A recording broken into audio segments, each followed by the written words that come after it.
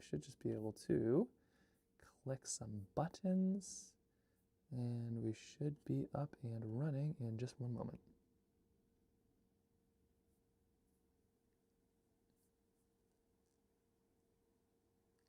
Oh, interesting. I wonder if there's like... That's a good question. Let's check the connection. Let's see. Speed test. Let's see. Oh, it should be fine. We should be in good shape. Much speed or high downloads. So that's good. How much speed does one need to make a watercolor? Very little latency, and oh yeah, it's very fast. Okay, good shape there. Cool. Okay. Hi, Tina. Are we all good on your side, Jen? Okay, great. All right. Well, in that case, let me clean up my desk and let's get to painting. Okay. All right. Bye, Jen. Oh yeah. Thanks. Good morning. Good morning. Good morning. Good morning. Oh, I forgot to make tea. Let's get to that. Today, we're doing a bunch of sketches, and I think we're just going to have to go straight into it because we have so many to do. But, oh my gosh, we got so many done yesterday. It felt so good. Seriously, like, I'm still kind of floating a little bit, which is very exciting. All right, so let me go make some tea. Does everybody else have their tea? Tina, got tea going on? Because this is a crucial part of today. I had tea and I dropped my mug, and I remember it dropping and then thinking, where did it go? It was in here. Oh, there it is.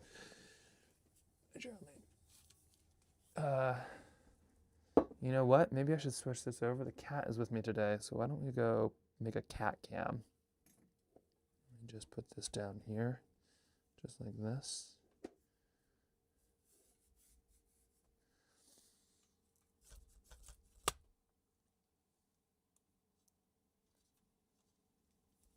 Okay, don't mind me. I'm just gonna make a quick cat cam. Hey, Silas. Good morning, Chelsea. Good morning, Granola. Hey, wow. Where you been?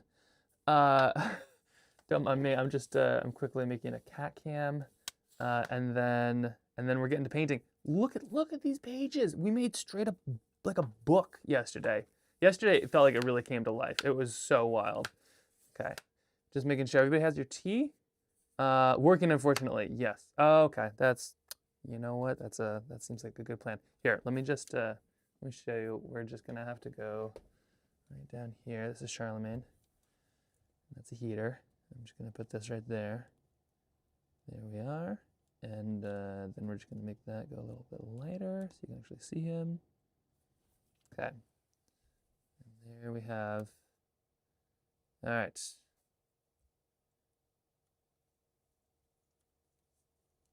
So. Okay. Well, there's the cat cam. He is a handsome guy. It's true. And I think theoretically I can do, let's see, if I just do this. Oh wait, whoops, sorry, there we go. This is the proper ratio of art to cat. This is what the internet wants.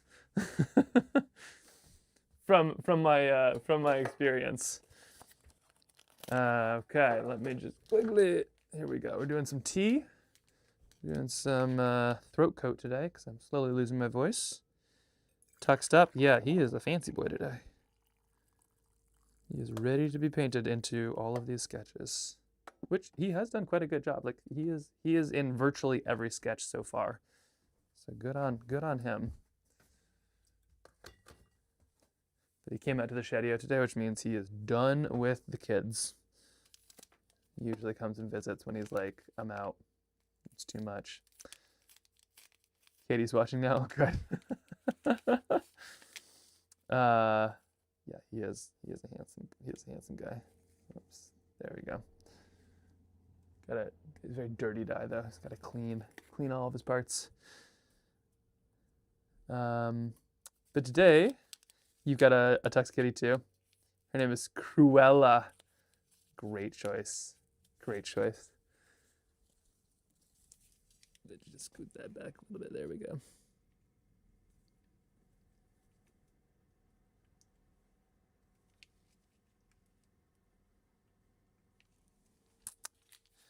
Okay, well, I hope you are all getting clean today. And the way they can just like, do you ever think about the way that we like towel off or something out of a shower is probably exactly the same, but like, do you think cats kind of do the exact same thing? Like, do you think he's just zoning out right now, or do you think he's like thinking about what he's doing, or just like they just kind of, it's the routine and just sort of starts until they're done? Because they do this something like 30 times a day. There's like some crazy number of like how much cats groom. Okay, we have one of these, we have one of these, and I think we're going to be doing some serious sketching today. That is the plan. Hello, everybody. Welcome, Helen. Charlemagne is part of the book, so technically this is like a life study, I suppose.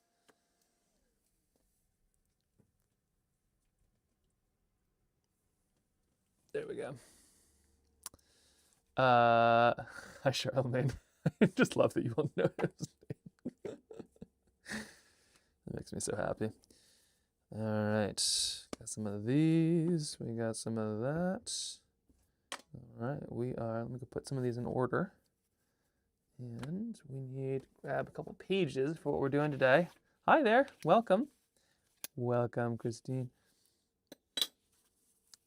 Okay, and we're gonna be doing, how many pages we're gonna try to do? We're gonna try to do a bunch of pages today, I think is the goal. Charlemagne is gonna try to lick his toes. Also a goal, I suppose. Gosh, those beans. Let me just,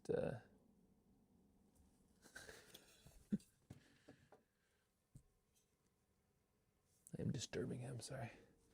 But yeah, so we're gonna be doing, let's see, popping in to wish you a fabulous day. Thank you so much. Been loving catching up at night with some mint chip lemon ginger tea. Great choice. We're doing throat coat today, so I don't lose my voice too much. And yeah, the goal is a clean cat and a bunch of sketches. That's what we're aiming for. Do you have any? Okay, all right. I guess he's done with that. Switch to the sketches. But first, we need to tell everybody hello, and then I'll toss you outside. He's been well cooked. Whoa! Oh, there goes the camera. He's been well. There's a heater down there, so that's both like the cat warming area and also where I dry my sketches, and I suppose how I keep this place warm. It does pretty well. All right, he wants his freedom, so I'm gonna toss him outside, and then let's get to beginning. Goodbye, Charlemagne. It is spring, and it is good to be spring as a cat. Preheated and ready to explore the world. Yeah, they kind of need that though. Like they're like I don't know. I feel like cats are like, they're theoretically mammals, but I swear they're cold-blooded. To have a fur coat and to be that cold, solar powered. Yeah, that's it. No, they can be thermal. They can be thermally powered too. Give them some hot springs. Okay. I mean hot springs. I think it's only the monkeys that do that. All right, and we'll rock and roll. Just move this back to where we were, and let us begin. Okay, so there we are, right there. Zoom this out. Clip that down. So these are some of what we did. This is some of what we need to do today. Also, hello, Linda. Welcome, welcome. Hey, Catherine. Hey, Snick. This is the plan for today, is to get a bunch of these in. This is what we did yesterday. And we gotta, here, let me work through, let's get these in the proper order here. Because it was pretty wild, like how much we got in. So where are we starting? Where are we starting? We're starting, not here. Let's see. That's right, that's right. That's right. That's wrong. There we go. And wrong. And let's see. These are so thick too, which is wonderful, but also going to make for interesting putting together the actual book. Probably should have done this on something slightly thinner. Okay, here we go. Here's the whole story for us. So we have, there we are. So we have, we're starting like 5 pages in, but we have heading up in search of the pages, getting over the top, 1 page stuck in the grossness, grabbing the page. There'll be something in between this one and the next one the kid's going to convince. Hello, Eve. Hello, Birdie. We are live. You have a passive eye out the window here and there. A passive eye, yeah. For the cat or for the boy? Oh, Got double boys. I was going to say double boy. That doesn't quite look like Kip. All right. Oh, well, they have a playground, so they're all set now. Oh my gosh, this is so sweet. It's so cute. It's so cute. And Charlotte's talking to Charlemagne. I know. Charlemagne. Oh my gosh. Charlemagne just gave a 3-year-old a nose boop. Oh my goodness. He's like a babysitter. I love our yard. I love our life. It's the best. Oh, He's now Levi's talking to the chickens. good. Good. Yeah, you should talk to the chickens. Yeah, I'll open up the window so I can look at them actively. Sorry, No. The That was some syrup serious filled sweetness. Levi, That is phenomenal. I'll be keeping an eye out. I'll probably Okay. Okay, so we get to this point, pick up a page, and then at some point the kiddo's gonna be like, you gotta keep on going, but the dad will be despondent. Haven't made that one yet. Then they head off into the woods. Then they go into the woods. This one, I needed to probably, this is a little too similar, I suppose. Oh, I'll tell. Hi, everybody, too. That's Eve, by the way, Eve and Birdie. And then they get into the woods, but it's like getting darker and darker. But then they see a light, and they're like, what is this light? At some point, they're like, well, I can't see anything, and stuff is sad. And then the light is a person who resembles Eve very coincidentally with a little baby on the back. And they have a page, and then there's talk about, what you need to do is, like, even if you have one little candle, you can see far in the dark and all the good stuff that was said.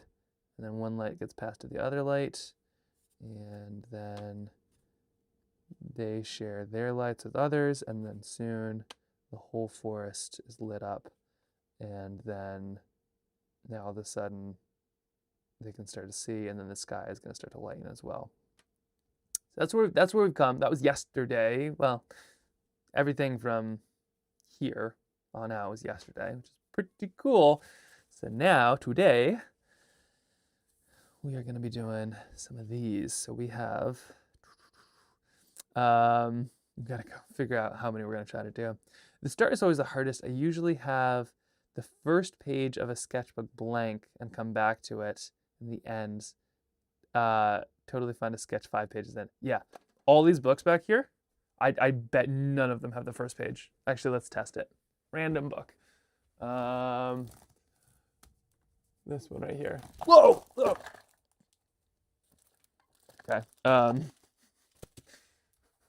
booby trap set for myself. Random book. We have this book here. Let's just see. Oh, okay. All right. First page, technically blank. What did I say here? Plan. AM. Take notes in the little orange book when I carry with. PM. Sketch out best bits in here from little orange book. 1 a.m. plus. Paint in the orange book from earlier and take notes. Interesting.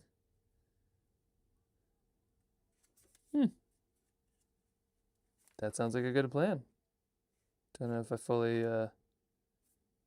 stuck with it. These look some nice sketches. Well, how far did I really take? Oh yeah. Oh, that's the glacier hut. Oh, I know that one. Wow. Okay. Huh. That's kind of fun. Okay. Let's see. Only you can prevent forest fires. That's a good. We're definitely gonna have to like put that in the back of the book as well about lighting candles in the dark.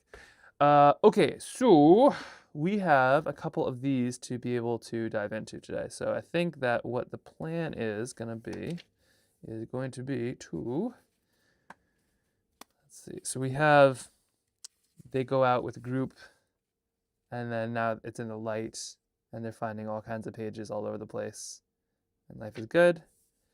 And then they talk to like the little kid is leading the charge at this point, and then they're like going up in the mountains, and then they're going and finding beehives, and then they're looking at the eggs in the trees, and then they're going to Antarctica. So all of these places are like kind of part of the adventure. They're finding the things in a sewer. So all of these spots are spots where forever chemicals can and will affect, which is like very like they're everywhere. They're going to be everywhere. There's no way they're not going to be everywhere. But we're kind of pulling that into the form of an adventure, which will be fun. So all of this is kind of like these fun little sections that we're going to be doing now soon. Hide Smokey Bear and the Little Army of Goodness. Absolutely. I don't know if like copyright would affect me on that, but you know what? Let's just do it. And then what are they going to do? Sue us for putting a bear? They don't have rights to all the bears. Okay, so I think we're going to try to do all of these if we can. This is going to be 2. This is 1.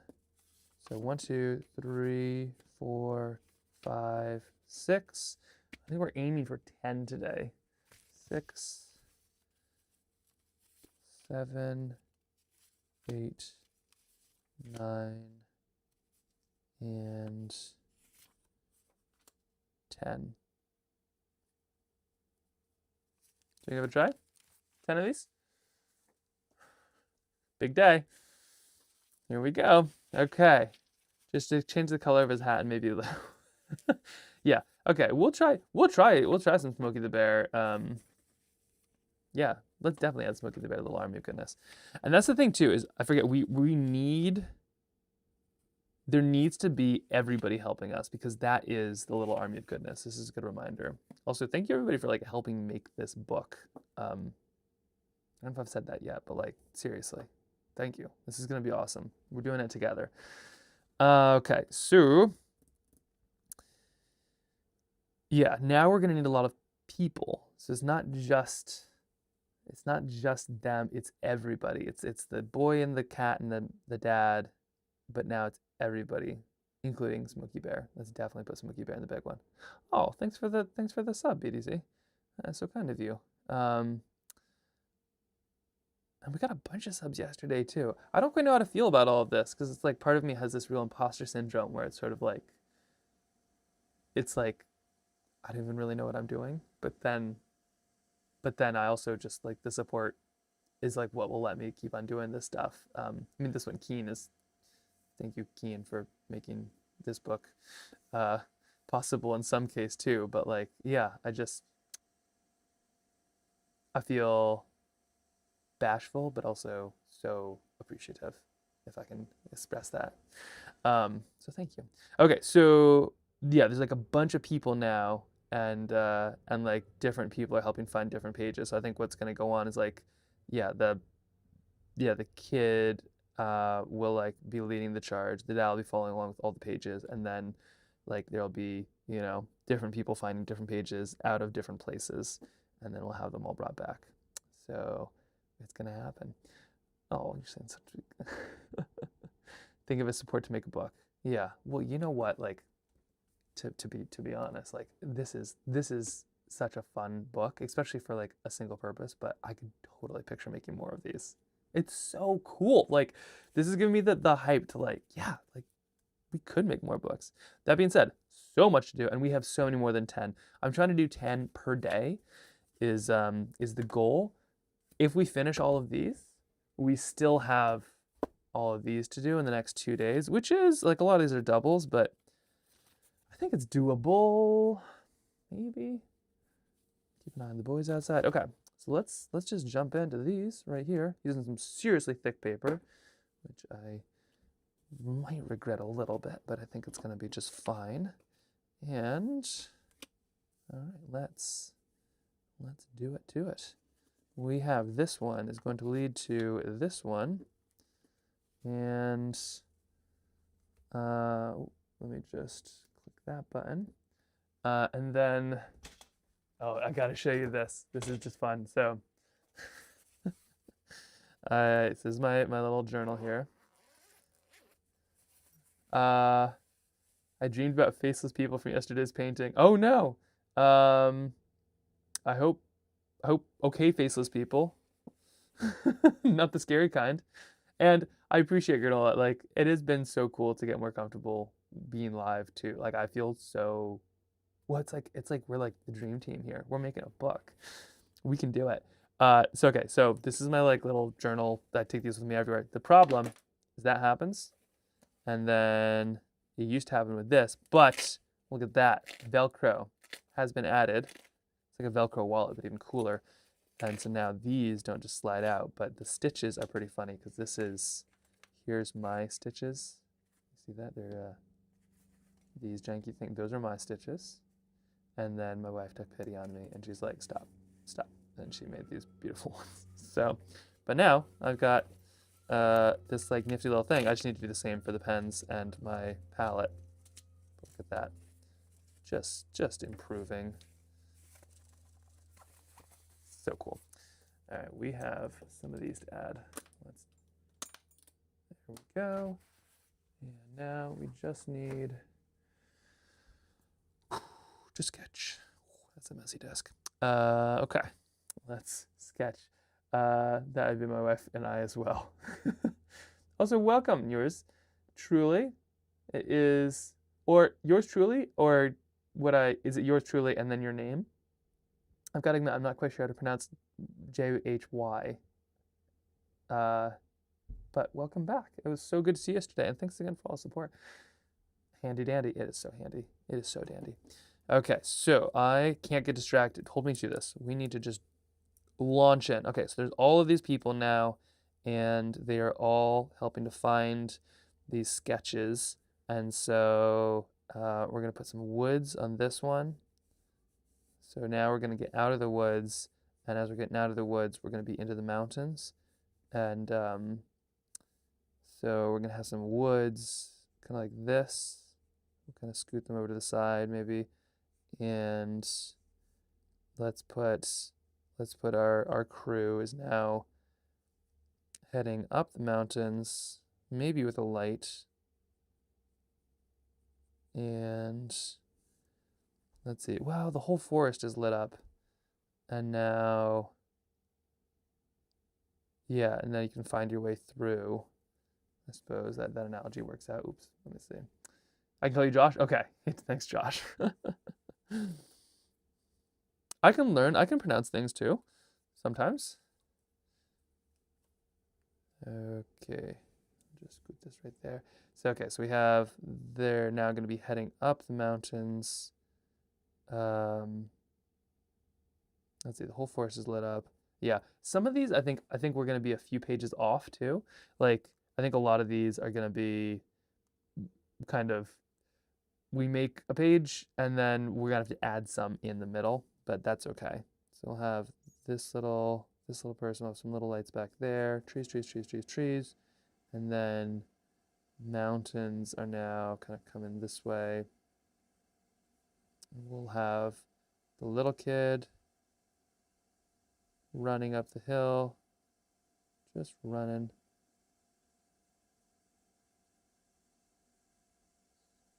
And dad right there, slightly bigger.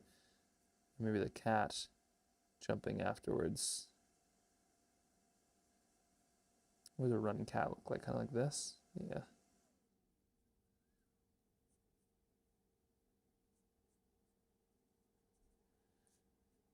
And they'll see a page like way up here. Okay. Yeah, so something like that. Where's my pen? Will you do? You might do. What do we got here? Looking for the 0.8s. We've moved up into the world of 0.8s. It's been a very exciting progression. 0.5s are fine too. And we're just gonna launch in. Here we go. Sketch after sketch after sketch. No, we gotta do 0.8. That become a custom.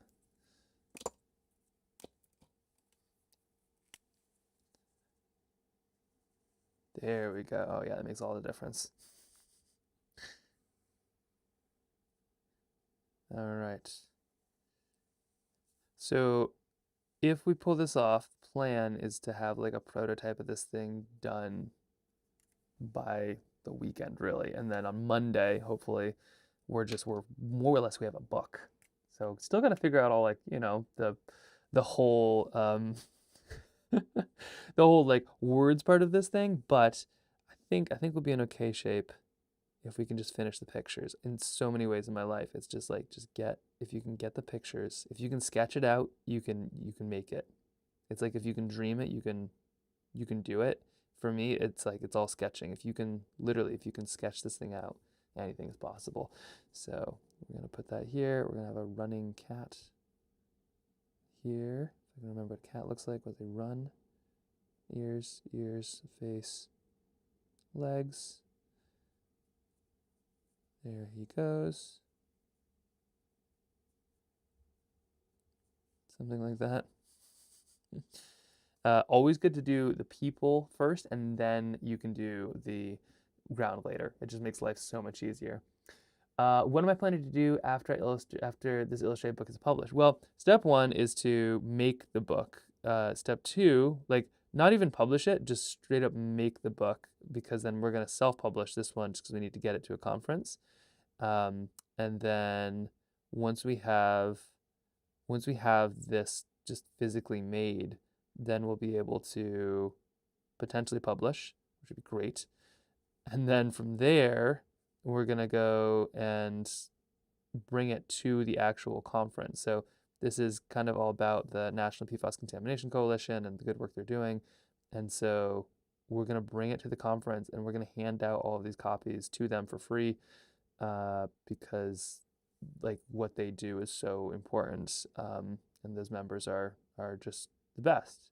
So we're gonna do that for them, and then we're going to, I don't know, maybe try to publish the thing. I think that'd be very cool. Seems daunting, but hey, look at us. We're making a book in like under 2 weeks. And then from there, I think the idea would be to do, I don't know, more of these. Did I tell Eve she's in a book? I did show her. She seemed quietly amused. I feel like she doesn't quite know what she does. I don't think she realized she is like the hero in the book. So we'll see how she feels about that.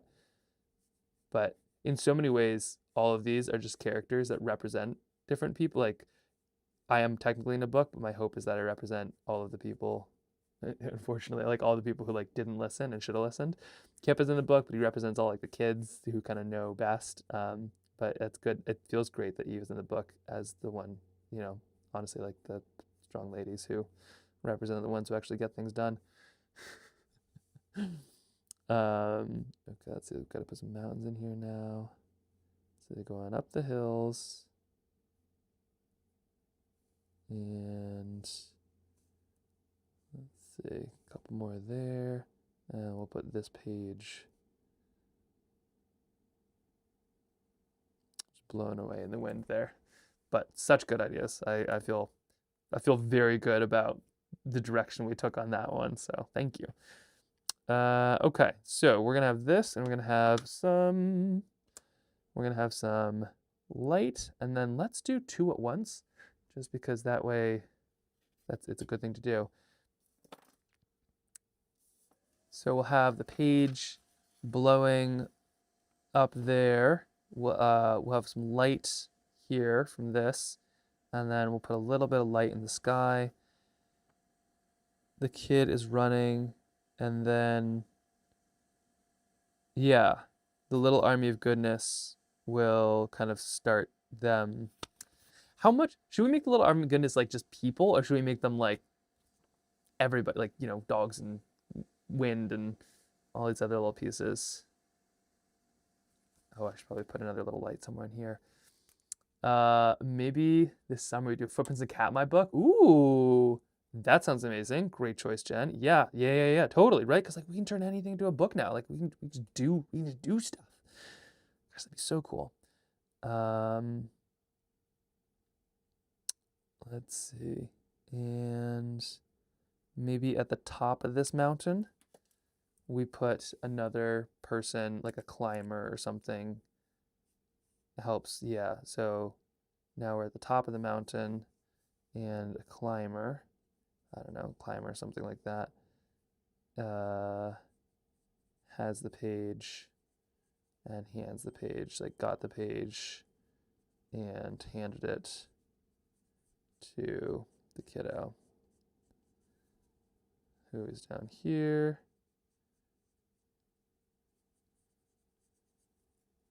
And the dad is huffing and puffing. Let's see. What's a good huffing and puffing? What would I do if I was like, so kind of, yeah, let's see. You bent over, like, gotta get the, hold on, use myself as a model here. Okay, so if I'd be like, oh yeah, like this. So your knees are bent over, like this. And then your body is like this. And you're like that. There we go. Okay, that's the huffing and the puffing. Okay.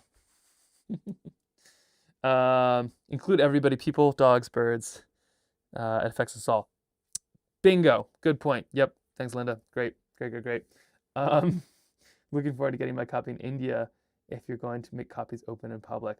We are, I mean, it's one of those things too, like it goes everywhere, but absolutely. Yeah. We're gonna make it happen for sure. Otherwise, you'll have to come to Alaska and I'll give you a copy here.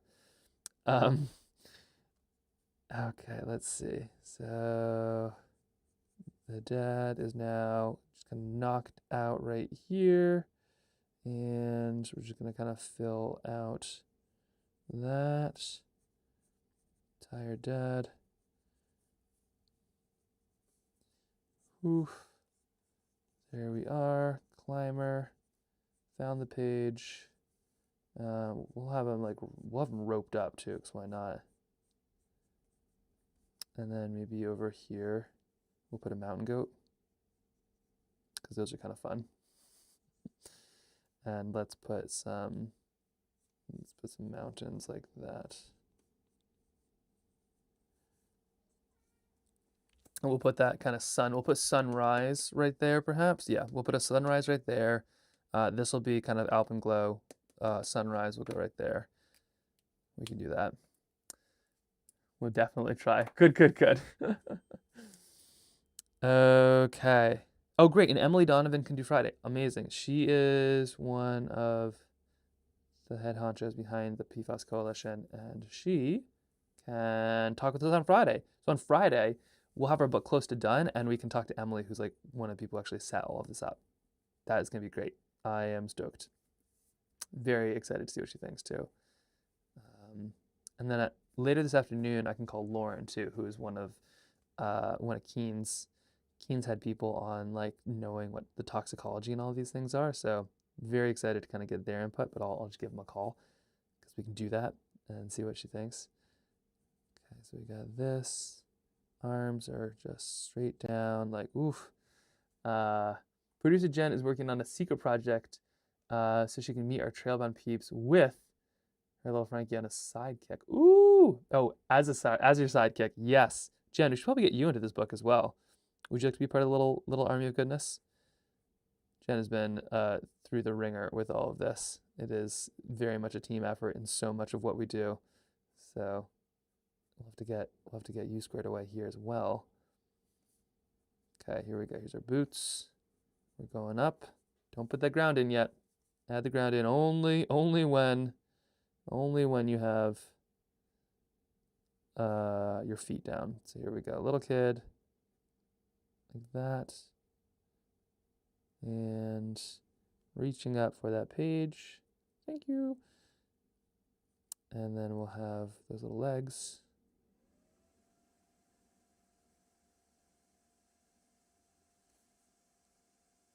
Okay, and then there'll be this climber.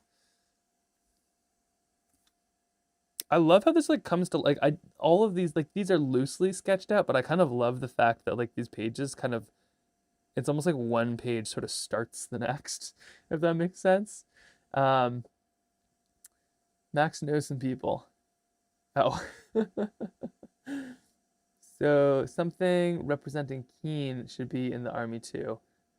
The nice thing about Keen is they're so humble, like they'll be fine if I'm like, oh yeah, I didn't put you in there. They'd be like, that's all right. You put the army in, that's fine. Both Frankie and I are in the credits of the film. We're the ones with the kayaks for those with an I Spy. Yeah, so at the end we talk about Little Army of Goodness and they're there. Okay, I don't think I'm gonna do like a full crazy climber. We'll do somebody with a helmet though, because that is safe. Always important to get your helmet in there. Let's see, helmet. And they'll have an arm, I suppose. It's a good thing to have, especially if you're a climber. But not necessary. Some amazing people do a lot of climbing with one arm. And then here, big backpack, mittens, and we'll put some legs, I suppose. So here they are. They just summited. Get a harness on them. Put that rope kind of going down. Another little person over here. But yeah, sometimes you don't even need to really draw a person. Just kind of a blob will do. And then put another mountain over there, I suppose, something like that. We should put a mountain goat, but maybe we just do it over here or something. Yeah, we'll do another little person over here just to kind of make it fun. Okay, and then a mountain goat. We'll put a little mountain goat. Let's see. I was gonna say, what do mountain goats look like? But there's this nice little, where's that little book? I feel like that's got a mountain goat on it. That's right. Okay, we'll put a little mountain goat in the corner here. Accessibly visualized. Oh, do it. Wait, sorry. Obsessed with adding people to this book. Do it. Welcome, Josh. Let him have one. Oh, let him have one arm. Oh, shoot. You know what? You're right. But hey, I actually didn't do a very good arm, so maybe this is like amazing parent athlete here too, who is just like happens to be up there. We'll make that happen. Yeah, there's like little backstories behind everybody we sketch now, huh? Okay, accessibility visualized. I should have looked at the comments a little sooner, but we do have kind of a single, we do have kind of like a partial arm here. We'll get some more accessibility in there as well. Okay, and let's put a goat somewhere in here. So goat is gonna look like, I don't know, let's put like the head of the goat, I think. So put a goat down here, a mountain goat, a little chamois.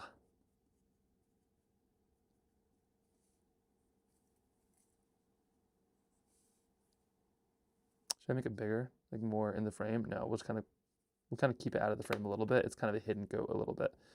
I want to add as many little kind of hidden things as I can, because in so many ways, like especially the kids, they just, if it's being read to them, they just kind of look at the pictures, and you want it so that they can kind of see them again and again and again and again and again in those really fun ways. So here we go. We got our little goat kind of hiding right there. These mountains I'm gonna add, but I'm gonna add, I don't know if I'm gonna pen them in. I might just add them later because they're gonna be kind of this full, kind of like full sunset mode. Hide all the Easter eggs? Yes. There's nothing but Easter eggs basically. It's gonna be, yeah, we gotta really just pack this book too, I think. And I was talking with Lauren a little bit, who's one of my keen coworkers, and I was saying like part of me is like very afraid that I'm gonna do this book too broad. You know, like that you'll read it and you'll be like, oh, like it's a fun story, but like you won't get the message, and it will just be me having made a fun story, which is still fine. Like at least it's a fun story. Hide a fox somewhere? Yes, we definitely have to do that. All that detail. And part of me is just like, oh my gosh, so like what if I just make a fun story and it's like doesn't have the messages in there? But there's the books like Happy Healthy Lead Free Me that are, you know exactly what their message is because they're telling you, and there you have it. But then there's those books where you read them like a dozen times, and then only after you read them the 11th time or the 13th time, you realize that there's like a hidden message in it the whole time, and like, but the book is such a part of your heart at that point that that message becomes a part of your heart. I think that's what we're kind of trying to do here is like make a book that's worth reading 10 times, and and on the 10th time you start to realize, oh, I see what this is about. Okay. Ooh, it's a fresh brush. That's fine. Let's do this. Here we go. We're just gonna launch into this. So what I'm doing right here is I'm gonna put a bit of a band now in between these two because I don't want my yellows and my blues to mix. I don't want a green really. And I'm also gonna just add a drop of everything to everything. So you can kind of see right here. There we are. You can kind of see just kind of activating my palette. And we're going to try to kind of get from this color space to like a sunrise. So we are going to be very inconsistent in many things, but in color and kind of as it moves forward, we do want a really consistent thing. Like the Disney films, watching as a kid and be like, that's nice and beautiful, and then we watched it 20 years later and understood some of the messages. Exactly, right? Like you can watch Cinderella and not realize at all any of the pieces in there, and then later on you can be like, oh right, I see it now. We'll start a thread on Reddit for all the hidden messages in this book. Amazing. Yeah, right. Step 1, get it out into the world. Step 2, Reddit thread. Exactly in that. Okay, so now we have much more. Oh shoot, yeah, see there's that green, but that's because I just pulled from the green side. I think I can save it. Otherwise, you know what? There's our green flash. Okay, and here's a bunch of that blue. I do want some darker blue as well up top because especially in the morning, you do get kind of these lovely gradients of, like there'll be a bit of blue sky, but then there's also so much kind of atmosphere and night. It's like the night is still in the upper atmosphere. Okay, that's turning out all right. I like where that's going. Let's move this down. Can I not move this down? What's happening here? Is this far down as I can move things?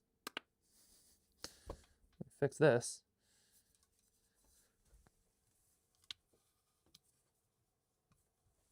There we go. Nope, there we don't go. Interesting. Oh, there we are. Okay. I don't know what I was doing wrong, but it's fixed now. Okay, so we have kind of our upper atmosphere.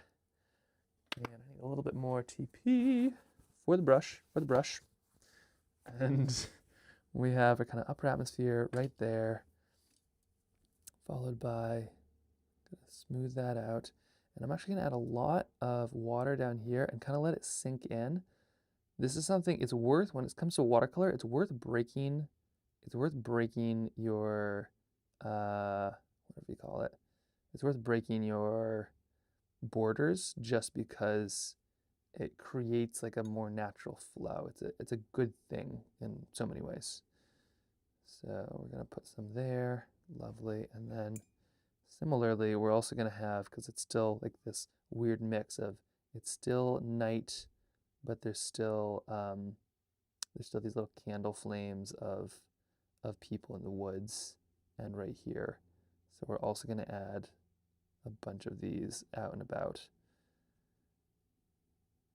So we got a bit of these kind of coming through, all that yellow, and then we kind of like fill it out. And this would be way more detailed if I did it bigger, but I love the detail of this imperfection so much, you know. Says no tall person ever. Oh. Yeah, all right. Okay, just add a little bit here, a little bit in there. There we go. Okay.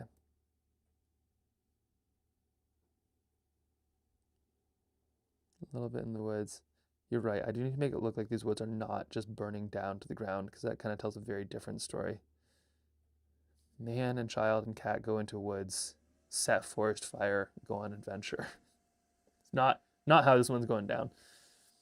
Okay, so something like that, loosely. And then, let's see, we'll pull some of that color into here. And we're just gonna leave that right there. I'll scoot on to our mountain climber right here. I might even toss this one down here just to kind of heat things up a little bit. And so our mountain climber, this one is gonna be different because we are gonna have a full-on sunset. At this point, like the sun is gonna come up. We need to add a little bit of not sun just so that the candles make sense. But if we do something like this,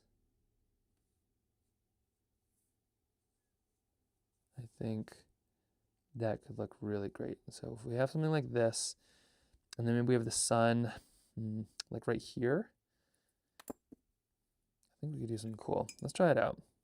Now the sun is going to be similar to a candle side of things. So what I'm going to do is I'm basically just going to make a giant little circle. I'm just going to make a circle like this. And then I'm going to kind of push around to the outsides. It's okay that it goes over these edges. It is the sun. It has some serious power. Now there's going to be a dark version of this book. Yeah. Well, it's the same book. That's the beauty, right? Well, that's like with Disney films too, right? You can watch them now and be like, wow, I didn't realize like how moral based they were. But then also you can watch them now and you're like, why was like this princess so helpless? Like, why didn't she just do it herself? And I feel like it's one of those ones where kind of just depends on what lens you see it in. Okay, so here's the sun right there, and I used a little bit of water here so that it gets lighter sort of around the sun. And I'll kind of pull some of this down too. I want that yellow a little bit everywhere. And we'll see what happens there. There we are. Okay. Especially over here. Right here, we're gonna have a lot of yellow because they're just it's kind of the outline, the kind of shimmery outline. Our goat, I don't think our goat is gonna be hidden enough. So we'll put that goat in a little bit there. But nice and broad. I just love these little details so much.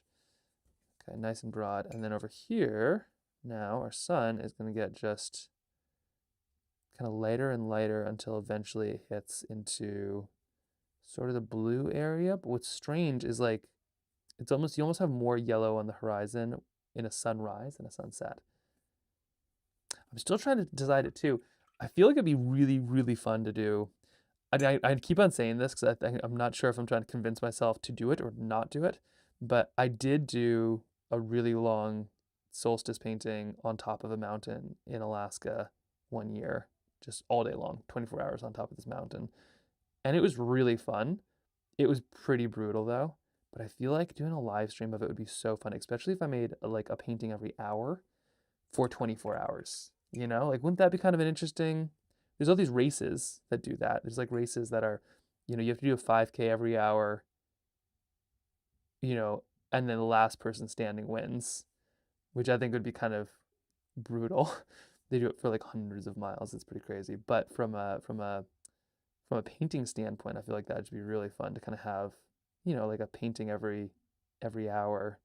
Last time I was up there, I was able to do 3 big paintings in the space of 24 hours, but I feel like it'd be kind of cool to do like, capture the whole time there. Sounds like a cool stream idea. Wouldn't that be kind of fun? Also, hi, Rox. And Apron.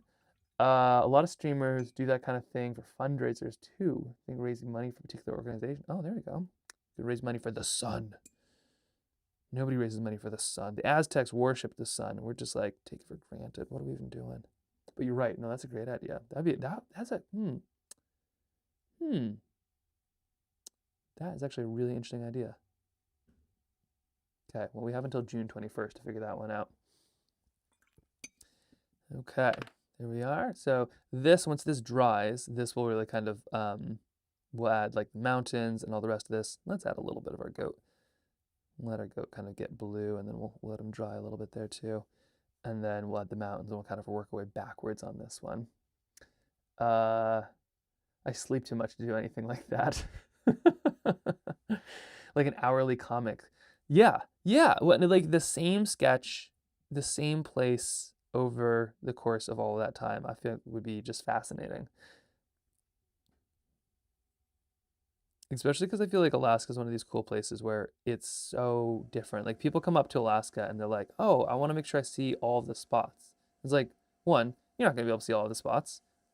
You can live here for hundreds of years and you're not going to see all the spots. And the problem is like, you can see a lot of the spots, but then the second the weather changes, it's an entirely different spot or different season, whole new place. Like Alaska is at minimum 4 different places because of the seasons. And then realistically with the weather, it's each of those places have like 10, 20, 30 variations. And you like it's different with birds, it's different when the birds arrive or the bees or the migration or the caribou or any of that stuff. It's just like June is like tomorrow anyway. Yeah. Oh my gosh. Yeah, it is, isn't it? There's so much that's happening between now and then though. I like have that it's probably dangerous. I have that like this May is going to be so crazy that June seems so far away that I feel like I'm almost wanting to plan out June because it's like, oh yeah, that's like months away, but it's not. It's just because May is going to be so bonkers. Let's see. I'm just going to quickly do this. We're going to try to speed up the process here. No cat, so I can just use my handy dandy heater for paintings only. Okay. We're back at this one. Is this dry enough? This is the real question. If this is like almost dry, this is the most dangerous part where you think you're fine. So you're like, I could probably do this. And then you just add a little bit here and it's just totally messes everything up. But let's see. So they will be a silhouette for most of this. We'll make the mountains a little bit lighter and then we'll try this mountain. Worst case scenario, we get kind of a nice kind of flowy mountain into the sky. There we go. Perfect. That's great. That's all we needed. I have an idea. What if you did a Discord 24-hour painting relay where community members tune in for at least 1 hour during your 24? That's an interesting idea. Huh. Yeah, good question, Jen. Yeah, that could be really cool. There's like there's a lot of ways to do it as well. And I love the idea too of like yeah, after 24 hours, that kind of time lapse you'd be able to have. Just like, you know, here's like all of it together could be kind of interesting. A little bit brutal to stay up that late, but I think that could be just really, you know, I don't sleep anyway because we have 2 kids. So I'm like basically saying I'm trained and primed and ready. Okay, so we have these. We need a little bit more in these trees. It's kind of a funny one because I can't do a lot of it until most of it is dry. But we'll give it a go. We'll give it our best go. Okay, got a couple of trees in there. And then this mountain right here. Oh, why don't we try it out? We'll give it a try. I could probably do that. Isabel's down. Great. I think that would be really cool. Oh wait, it's not Isabel. I've been calling you Isabel this whole time. Your username is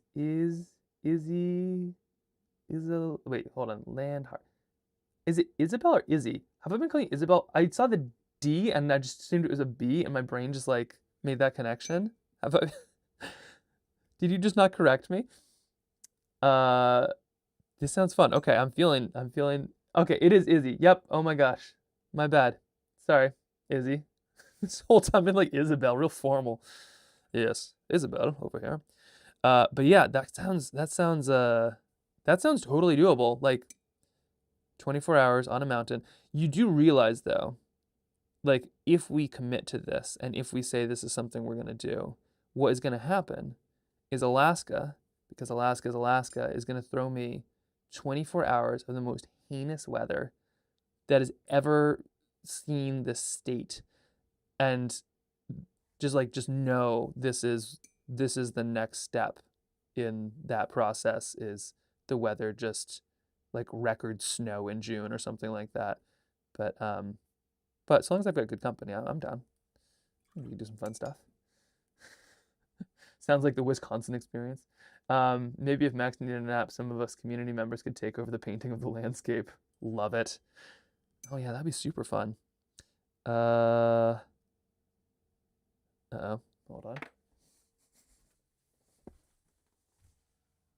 Nope. Okay. It's the boys. The boys have found the wrenches. Probably supposed to be paying more attention than I did. That's right. I'm painting a mountain. Okay, so we're gonna put this right there. The Wisconsin experience. Yeah, but the Wisconsin experience comes with cheese. So the Alaskan experience comes with mosquitoes and probably the occasional bear.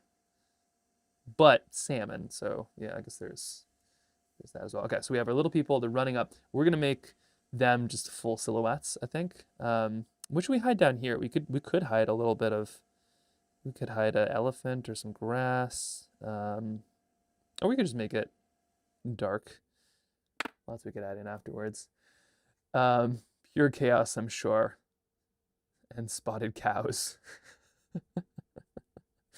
That it does. All right, we're just gonna switch one for the udder. Speaking of cows. Okay. And right here, that is now feeling pretty good. So in here, what we're gonna do is anything near the sun is yellow. Oops, sorry, anything near the sun is yellow. Anything away from the sun gets to be more and more blue. So right here will be the initial mountain, I suppose. And we'll kind of let it we'll kind of be like one of those ones where it kind of is like that nice little V sort of right there. And then anything kind of, as you get further away, you get to have more color, but the sun kind of takes over so much of that. Speaking of which, per the community's heavy encouragement, I have started the Hail Mary project, and it is so good. On book. I haven't started, like, I didn't start watching the film. I usually watch films all the way through, but I've started the book, and it is so good. Okay, so here we go. Here's the sun. Probably should make that a touch lighter. I still can. And we're just going to kind of pull through. The mountains themselves are going to be purple. And we're going to, gosh, how are we going to do this? Yeah, I think I might skip. Do we skip? No. No, we don't. Never skip. Okay, we're going to do some of this.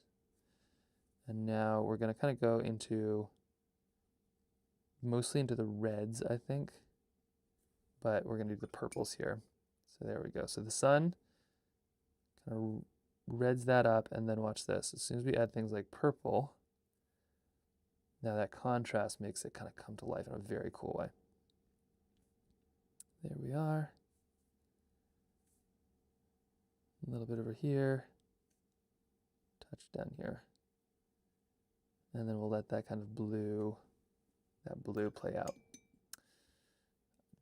To be totally honest, not quite sure about this one. I think there's still a shot that we pull this off, but not quite sure what's happening on this one. Let me see if I can fix this.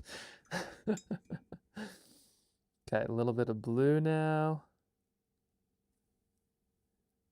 It's cerulean blue too, which is funny. Not the dark ones. I'm just using kind of sky blue for these mountains. A little bit more up top.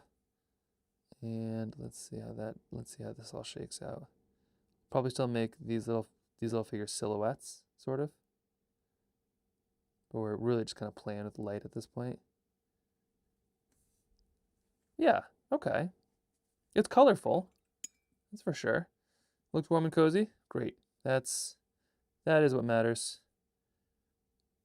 That's kind of what we're going for.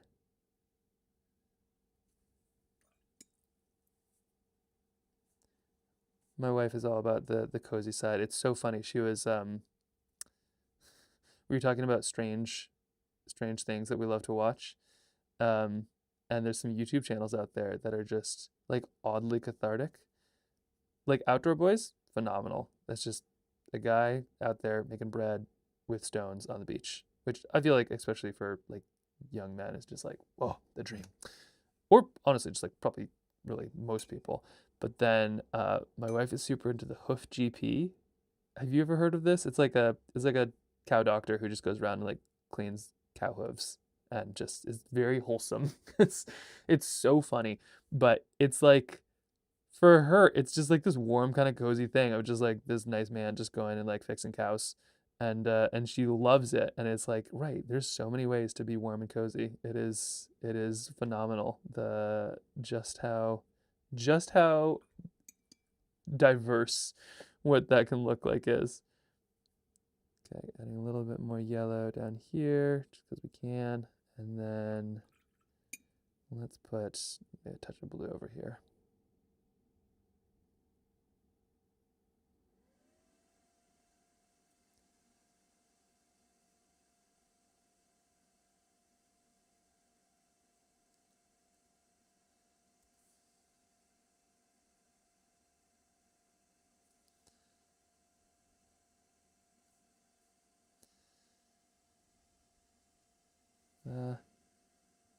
Let's do this and then kind of pull this down. Yeah, something like that. Okay. Those make me cringe. I know they feel it and it looks so painful. Yeah, I myself am sort of like, this looks absolutely crazy. For what they say is it's like their thumbnail. I also don't live on a farm. That's more of a, I suppose, Jen question, I suppose. But yeah, or just like, I haven't watched too much of it. What is it? There's like Dr. Pimple Popper or something like that is a one, and it's like that release that people get. There's different forms of cozy for everybody, but but it's also so funny where it's like, like colors can make things cozy, but also so much there's so much there's so many different ways. Okay, this is feeling yeah, like trimming your toenails. Yeah, apparently that's what, yeah, the HGP side of things is. That being said, I don't work on a farm, so I don't really know. I don't know if I'd mind though if somebody's like, hey, it's time, and they just like put me in a nice little squeezy grate, just go clip all my toenails for me. Actually, that's a pedicure, isn't it? They have one of those. Humans are super into it. I forget this. Okay, so we have this, and what I'm gonna be doing now is adding some pretty dark stuff. We're gonna be doing some indigo, and we're gonna use it to kind of block out a lot of these trees. I'm gonna add a little bit here, but not too much because I want the contrast mostly to be on our little people here. So if I can, I was gonna take this and then spread it, but I might just mess this up. So let's find out. Okay, a little bit here. There we go, something like this, and then up here, I'll just kind of be adding a bunch of those pieces. Yeah, you can pay people to do it for you. That's right. I don't have to become a cow to have somebody trim my hooves. I can just walk in to make an appointment. Although you probably shouldn't moo at them, otherwise they might weird you out and kick you out. Not you again. Stop role-playing hoof GP with us. Okay. Better finish up this book before you go down that corner of the internet. A little bit down here. Okay, and a little bit of that darkness kind of moving up here. Perfect. Yeah, it's really just kind of going as simple as possible. And then of course getting those tree branches up here as well. One of my favorite things to like add some structure to a tree is you just do like a little bit of, I don't know, just some like little spackly things like this. And then you just add a little branch to them. So I'll show you. Basically just random stuff, something like that, right? And then, in just 1 second. Okay, in just 5 seconds. Okay, just 10 seconds. Then you then just put a single branch. Actually, that's still wet. We're gonna wait in 1 second, and then I'll show you. Now down here, however, okay, we have this and this and this. These two get to be full silhouettes. This one, not so much. We'll hold that off. Okay, really adding a whole bunch of water because we're about to kind of multi-layer some stuff. Oh, I suppose I could put some grass or something. No, let's just do pure silhouette. So here, we're gonna kind of put we're gonna kind of layer some colors into this spot right here. So we're gonna put in some blues. We're gonna put in a couple purples probably. We're still kind of in that nice high contrast zone where we have the light from things. We're gonna add a bunch of colors in here, and then we're gonna put in a bunch of indigo and let it kind of flow. I don't want it to be pure matte black. Like I love the like sort of partial feel. So here we go, a little bit of some blues like that. And then if I did things correctly, I rarely do, then when you add nice watery batch of indigo, which I'll be doing right here, just getting it all squared away, nice watery batch of indigo, if we add that right up to the top like this, just like this, then we have something that'll kind of flow down and make it look pretty cool. But I want that contrast, kind of that silhouette as they're running kind of up towards these pages. There we are.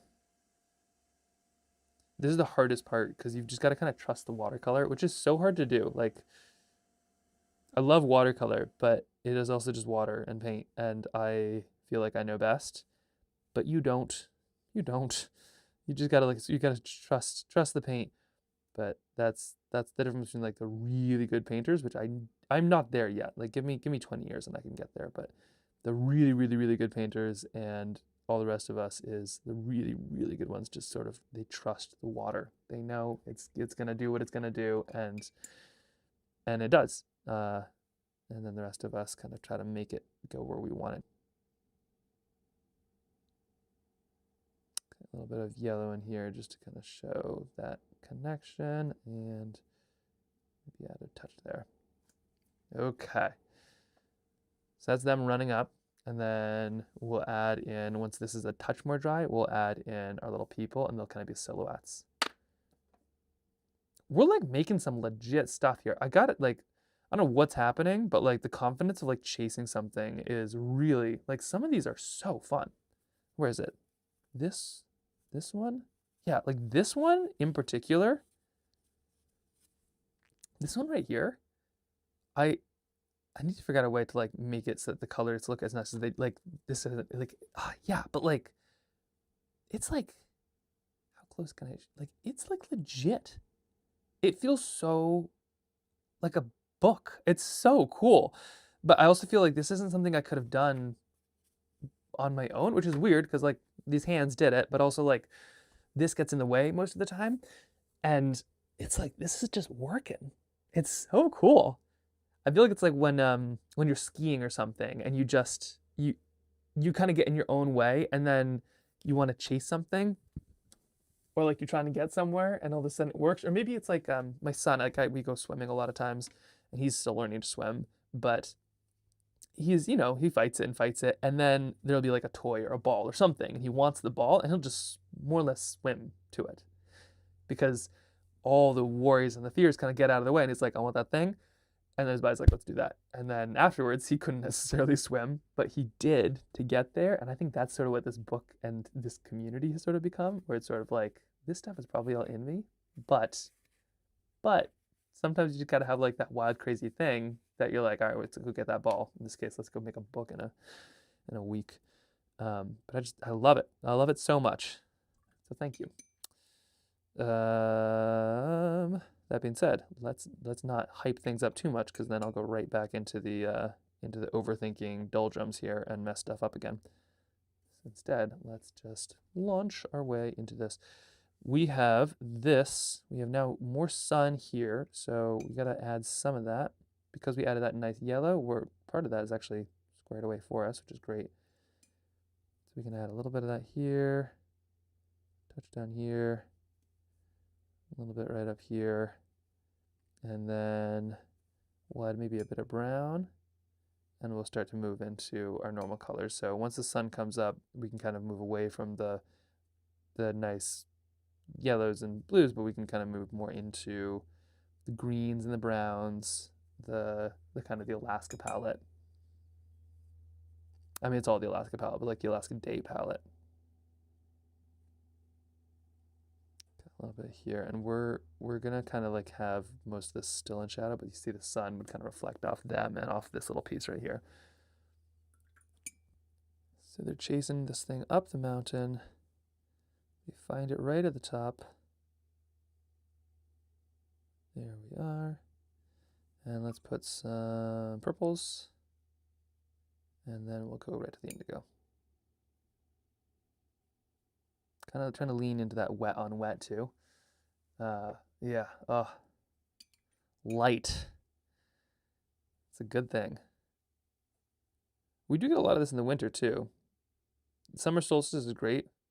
It's a lot more unfrostbitey to paint. Winter solstice, I have done the full night. I did stay up on top of the mountain for the full night.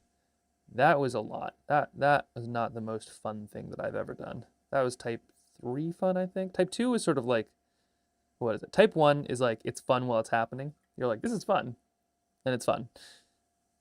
Type 2 fun is it's not necessarily fun while it's happening, but like the second it's done, you're like, that was fun. So maybe like a roller coaster or something where, 2 seconds after you get off, you're like, let's do it again. Type 3 fun is where you don't know about it, but after a year or two or something like that, after you give it a month, then you can kind of look back at it and you're like, that was pretty fun one.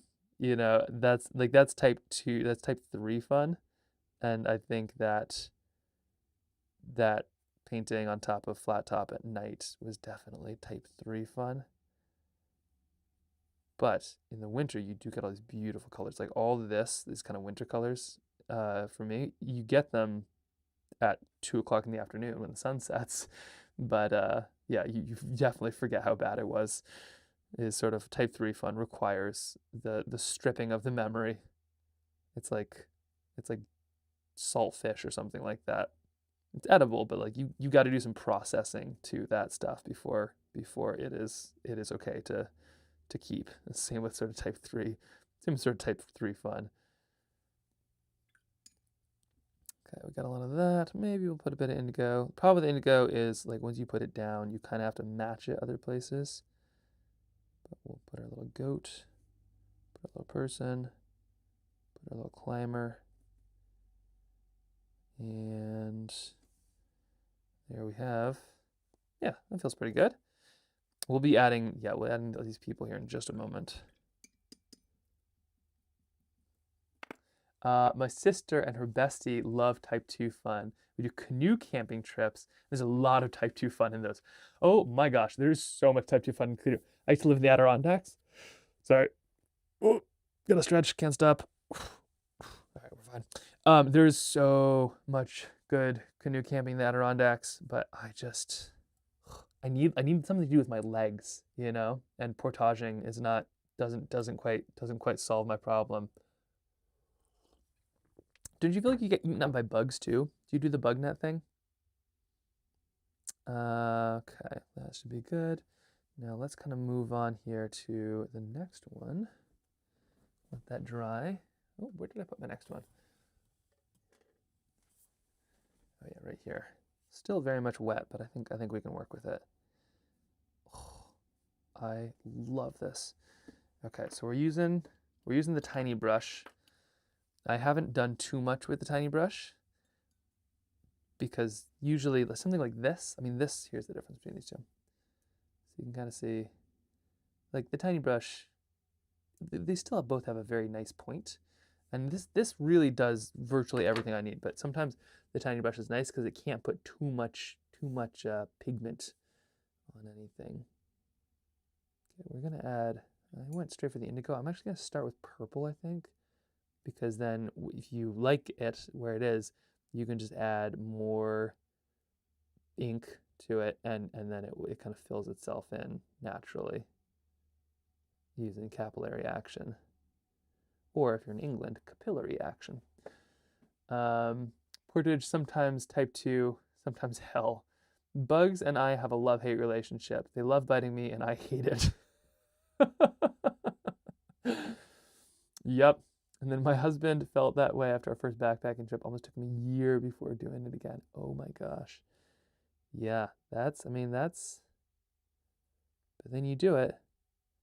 Apparently food is something similar. I was just reading the book Gulp by Mary Roach. Have you ever read that? She does a lot of these kind of in-depth researchy books that are a lot of fun. Like she has one called Bonk on reproduction. She has one called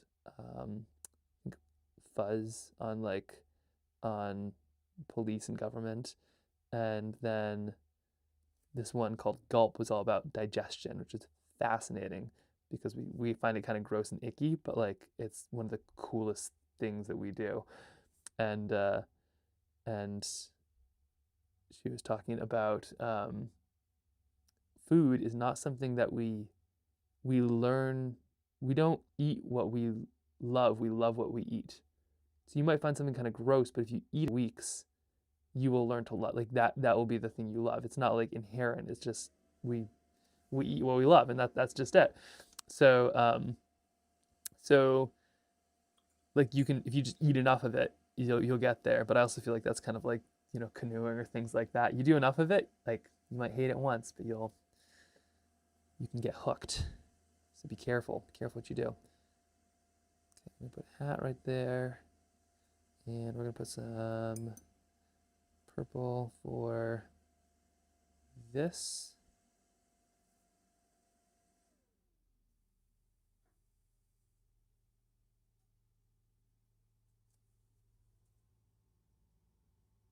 There we go.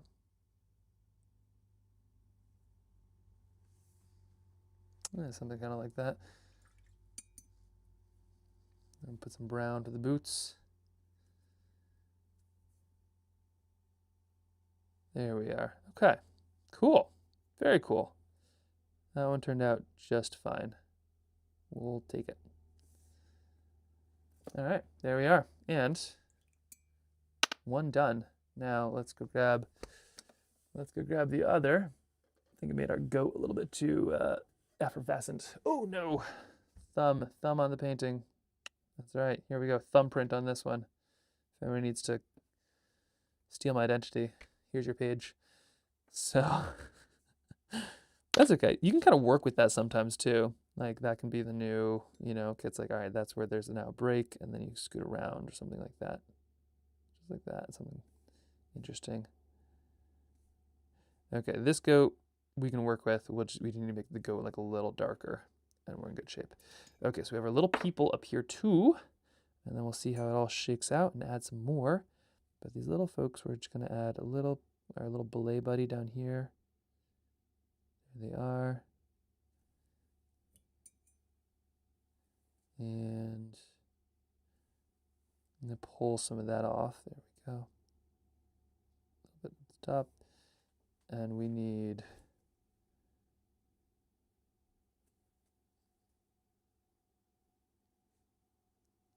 we're gonna need some color here. So the dad, and so the sun is gonna be hitting these, so they're gonna have a little bit of a kind of a crust of yellow. Maybe not the right word to describe light, but it's true.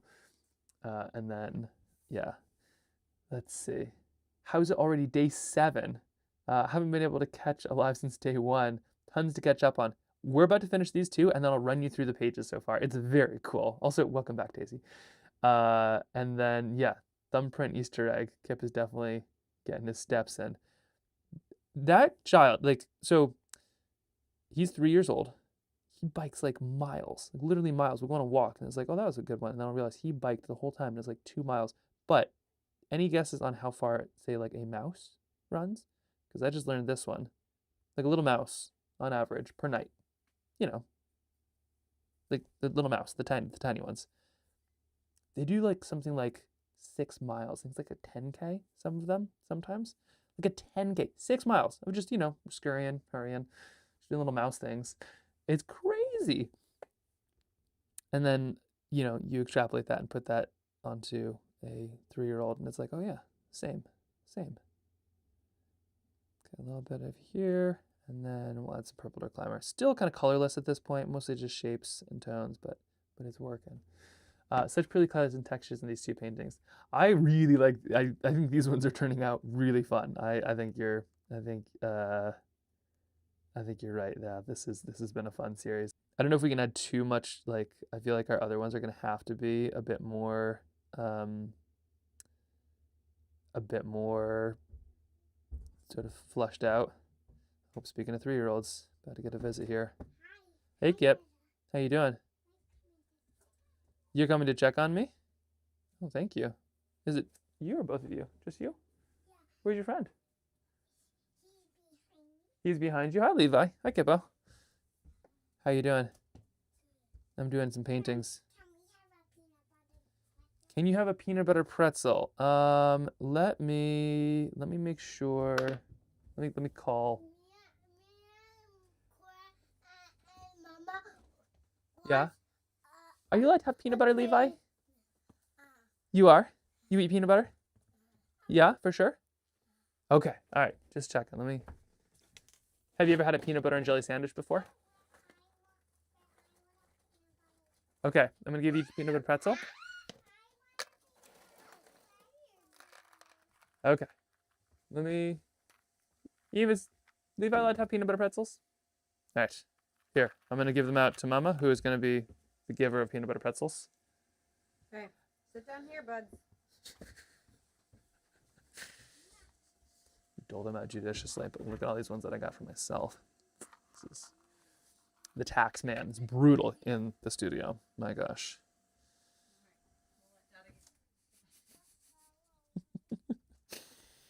Okay, so I got our little people here, and then we're gonna add just a little bit, probably some blue or something to the edges. And let's see, Izzy, not Isabel. I was close. I was gonna say 8 miles. I had the misfortune of trying to catch one in my basement once. Definitely put in the laps. Oh my gosh. And it's crazy too, because that's like, 6 miles is a lot for something that is so small. But like, think of how small they are. Like, what is the equivalent? They are like, mice are probably what, like 1,000th of our weight, our size. So that means that those mice are doing like, that's like a huge equivalence. Like the amount of running, ultra athletes, makes me appreciate them more. And definitely don't want to chase them as much. Okay. Also makes me appreciate how lazy cats are. Mice run like 6 miles a day. Cats sleep something like 24. Or sorry, not 24. That's all of the hours. They sleep something like 19 hours a day and then clean themselves for another 5 hours a day or something like that. Real efficient hunters. Okay, so here we go. There is our little person. And let's add some boots, and then let's there we are. And then let's fill in this goat just a little bit, because we need to make them a little bit less just like obvious, because they're part of the story, but they're also not. So here we go. A little bit of the dark blue. We'll kind of still give them the benefit of the sun, but they are kind of in the shade here. I'm excited for streaming too in the mountains, because there's been several moments, even while painting like the solstice and stuff, where I have just like been sitting there and goats have just like walked up. I don't have time to grab the camera or anything, or like I'll find out that they actually walked up behind me. I'll find their footprints, and it's like, whoa. Okay, well, check this out. Look, we have just in this time. So now we have 1, 2, and 3. So here's kind of the progression. Oh, they even line up. Didn't do that on purpose, but that's great. So here's kind of the progression as the guy. I should probably make that sky a little darker. I think at this point there's not too much I can do. But like, yeah, so they're now walking over here. They're grabbing pieces of the page. So we have this one, and then this one. So pretty solid. We're getting there. And that means that we can now toss one of our pages up. So, and behind me, if you see, we made this like little clothesline, and every time we finish one of like our rough draft pages, then we will move forward. Where was that page though? Did I have, oh, here it is. Okay, so this page right here, we now get to put up. Yeah, isn't that fun? The lineup definitely, like that definitely works way too well. Very not on purpose. So this gets to go up here. Just kind of a reminder, kind of need them. Which means that we're now on to number 2. Well, this is number 1 and 2, but now we're on to page number 2. What's going on here? Oh, a little bit indigo. Both sides too. Okay, so next. So they go up. Now, okay, so I got to show you my plan for this. So we're potentially literally going to make a book. I'm potentially just going to get blank one of these and just stick them all down. I think this is our outline of what we're looking for. At one point, I was like, what if we make them bigger? But like, I actually really sort of like this look. I don't know about you. But so say like this one, which is our current where we're at, that will go right here. And this will be the color page. The words will relate to this. So I'm not sure, we don't know exactly what the words are gonna look like. It'll be something like, I don't know. It's like, and then the climber gave them a page or something. I don't know. We're gonna do all the illustrations and then we'll figure out the words. But then they go up, the climber gives them a page, and then down here will be what happens next. So this might be like them on top of the mountain getting a ride or jumping onto a hot air balloon. So whatever is next, which all of these could be next, like the fruit stand, or like these are kind of jump around a lot, or the sewers, or the beehives, or the penguins, or the bird's nest, or the hot air balloon. I think we're gonna go hot air balloon now because that would be a good transition from sun into kind of blue sky. But next, this will happen. So it'll be pen and ink, but down here we'll have like them hopping from the top of a mountain onto a hot air balloon. And then the next page will be the hot air balloon. And then maybe if the whale is next or something like that, then the hot air balloon page down here will have them getting off, jumping off a hot air balloon into the ocean, and then the whale page is there. I don't think we'll hot air balloon to whale, but we'll kind of, these pages are going to be our nice little kind of intermediary, which will be really great. Okay, so that one is done now. Check. Very exciting. We're moving now. Now we need, let's do another double. I think that's kind of the way to work. 1, 2, and let's figure out. So we got hot air balloon, because they're gonna go from hot air balloon, and then they might be like looking for. I think the seagull is gonna have one of their pages. They'll get a page from a seagull, and then next we have. Let's see. There's a whale. I think we hold off on the whale because I think they get back to the shore. I think that would be kind of an interesting one. Yeah, and we're gonna start changing direction soon, I think. Let's think about this here. So okay, whale, and probably none. Okay, so we have the whale. We'll keep all we'll keep these two together, so those will be last. We got food and city, so maybe we do those together at some point. We have a beehive in Antarctica.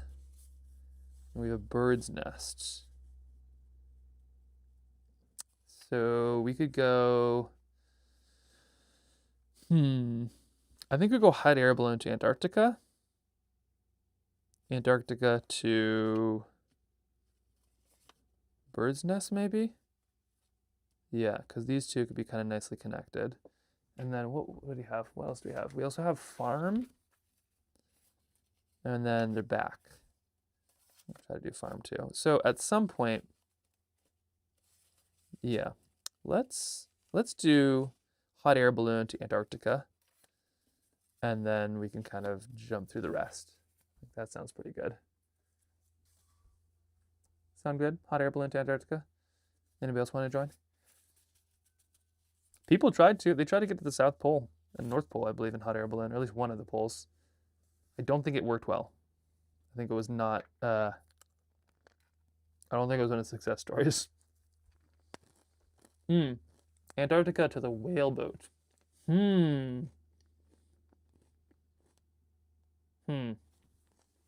Okay. Back to the drawing board.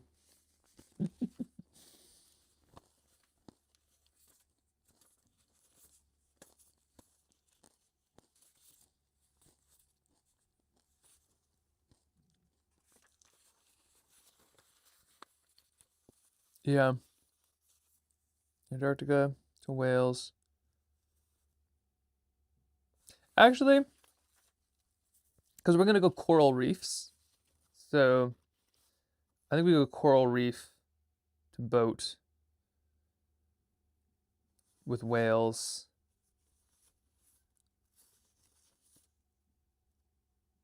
Yeah, I guess the only real transition is gonna be the the hot air balloon, because after that we are now in full daylight. So the hot air balloon will be the last of kind of the sunrise to sunset transitions, and then by the time we're here, all of these will be full daylight, which means that we can just interchange them. And the only thing that changes would be the pencil sketch in the bottom. But yeah, so I'll just do Antarctica next, but they won't necessarily be connected. Yeah, it did not go well. Okay, that's what I thought. There's just like, don't get me started on polar explorers, or at least non-Norwegian polar explorers. Oh, hello, welcome. And it has been a great day. We just check these out. Look at these two we just made. So we got them running up the hill in the light now. Oh. And then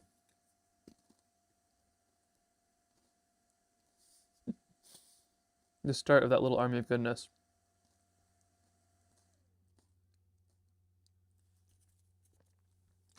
Okay, so each of these will have to be with yeah, a different member, and then the hot air balloon pilot will obviously be in there. And then we'll have the penguins. Okay, cool. This will be great. Yeah, this has been really fun. It is definitely moving. Hello. Yeah? Hold on. Be right back. Do I have to take a mic off? Okay. Parent stuff. All right, watch some paint dry.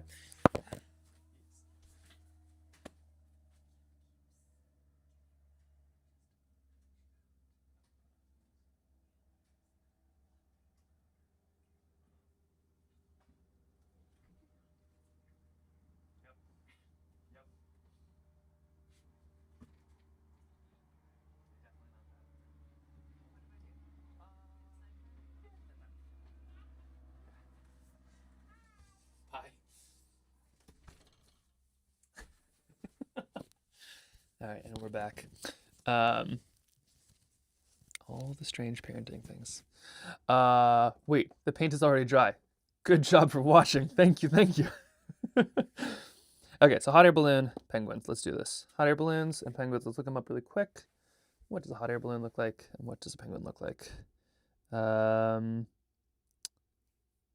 Okay. So I just need to debrick the phone. Anybody else use the brick? It's like a little. It's basically like a little thing that keeps you from accessing the internet if you have no self-control, which happens to be me. It's so funny. It's like I have willpower, but not with social media. It's unbelievable. It's like so like ingrained in what I do, where it's kind of like, oh, and now we're on Instagram for too long. And it's like I just cannot, like, I know better, and then just like an hour and a half will go by of like time I don't have. So it's yeah, the brick has helped with that for sure. Also just like passing off Instagram to, yeah, it's been good. Okay, I need Twitch. This feels so wholesome though. Like I feel like I'm not trying to sell you anything. You're not trying to like, you know, make me feel bad. Like this compared to like social media feels so real because I feel like it's just real people talking to real people without an algorithm trying to like push something. I don't know, making a book together. I don't need to preach that. Hot air balloon. Hot air balloon, or as my 3-year-old says, a hot air baboon. Okay, this is what they look like. Apparently. Oh, and they only cost $52. Wow, or $275. Gosh, these are really cheap balloons. Those hot air balloons are only $2.49. Okay, so they do have kind of a funny shape. I think we just have to do bright red because they're so good.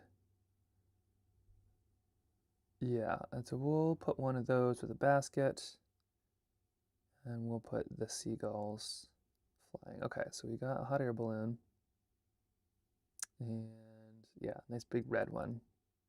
Sounds perfect. My grandma's super into hot air balloons, which is very fun. And then the penguins. Penguins are going to be kind of tough because I have some real strong opinions about penguins. So we're going to have to figure that one out. Okay, sorry, I'm going to be rude. Eat these tasty pretzels, and then we're going to make it happen. Would Keen like being represented in the balloon? Hmm.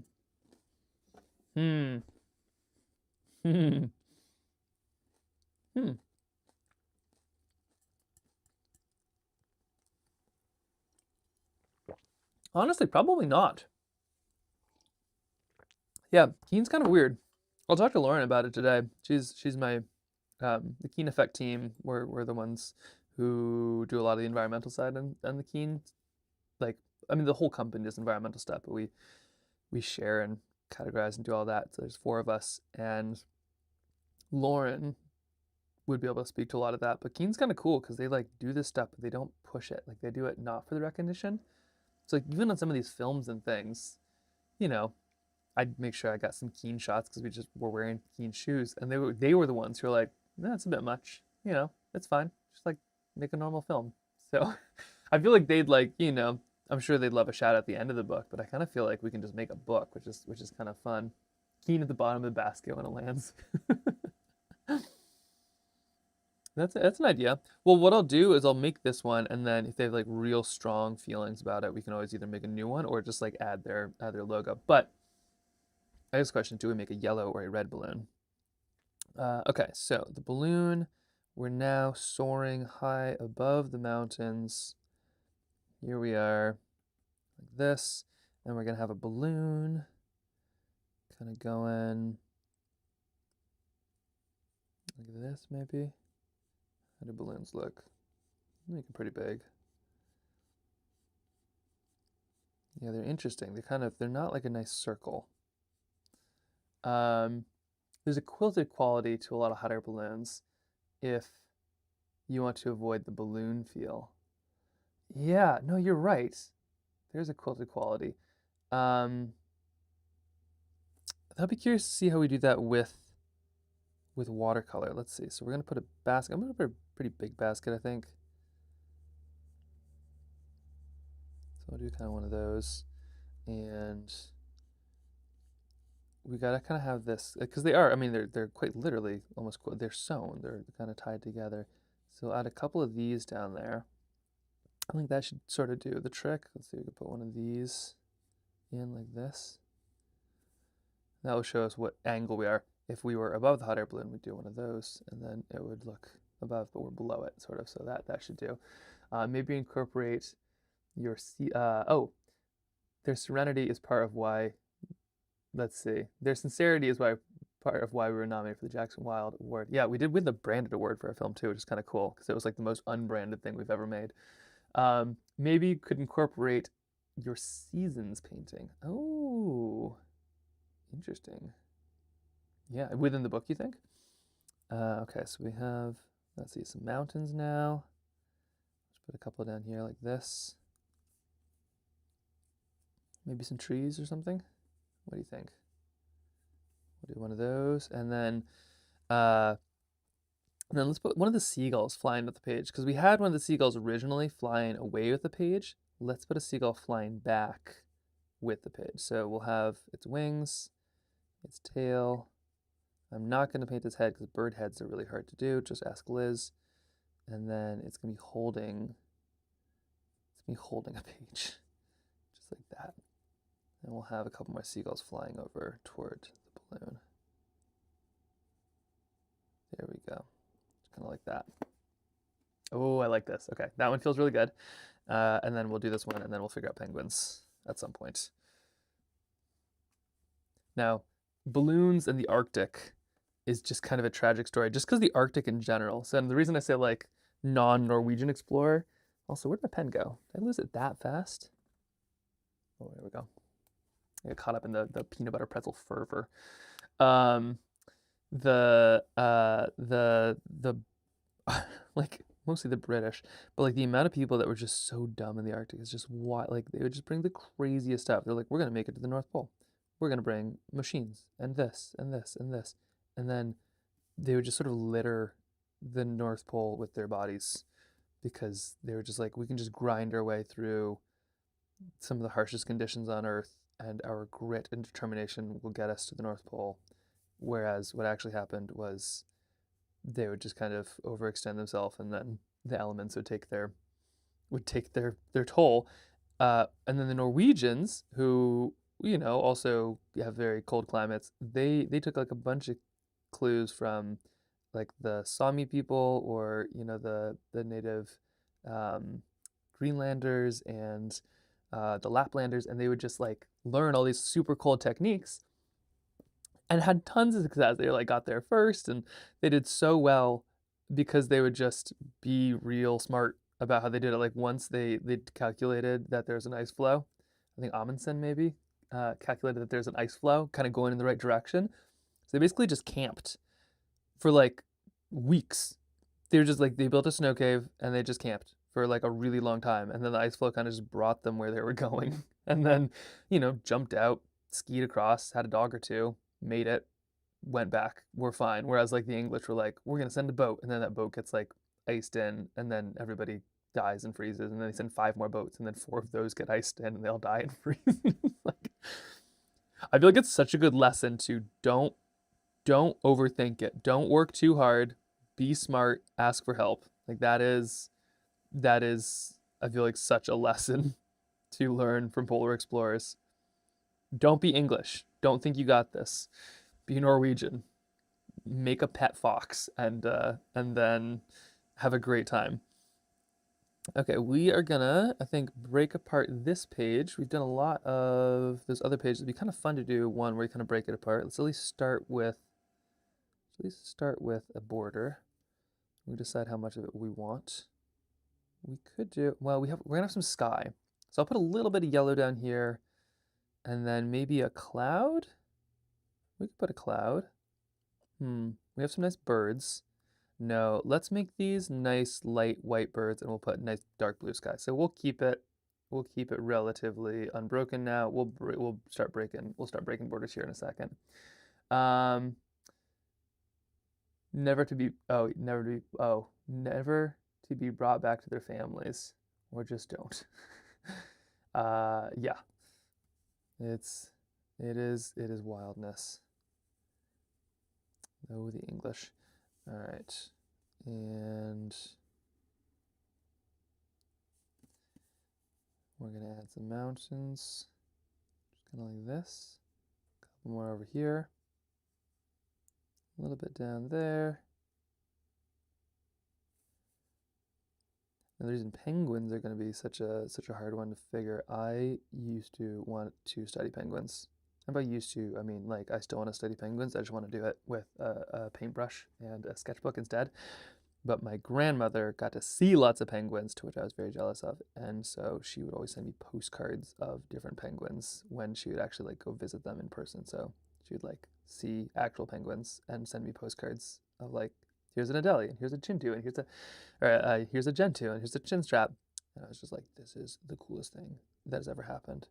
So there's so many penguins that we could draw. we do like the standard emperor penguin, which is fine. They're cool. They're cool, but I think we do something different. I think we do Adelies. They're one of the most common, but they're so underrated. They're amazing.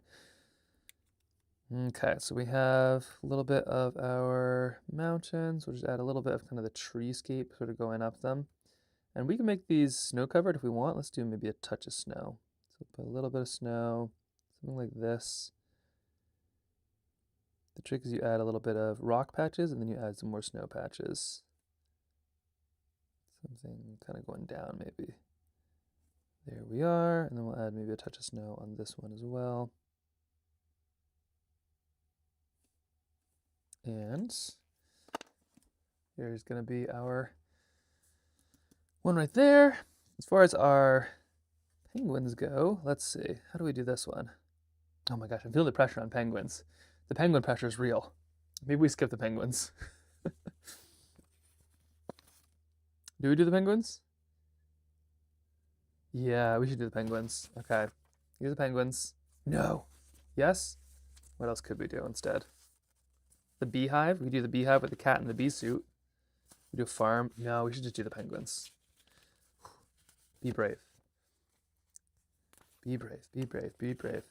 All right, so we got this, and then we got some penguins. So the penguins. Okay, I just need to look up a picture of Adelie penguins. Oh, wait. Images. Adelie penguins. Nope. Adelie penguin. There we go. Oh my gosh, they're so good. These are Adelies. They're so cute. They have so much character. They're like all black with a little bit of white around their eye. Gentoos are cool too. Rockhoppers are great. Rockhoppers are really fun. Those are some cool penguins. Does anybody have like real strong opinions about a penguin that we should do? I'm very open to suggestions. I just feel like we shouldn't do emperor because they're just, like king and emperor are kind of boring. King, no, emperor, rockhopper, penguin. Oh my gosh, rockhoppers are so good. This is rockhopper. Those are fun ones. I think we just do Adelie. Adelies are great. They're just like a standard Adelie penguin. And PFAS, like in all things, it's Humboldt penguins that are locals do. Those are cute. Those are some seriously cute penguins. But not to bring it back to PFAS. We're gonna bring it back to PFAS. Penguins are at serious risk too because they are fish eaters and bioaccumulation. So in the ocean, as contaminants spread, penguins, sea mammals, things like that, in particular mammals, but like they get a lot of just the poisons of the ocean because it bioaccumulates. It gets into the small stuff gets into the medium stuff, and then like a lot of it just kind of keeps on passing through and going up. You love macaroni penguins? Yes. Oh, they're so goofy. And just like, to be a penguin that jumps around on the ground and high rocks while having no knees is such a power move. Right, let's just see what we're doing here. Penguins. So I'm thinking on this one we have one penguin, maybe we have like a penguin kind of sitting here, pretty big. And we'll put our little adventures in the background here. Penguins are part of Little Army of Goodness, I think. So okay, one penguin, kind of right here, and then below, gotta get your little flippers. I'll keep them kind of low, and your cute little feet. Your countercurrent circulation keeps them from freezing. Oh, they're such cool birds. Move your head up a little bit here. All right, penguin, check. And then next penguin, we'll kind of put you sort of behind, and you'll be looking over here.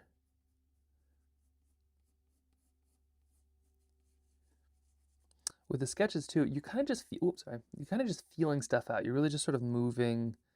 Like it's okay to kind of get these little tentative steps. I think that's where pencils are so helpful because you can kind of just like feel stuff out, get these little tentative steps, practice being bold a little bit if you want to, and then your pen kind of locks you in.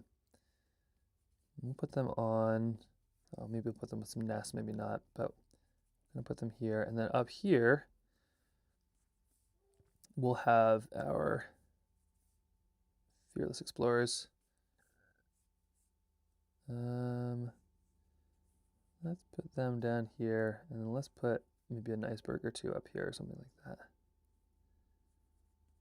There we go. Okay, and then we'll have a page. We'll have a page sort of in a nest maybe. Put some rocks here. So we'll have a page basically in a nest next to some eggs. Feels good. Our zoo has some scary threats made against it recently. So stressful. The staff has been amazing to deal. Threats? Threats against your zoo? Like for penguin related threats? First off, who's threatening animals? And like unacceptable. And secondly, what kind of threats against the zoo? That's kind of wild. Love seeing your penguin sketch. The one on the left suddenly came to life for me when you added the slightly tilted head. Oh. Yeah, it's just like these little things, and then like I could still draw this head, but it's like you kind of let the mistakes show you kind of what you need to do. It's so fun that way. Okay, so we have this. Let's just add a little bit of our lines here. Here we go, going up and over. Here we are. Nice little Adelie penguin.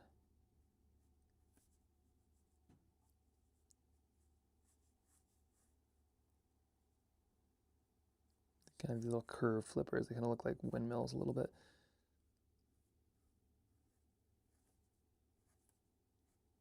Oh my gosh, I would love to see these things in real life so much someday. The little sounds. Ugh. Let's see.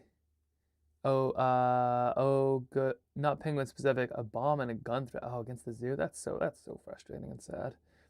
Penguins are impressive. Sony is probably such a. Sorry, it's probably such a derail. No. Local eco-terrorists. Yeah, it's. I always like. It's sad to me when people make those threats against something that is like a public institution. And maybe there is some like some zoos are not great. So I don't know if that like has anything to do with the zoo itself. There's definitely some animal places where it's like these are not okay conditions for animals to be kept in. But I feel like in so many ways it's like people are trying to get attention when they do that kind of stuff, and it's like I'm sorry that you don't get attention in a way that you needed it, but also leave the animals and families alone. Unless of course the animals and families are in danger, in which case there's better ways. Okay, and then they have a little eye here. So their little eye has a little circle. I think maybe what we do is we're just gonna put a little bit of white just around it on our own. Unsure. Fortunately, they might be testing the response time. Oh, okay. So here is penguin number 1, and let's see, penguin number 2. Let's you're further away, so you're gonna be kind of like this. Have your beak, good fish-eating beak. And your little wings out. I just love the way they kind of like walk like little balancers. All right, penguin right there. Little feet kind of another, and then we'll put this page will be in a nest.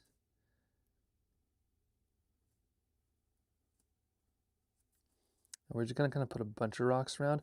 But the trick with rocks is like you don't need to like cover everything in rocks. You need to put like just enough rocks. Rocks this kind, not rocks that kind. You need to put just enough rocks to kind of like hold it out. There we go. Okay, so something like this. Actually, here, let me go see. My grandma made a bunch of sketches of penguins. I'm curious to see if there are any similarities at all. Here is, let me see. There's an Antarctica one.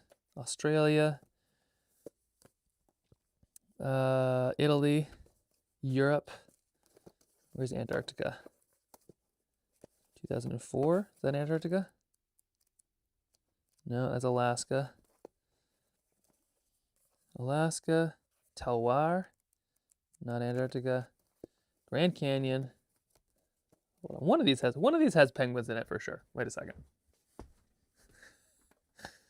One of these. Okay, here is Talwar.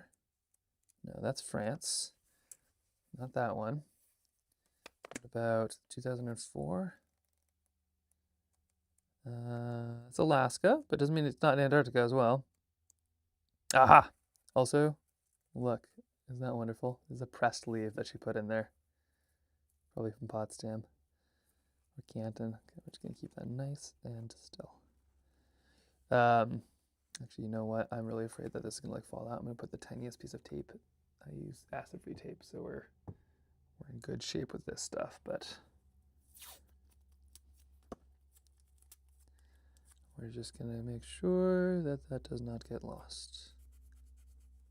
One there, one there, and one there. There we go. Okay. I like to keep them with. Like I don't want to like hide that. I want it in the sketchbook. But okay, I just saw some penguins. Yes, here we go. Okay. This is so fun. So these are some of the sketches. What I love about sketches too is you can tell so much from it. Like this right here is from either snow or rain. So she was obviously sketching. There's raindrops probably are hitting here and here, and then you can tell she closed the book because then it got onto these sides. So this is 2004. Unfortunately, I have to go. Be back for the end of the stream. All right, see you, Helen. But yeah, this is. Wait, we don't have the painting at the beach in this book, right? Painting at the beach. Which beach? She has lots. Okay, here we go. That's a penguin. Icebergs. Oh, very fun. That's kind of a fun one. What else do we have? Oh yeah, there's a couple penguins. So she was doing mostly kings, it looks like, at this point. Oh, look at that. Good Harbor. It's just so, oh, those are chicks. You can tell. Look at the little fuzzy outlines. It's just so fun because she was sketching all these from life. Like, there's a penguin. This book was there when she was there with a penguin in front of her. Oh my gosh, that is really cute. Not my book. This is my grandma's book. Yeah, this is hers from 2004 in Antarctica. Looks like whales. Oh, yeah, oh, this is so fun. Oh, I want to go sketch in all these places so bad. It's so fun to see. Like this one right here. Imagine. There you go. Those are Adelis. Definitely Adelis. But the coolest thing is I'll be able to, like, this is probably still there, which means that I should be able to find it because this, like, chimney lines up with that mountain. But if you go 10 feet to the left, this chimney is now here, lining up with that one. So I'll be able to find to the foot where she stood. I'm just curious, like, I wonder if there's still penguins zipping around, you know, all of those things. Okay, so she did little Adele sketches too. Oh my gosh. And then she'd paint them in very fancy ways. Okay, that's our turn. Penguin, let's penguin this stuff. Penguin. Okay. Put these back safely.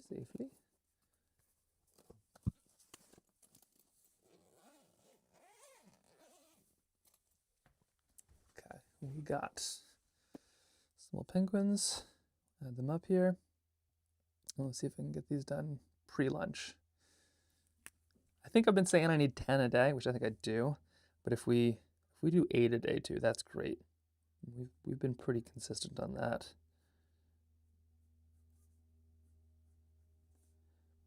All right, so these are penguins. We're gonna put border, I suppose, or we could just kind of do. We could start breaking these things up. That could be kind of fun. So we could kind of add a little bit of an iceberg here, and over here we can have. This is where our group will be. Oh, I should have put them first. See, not following my own rules. And then maybe, yeah, that'll be the shore, that'll be the sea, and then maybe what we'll do is we'll just do one of these. There we go. And now we have kind of a nice semi-border. I like these a lot. So we'll do one of these like this. Oh, this is a good one. Okay, we're doing penguins justice. Yes, but I'm talking about the paintings for your book. Oh, there's nothing on at a beach planned. That's a good. Yes. Well, the whole ending is a beach, really. So, like, eventually, they start and end at the beach. So the beach is like, I think a wave is probably what knocks the pages out. I'm still not quite sure yet, but yeah, they do start and end at a beach. So there will be heavily beach based in the long run, I think is the big plan. But yeah, definitely have to, like, I feel like the beach is sort of the, I don't know, for me at least, it's like that kind of culmination of so many of these things. And gotta have some of that in there. Both, you know, the films we've already done, but also just like,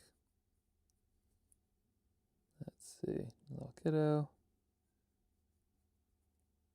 and the cat.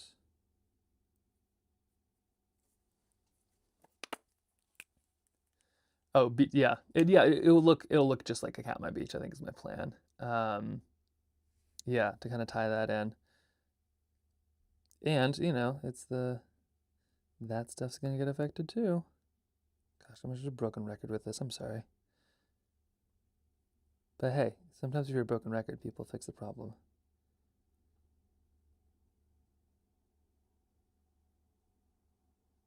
Okay, here's our cat. Here's Kip kind of running down. Enthusiastic as always.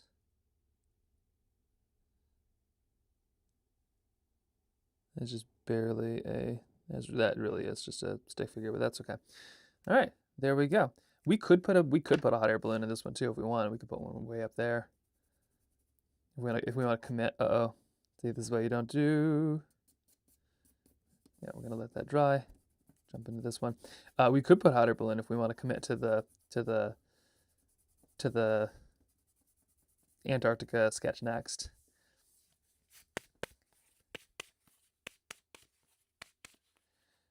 All right, we have one hot air balloon. Then let's kind of clean this one up.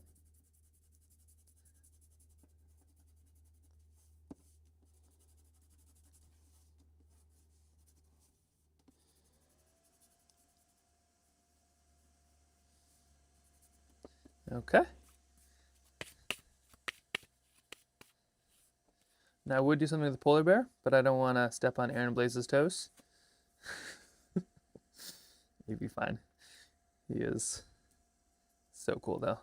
Okay, so here we go. Our little people. Let's start with this one and just get our colors set. So we're going from these colors to this. And I think we need, yeah, I think we need at this point, we need the sun maybe here. Maybe we have the sun just kind of peeking out behind the hot air balloon. So it's still a little, yeah,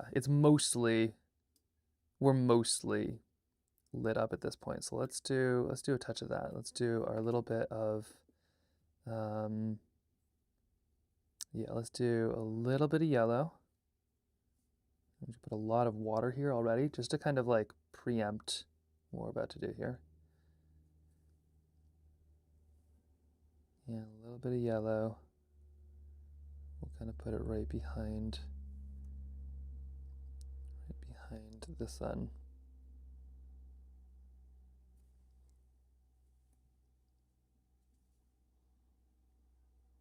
And then the trick is we're just gonna kind of dilute a lot of this.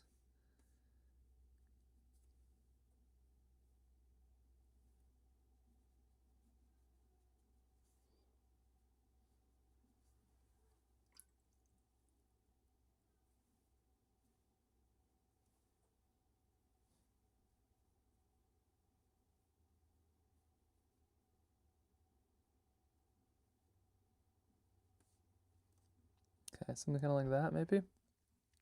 We'll see. I think down here it would actually be almost just like whiteness. Maybe some yellow, but I think mostly just be kind of white. And yeah. Yeah, it'll do. It'll do. Good enough. And then up here it'll be just kind of pure blue.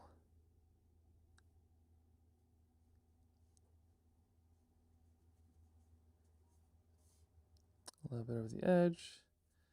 Especially for our seagull, we're going to try to outline this if we can.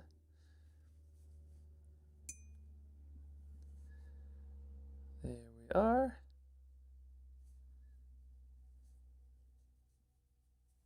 I think my favorite thing about watercolor is how you don't need to paint things so much as the suggestion of things, and the brain fills in the detail. It's so lovely. It's true, yeah. Cursed jar of bees. It's true. Yeah, well, but like that's the beauty. It's like the subtlety, right? Is like that's, but it's also talking about, you know, the curse. Like that's what makes it so hard, is you want to put all the detail, and it's so hard not to. You want to tell people what to think and where to look at and what colors it should be. And the best of the paintings are where you just don't do that, but it's so hard not to just do that. It takes like a lifetime to figure it out. That is a great, yeah, that is a phenomenal username. And actually, after lunch, we will be drawing a beehive. So that's very appropriate. You'll have to stick around for that one, or at least check back in. We're going to draw a beehive with this group kind of heading back toward it, and like the cat will be in a bee costume, I think, is how we're going to have to do that one. So it's going to be real fun. Okay, a little bit here.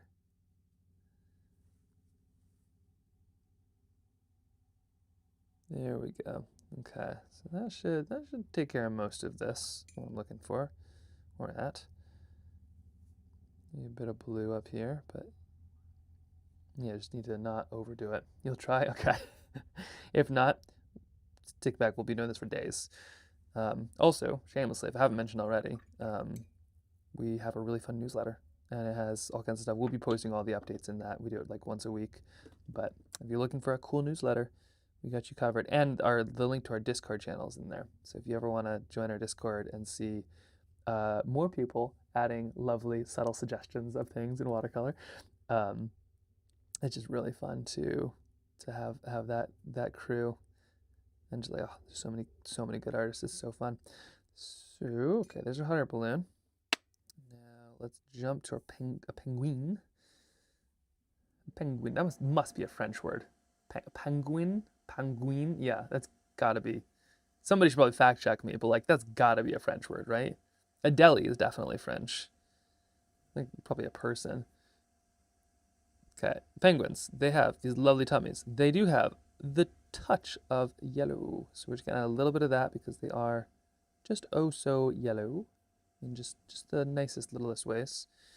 And we're gonna add like a hint of shape over here too. I'm gonna put some water here because I do want that to kind of bleed into that shape. But I love the idea. Let's see, how wet is that?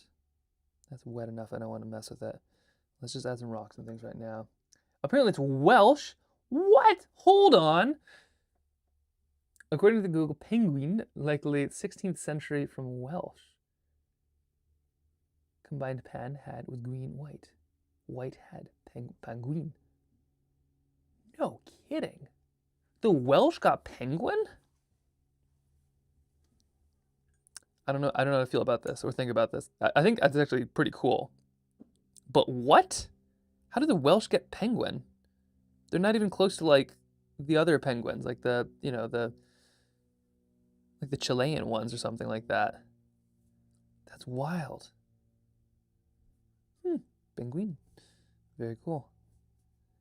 All right, the more you know. Okay, I'm adding a little bit of rocks here just to kind of get some texture. We'll put some good pieces together here for them in a second. But we've got our little page, got little rocks. Once that dries a bit, I think what I'm going to do is add like a nice little bit of a kind of wash that fades out to right there. That right there, we're going to make an iceberg. So let's put some of that on. Just like a touch of blue. It doesn't need much. Like that's all an iceberg takes. Done. Great. Check. And then of course we have our sky. And I'm thinking, do we put a hot air balloon in here? I think we do. I think we kind of have to actually. Apparently it's Welsh. Another theory is that it's derived from Latin. Theory? How do we not know where penguin comes from? That seems like one of those kind of key things.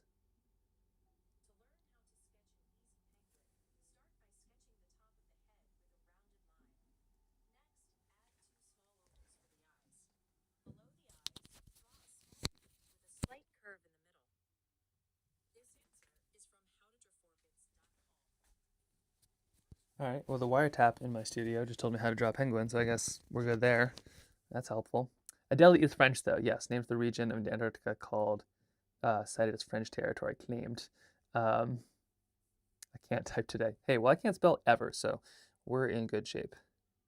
Between the two of us, we'll be nicely illegible.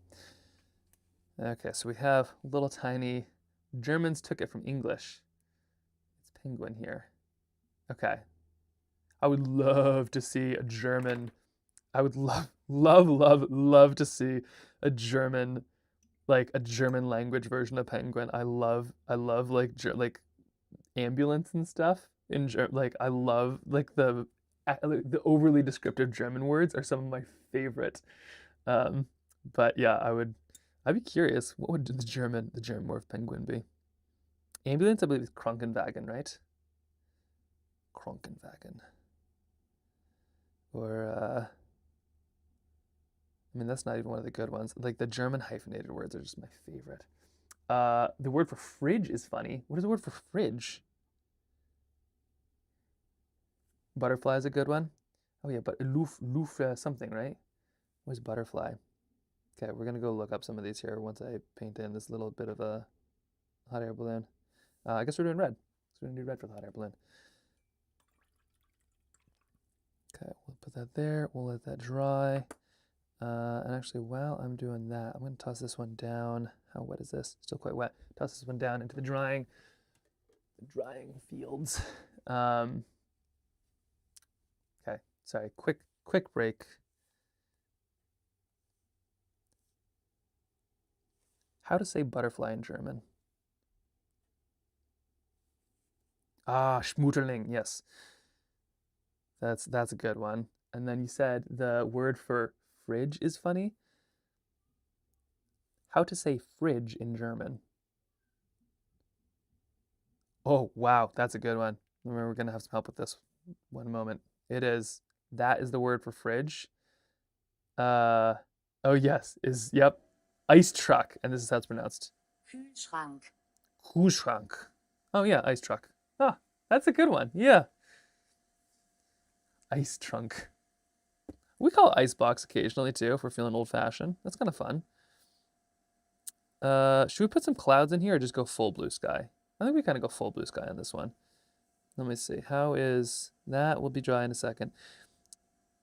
Sketching is kind of funny because you can kind of paint yourself into a corner, which I do quite a lot. I'm not adding the pages themselves necessarily. I will add a little bit of texture just to kind of give it something. The pages themselves are going to be the actual sketches. So once we decide what the sketches are, the pages will be those. And this is kind of the plan is then to have like these pages, which are the pages from the film. These pages will all add together to make a giant picture of the Earth. So all of these will be there. And so the irony is the dad character in our book is like, no, we can't go to these places. I need to finish this book to protect all of them or something, you know, basically like we don't have time. I need to like do this important special work. Then natural something takes it all out. The pages go fling into all these corners of the earth where they are getting kind of ruined and mucked up and kind of stuff is getting on them. But then in order to get them, they go to these places and then they get to those pages. So the dad will have been, theoretically, at the beginning of the book, will have been working on a page of, like, say, a penguin. And then, but then eventually they end up with the actual, you know, actually there with the penguins. So it's kind of a full circle sort of a thing, or at least that's what we're trying to do. Potentially. Okay. Who feels dry? Are you dry? You were so close to dry. Because I can't draw that until I draw this, and I can't do this until this is dry. We can do this. Okay, let's do that. All right, so I'm going to add a little bit here. And we're going to add just a touch of maybe a bit of brown, a bit of gray almost. There we are. Touch over here, a little bit down here. This would be an excellent candidate for some spattering, if you're looking for some spattering. And we're just going to pull that down here with maybe a touch of brown.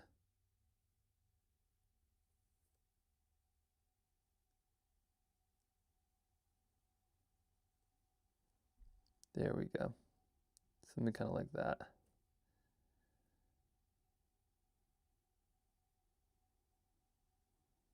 And that kind of leaves our nice sort of half-finished look.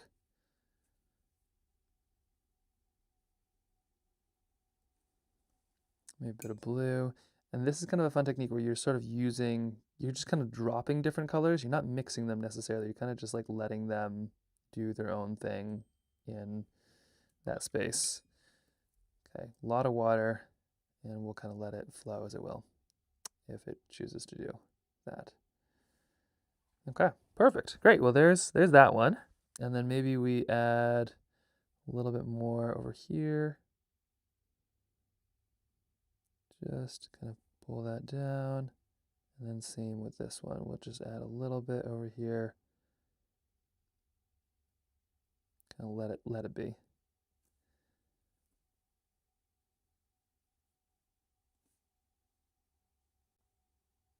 The rocks themselves, we'll kind of let those just do their thing, and then we'll add some penguins. Okay, so there's that. We'll let that dry. On to the next one.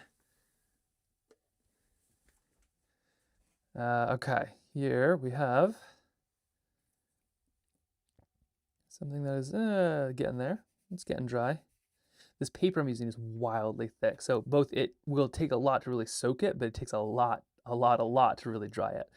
So, okay, so we have our kind of mountains here. Let's kind of add some of kind of, in my case, the classic Alaska sort of mix here. We're going to do a bit of brown on the edge, right up to the edge. Put a bit over here too, why not?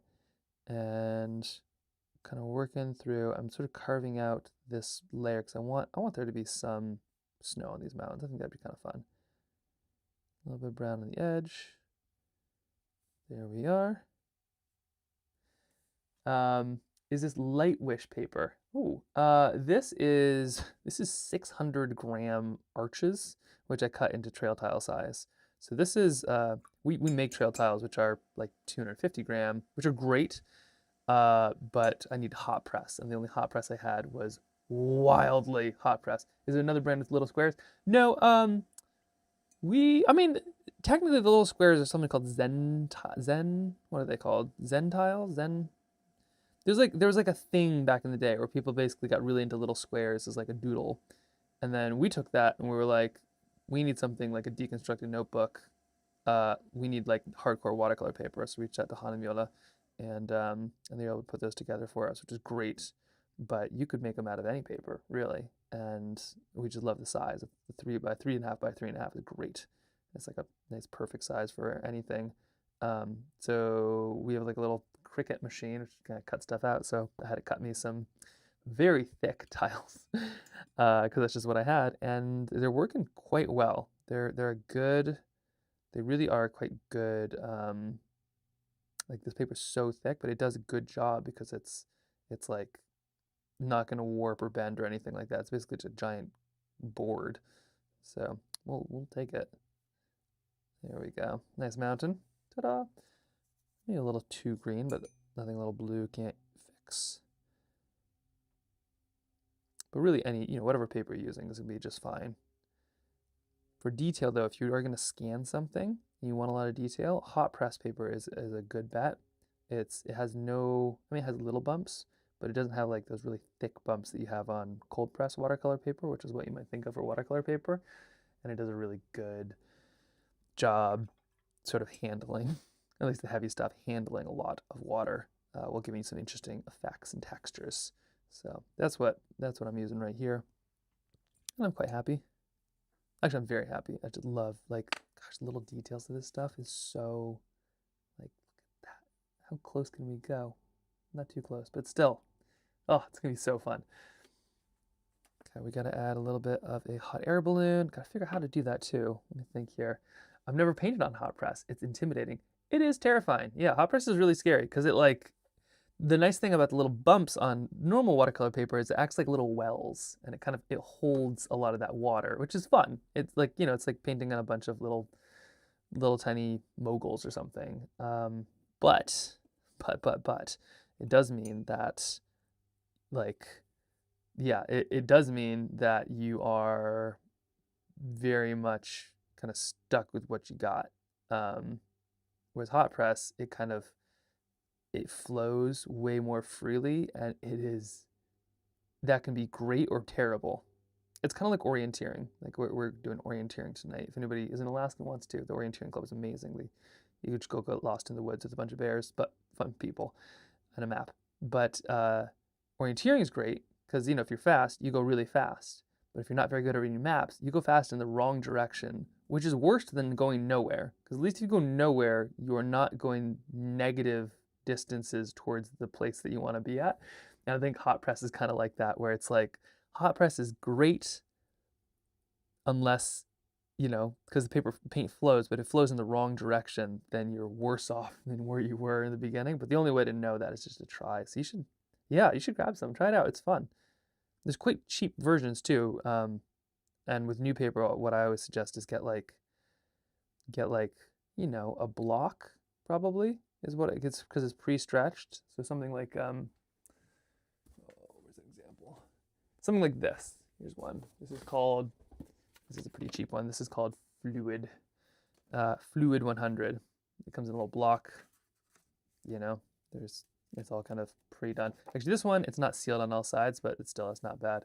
And you can kind of fill it up, and then when you do it, you just tear the page up, and it's like a nice way to kind of test out something. But I really think before you can kind of know a paper, you kind of have to paint through about a block of it. So get a cheap block and see what you think. But yeah, it's working. It's working mostly for like if I'm adventuring. Cold press paper is just more durable. So if I'm adventuring, I cold press all the way. But if I'm doing something that I know is going to be scanned, I'll use hot press. I was surprised when I found out that the sheets have a front and a back. They do. Yeah, there's technically something called a watercolor medium, which is not like, a psychic who tries to tell you, about your past artistic endeavors. But yeah, there's a watercolor medium, which they put on one side, but they both work. It's all kind of hooey. I don't know. Like the artist, it's like wine. Like, some people, like apparently they did like a wine tasting and they colored one red and they had one white, but they colored the white one red and everybody thought it, like all these fancy wine people just treated it like a red wine. I think it's kind of the same. Like if you can notice the difference, that's a good sign. But like rarely I think you'd be able to. How much of a difference is soaking Mountain is so pretty? Isn't it turning out well? I think it's getting there. How much of a difference does soaking it and letting it dry make? It will keep it from getting too warpy, Yeah, so if you have like a lot of issues where your paper kind of bubbles, then that does it well.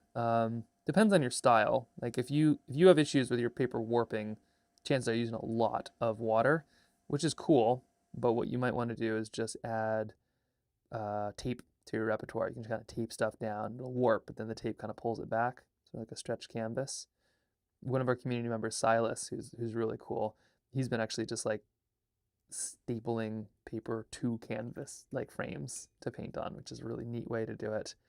And then of course there's these things called art boards, which are like physical boards with watercolor medium on them. So it looks like I probably have one here somewhere. Here, wait a second. Yes, I do. So they look like this, which I haven't really done much of and probably should. Legion sent me these, and then I never like made any content about it, so I think they're probably mad, but we'll find out. Oh no, I bought this one. Never mind, they can't be mad about this. So this right here is a piece of just like aluminum, and then there's watercolor paper basically glued to it. So this is not going to warp because it has aluminum. It is metal stable to the back, but you can use stuff like this too in hot press and it won't warp, which can be kind of nice if if that's what you're into. Let's see. If it's not 500 grams paper, I don't want it. I saw someone use like swimming board to staple on the softer ones. Oh yeah, oh like a kickboard? Yeah. That's interesting. That's a cool way to do it. I could see that. I could see that being very effective. Okay, now we have our little penguins. I'm gonna dive into these. Oops, that's still wet. Oh, look at this. Whoops, no, not that. Don't look at that. Nope, not what I want. Nope, also not what I want. Yes, what I want. Look how this turned out, right? That like I love that mix of brown to blue. Like that to me screams Antarctica. I haven't been there, but it screams Antarctica to me. Okay, so I love the penguins. So let's give them a sky. I don't know if I want to put clouds on. Oh, I totally want to put clouds on, but I'm not going to. Should I? Yeah, let's do it. Let's put a couple clouds on. Let's try it out. So here we go. Couple clouds right here.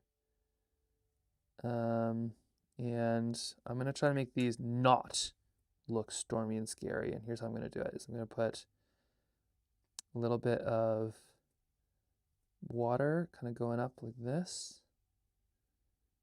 And then I'm going to add, no, I'm not going to add any more. And then I'm going to add maybe a little bit like that. Clouds are so expressive if you do them right, but also it can be just catastrophic if you do them wrong. But we're in it now. We can't really change stuff now. So here we are. So there we go. So a little bit of clouds here. And now I can use, oh, you know what? We're in it now because once you start the sky, you have to finish the sky. So now we're going to add our blue sky. We're going to add a lot of blue up to the front, and then we'll kind of try to fade it down if we can. Oops. Okay, our sky now has blue in it. That's okay. That is okay. That's normal. It's a normal thing to do. And then we're going to kind of carve out the cloud. This is how clouds get cloudy, is the sky, which is darker than the cloud, kind of scoots over and should be able to kind of give this good sense. Okay, not sure if I love that, but I think I can learn to love it, especially if I can finish this up happily. So we're gonna add some more of this. I think it's really interesting gradation on my sky. You can kind of see it almost looks like the bottom of a pool. It could just be the type of paint I'm using. It could be the fact that I have two different kinds of blues. I have potentially one cerulean blue. It could also be the color of the paint, or what could be happening is I used a bunch of seawater for a painting and it might still be in like my palette. So there's a real chance that a lot of this kind of gradation is seawater that's affecting everything. And let's try for one more cloud. Why not? Here we go. Here's our second cloud. Let's see if we like it. Okay, blue sky. A little too blue. Happy accident? Happy accident. We're gonna aim for that. Aim for the happy accident. Okay, now let's just go. We're going full blue sky here. Right like that. And then over the edge, we can kind of ignore this big cumulonimbus. There we go. Yeah, okay, that'll still work. So we got a little bit of a cloud. I don't know if they have this kind of cloud in Antarctica, but they do now. And I just realized that this means actually we should have a bit more sea there, but that's okay. We'll be able to add that in a moment when we add in the rest. But first I'm just going to put a touch of blue. We'll put our sea, kind of sea blue right in here. So here we have our sea blue, right like that. And I'm not sure, in the background we either have a mountain or an iceberg, but like they're gonna look the same at this distance from this composition, so we're not gonna press it one way or another. Cool, so now all we need to do is just put a bit more sea right there, whoops. And then to kind of finish up some of these. So there's, whoa, sorry, there's our page right there. So we'll fill that in probably. And then here's little people, and we'll add some, whatever you call it, paint to them in just a second. And I'm back. What'd I miss? We made a cloud for our penguins. Feels good. We talked about hot press paper, and yeah, we figured out what we're doing for the next 2 years. So that all happened. No, we're still figuring out this next 2-year thing. But we have some fun ideas. Tell you what, we have some fun ideas. This summer is shaping up to be something pretty spectacular as well. Not totally sure how or when it's all going to come together, but there's some potential for some very cool stuff this summer. But it's the kind of stuff where I can't even say it out loud because then it won't happen. But just know that when cool stuff happens this summer, you can be like, oh yes, he's talking about it here. I was there 1,000 years ago. Okay, round 2. We're on to this one. 2 years? Ish. Okay. Oh, the stretches, the like art stretches, you gotta get them in. Okay, now this, round 2, same deal. Do you like the little seagull flying in with a little piece of paper? Round 2, we have similarly, let's see, I take a single 45-minute call and you plan your whole lives out without me. I will tell you, I do have some vague, like, I do think there is some stuff in the works. I was mostly kidding about the next 2 years, but I think it was a bit of a Freudian slip because it's on my mind. In a lot of ways, like, yeah, the world feels so all over the place. It feels so hard to plan anything, but also in the same way, I feel like I'm getting to the stage where I will be able to start planning some things just like in the background. Like, do you ever have those things that no matter what happens, you're like, yeah, I can commit to this. I don't know, what would be a good example? Like in my case, like the panoramas. I'm loving the panoramas, like these panoramas that I'm doing and like the sketching, and it's like I don't want to hold myself to it, but it's like I could see just sticking with this for just years and years and years and years, and it's so exciting, especially when things feel uncertain. I feel like that's where you kind of gravitate toward those things where it's like, okay, I don't know what's going on in the world, but I know that I'll be making a sketch every weekend or a Friday, publicly or not, and then filling in the rest of the book, and that feels really good. But trying to figure out ways to do that with like things like streaming and those things of, I don't know exactly what, you know, the future looks like in X, Y, and Z, but I know that it's like we'll be able to kind of commit to this.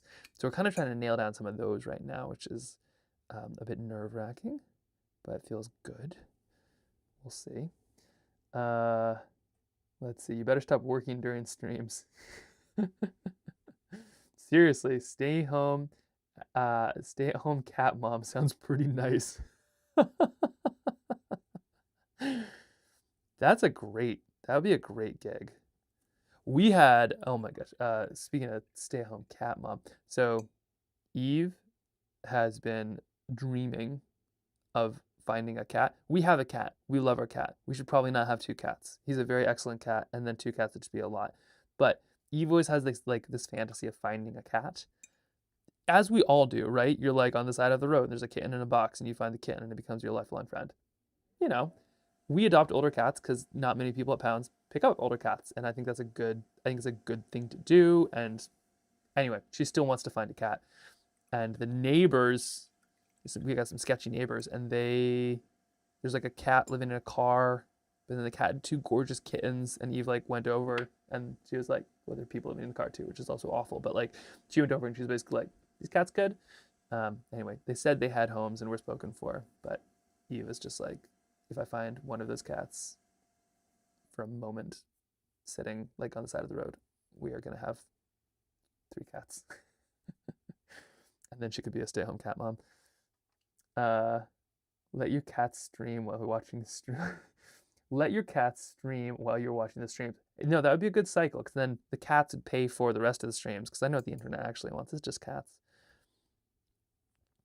Okay, that's almost dry. Is that almost dry enough for me to go for it? Let's go for it.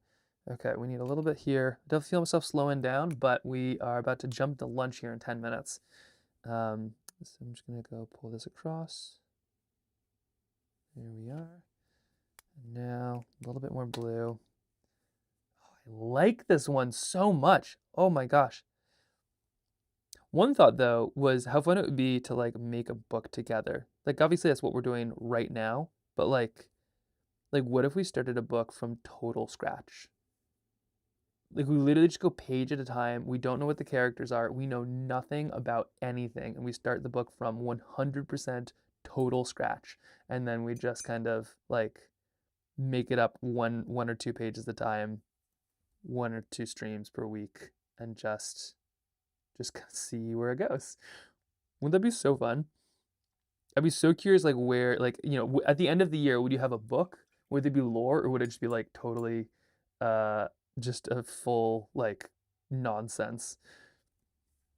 It's Twitch. Anything is possible.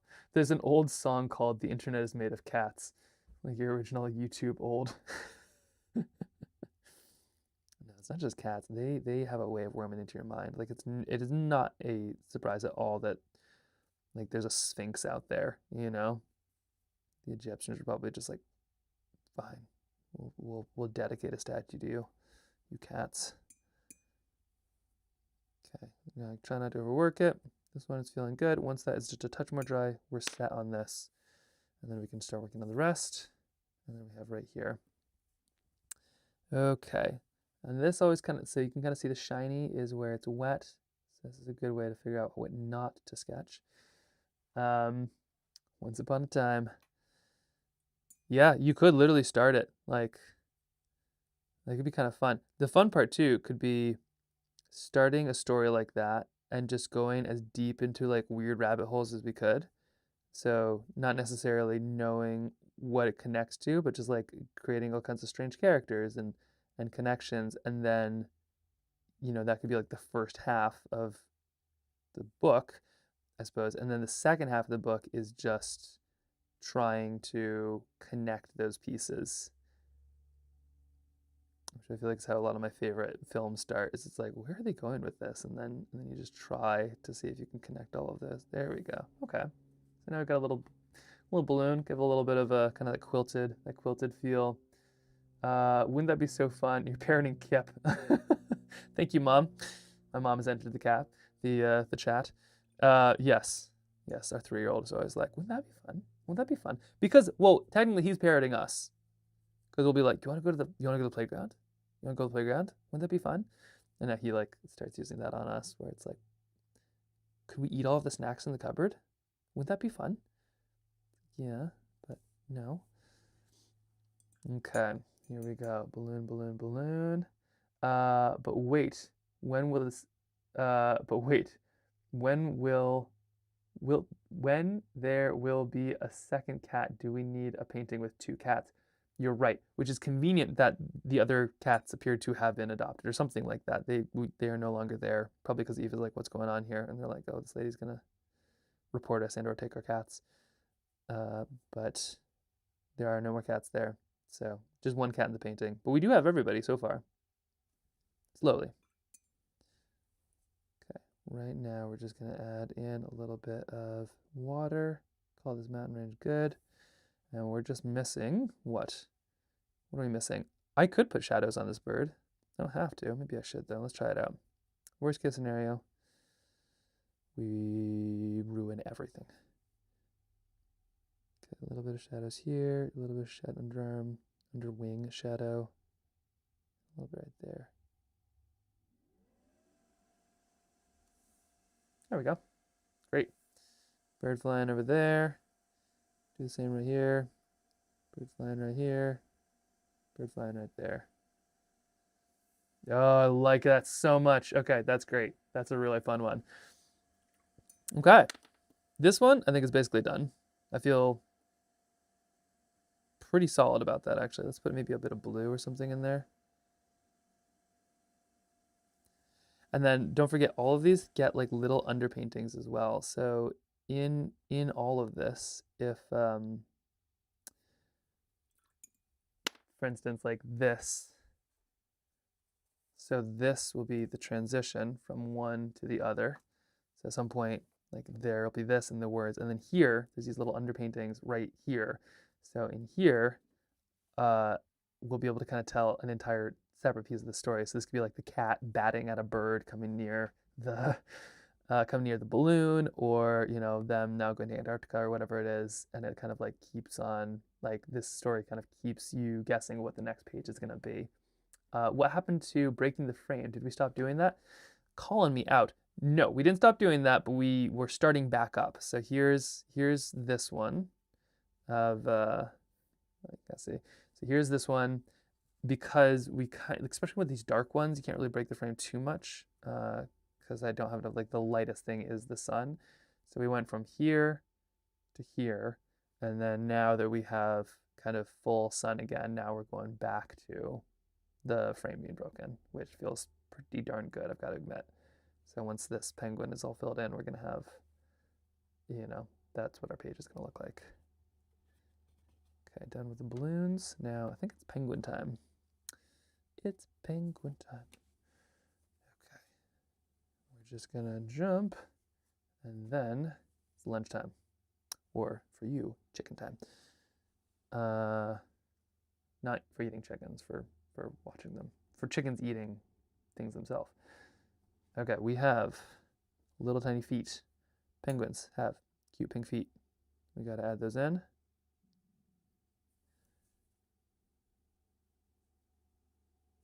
And check. There we go. Cute pink feet. Check. And now let's go to the rest. So they have a tiny bit of some underarm shadow, which is cute. Some under wing shadow. Put a bit of that in there. And then we have their heads, which, as we found out, is what they're named after. Penguin, Welsh for white head. Wildness. Okay, now they are basically pure black, so we can kind of be pretty bold with these ones. That's still pretty black, so we're just gonna add, oh sorry, let me check. I'm just checking the dryness. Yes, we're in good shape. And thanks for the update. No worries. thanks for holding me accountable to it, right? It is a team effort, and don't let me skimp. Don't let me not take creative risks. Okay, a little bit here. Don't need to overdo it. We kind of just need to put in the basics. Beauty of penguins, like there's not a lot of shading either that you need to do. Its eye is there. I am going to cover it up, and I'm going to come back in with a bit of white gel pen, just to kind of do it right. Now their beaks are almost black, but not quite, so I am going to add a couple other colors.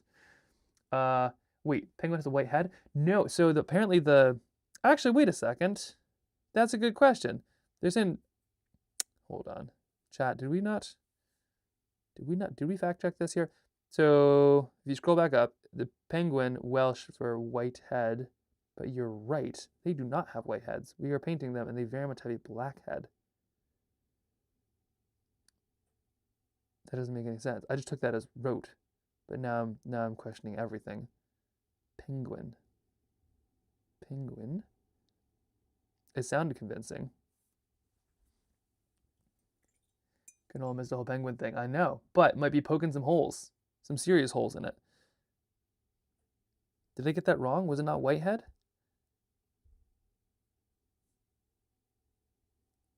Okay, just a little bit in there, and then I'm gonna add just a touch more right to the edge. Okay. There we have it. Oh my gosh. They come together so fast. They grow up so fast. And we'll just put the rest of your tuxedo right there. And then we got to kind of highlight a little bit of your lovely little wings here. This one, how do we do this? Yeah, okay, we'll add in little white heads there. Oh yeah, and we got little people up here. Let's give them just some. Oh, and the cat. Oh, for the black and white version, we should have like the cat comparing himself to a penguin because they're both tuxedoed. Bald eagle should actually be called penguin, huh? It's true. It's true.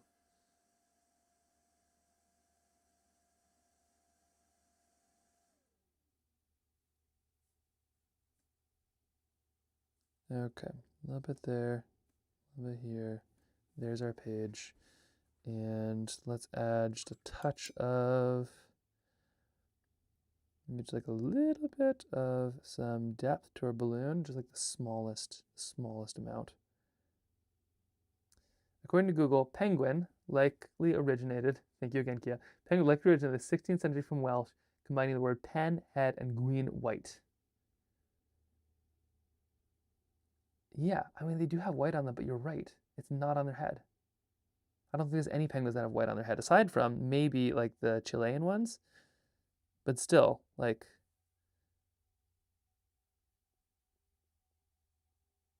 okay, right there. And then let's add a little bit of brown for the basket. Okay, there we have it. Oh, and our little people, let's get those in there.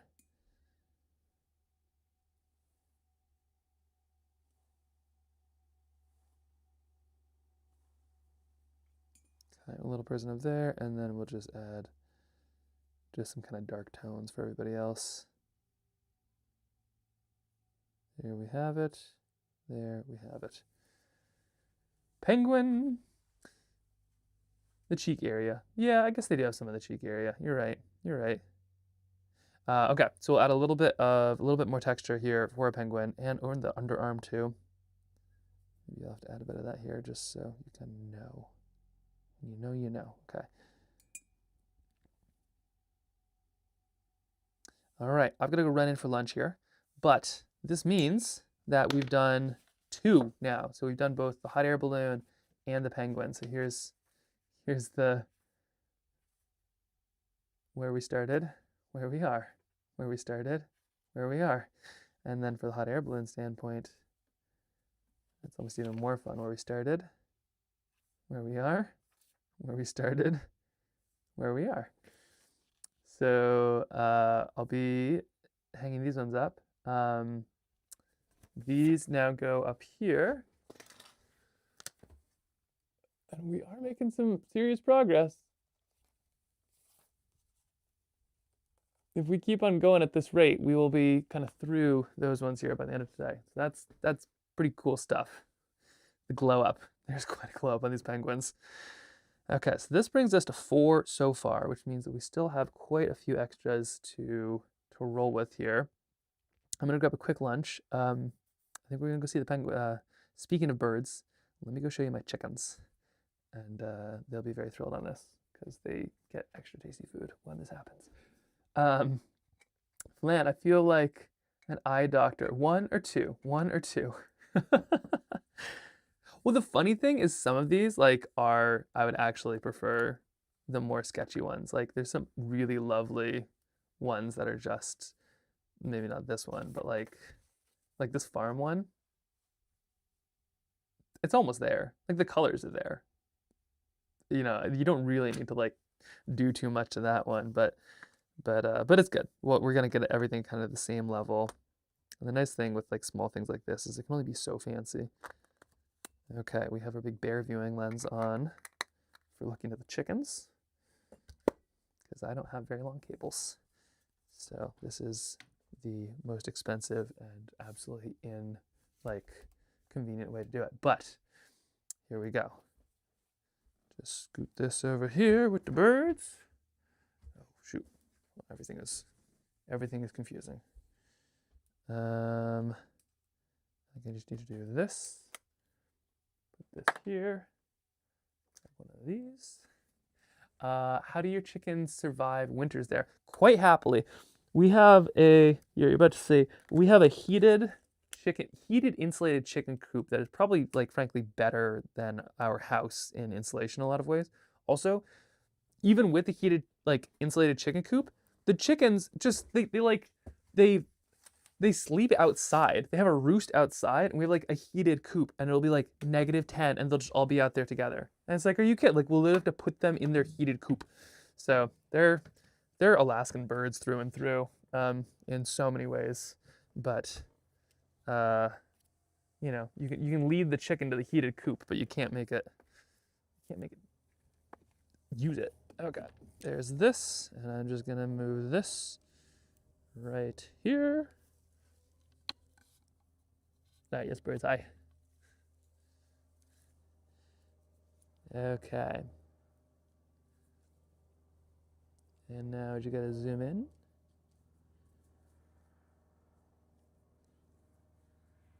And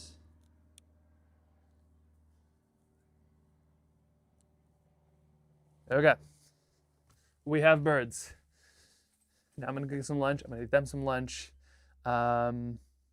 Where's my out for lunch sign? Oh, it's gone. One moment. Let me just quickly grab some paper. Oh, where's my typewriter when I need it? Out to lunch, out to lunch, out to lunch. Scrap paper it is. Out to lunch.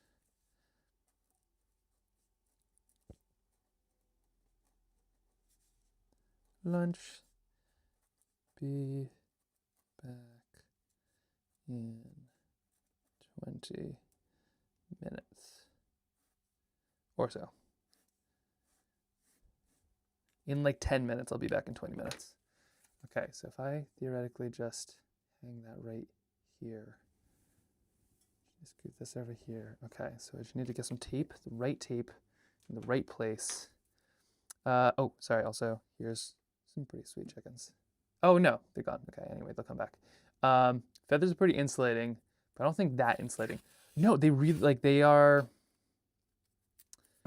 they make us look bad. They make us look bad because it's always wow, your chickens are outside. And it's they have some serious choices, and they choose not to use them. Okay, let's see. I just need to do this, and then this goes here. Like that. And then this goes. I think there's probably things you can do that would actually make this work. But you know what? I think if I just scoop this now like that. Oh, there we go. Okay. We're in good shape. Amazing. All right. Well, I'm going to go put this by the chickens so you can hear them because they're lovely. And I'll be back in 20 minutes and we'll keep making some sketches. But thanks everybody for keeping me company on this. We're freaking cruising. Can you maybe turn the chicken cam a bit so we can see the enclosure? Oh yeah, here, let me go show you. This is, let me walk you through it. All right. There you have. This is the enclosure. These are the chickens. Whoa. So you can see it's like a full house. They're kind of in a winter yard. We need to extend it a little bit here. They love to roam free when they can. But in here is a heated, insulated enclosure for them, and they have their little rampy ramp. You can't quite see it, but they have a little ramp. But they just spend most of their time outside. They're also all sisters, so they love to kind of just cuddle up together, which is pretty adorable.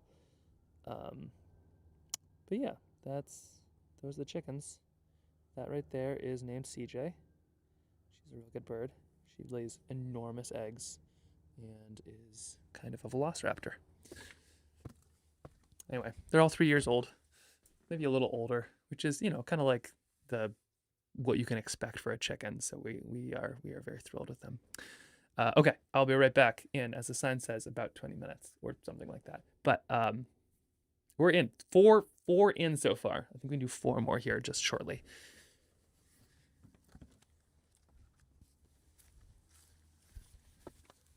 Oop, forgot the phone. Okay, now we're good.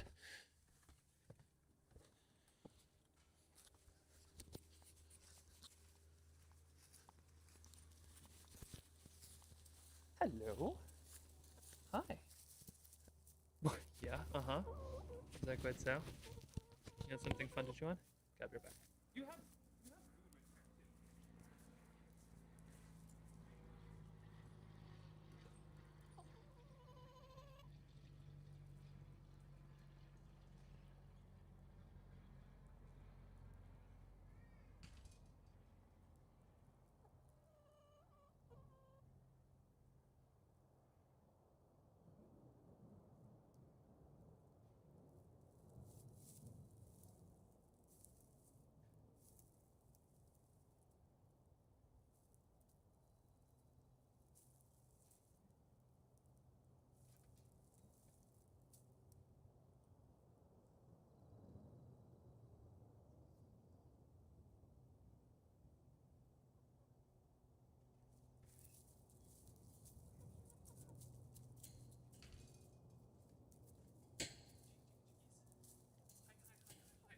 We have, for lunch, for your eating pleasure, we have some scraps of, yes, is it good?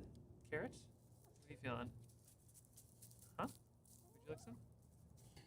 Okay, share, there's tons. Would you like some? This nice orange one is not the most bright bird on earth, but we like her a lot. Come on, you not into it? You okay? Am I okay? Can I get this through? Okay, anyway, so there's this, and then there's leftover oatmeal.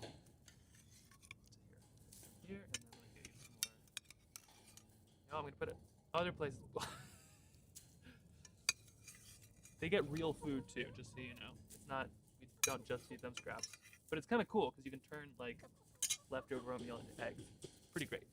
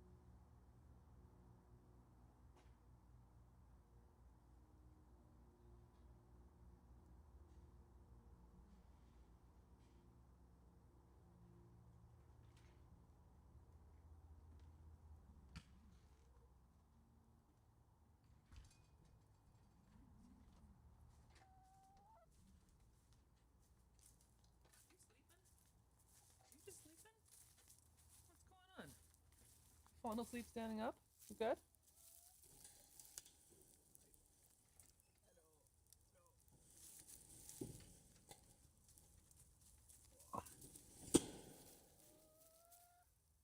Why are you just standing there? What's going on with that? Her comb is a normal color, so Yeah. that's good. She seems happy. I know. Flip her over.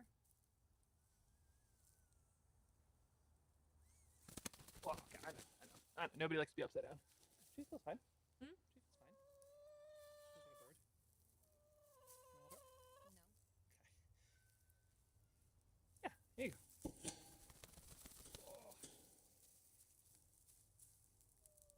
go. All right, back off, ladies. we're not taking you away. Hey. Yeah. She looks like she's trying to poop. She could be egg bound, but no, I think she's doing okay. Did I just get chicken poop on my face? Probably. Come here.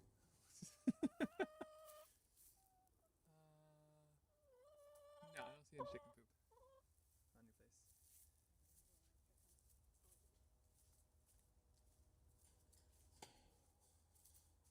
You're not a fan of the oatmeal, huh? Well, I'm sorry. Huh? I'm just saying that. Thank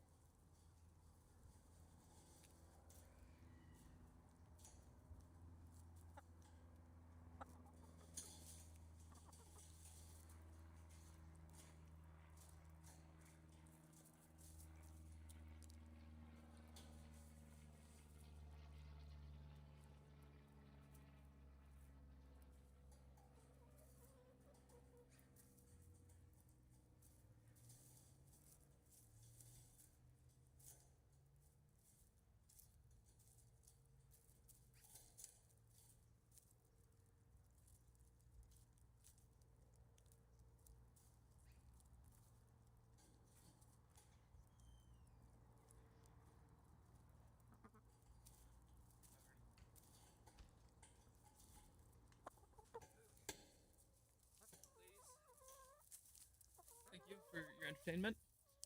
I will take it from here. All right. And we're back. Sort of. You know who else is back? This guy. Right. Wait for it. There we go. That guy. That guy's also back. Just doing his thing. Getting nice and dirty. Dirty, dirty cat. Okay, just gonna lock that in. Switch things over. Okay, we have returned. Yes, she's a sleepy lady, which kind of freaks us out a little bit because it's like, what's going on? But she's a tired girl. I think, well, I don't know. They're 3, so like, you know, chickens aren't exactly long-lived things, so between avian bird flu and all the rest, that's all I can hope, but also we're not like one of those, you know, if chicken run style. If you're not laying, like, you're useless to us. They're sweet. They're sweet ladies. But also, if you only live till 3 years old, that's up to them, and they can do that, and we'll just make sure they're comfortable. We'll see. I hope it's nothing. I hope she's just a tired chicken. Welcome back. Hello, hello, hello, hello. Okay, here we go. Back at it. 4 more to do. We can do it.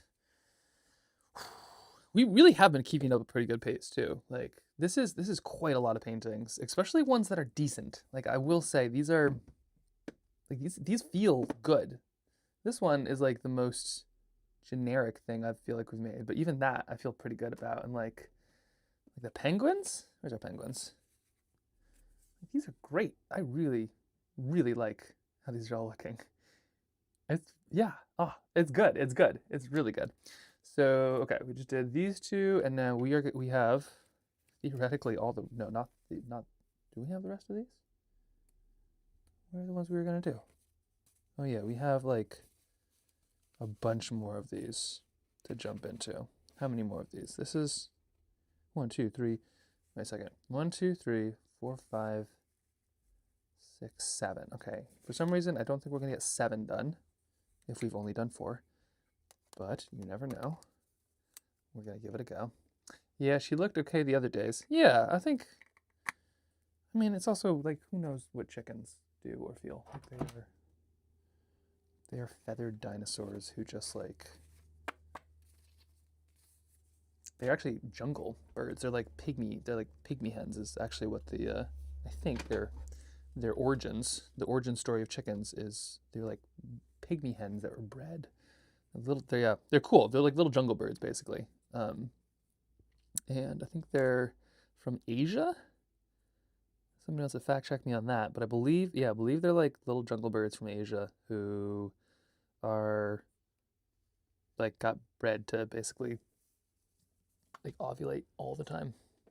But that is oh yeah, red jungle fowl. Yeah. Isn't that kind of cool? Let's see. Brooke Morales just gave you and your trail tiles a shout out on her demo with our toolkit. Oh, that's so sweet. Thanks, Brooke. Wow, we'll have to go check in. That's awesome. How neat is that? Trail tiles. They're cool stuff, right? That being said, we've been trying to make new ones, like more. We ordered like, I don't know, 5,000 or something the first time we did it. We've been trying to make more, and our toolkit is literally just not getting back to us. Or not our toolkit. Hanimula are just not getting back to us. So we're trying to figure out what to do now, because they like we're talking years of being ghosted at this point, which is kind of like, it's not like we're not reaching out, which is kind of wild. So we're trying to figure out what our next steps are. Potentially, we could just reach out harder, or like the tins are fun. That's what the little rooster is. There's a Hanamura paper. The tins are fun, but like we could also make our own tins with different kinds of paper, I suppose. I don't know if there's like a patent infringement or something like that. We might get in trouble, but we might have to make like tins of a slightly different caliber, slightly different size. Maybe they'd be thicker or thinner or something like that. Or what if we did tins that were like different? Like these ones are this kind. What if we made tins that were the slidey kind? You know, like what am I thinking here? Do I have an example? Let's see, Altoids are this kind. What if we made tins that like slid open? You know? Like what if we did something like that and we just made tins that slid open, and then like this. And then you just have a tile there. We keep the size the same because I think that's like everybody uses that size, and then we make ones that slide open, and then we could like collaborate with different paper companies to do different like refills. So you get like a really fancy tin, and then we just offer refills. So you can get the tin filled with refills, or you can get like a fancy tin with like refills of 3 different kinds of paper. Personally, I think that would be the most cool. But neither here nor there. In fact, not here because we are sketching here. Okay, skipping those. Not skipping, but we're done with those. All right, we have. We're gonna work on next. We're probably gonna be able to get 4 of these done. What are we feeling? We could do beehive, farm, farm stand, city, whale. We could go. What do we call here? Whale, snorkeler, bird. Those are the 7 to choose from. We can pick 4.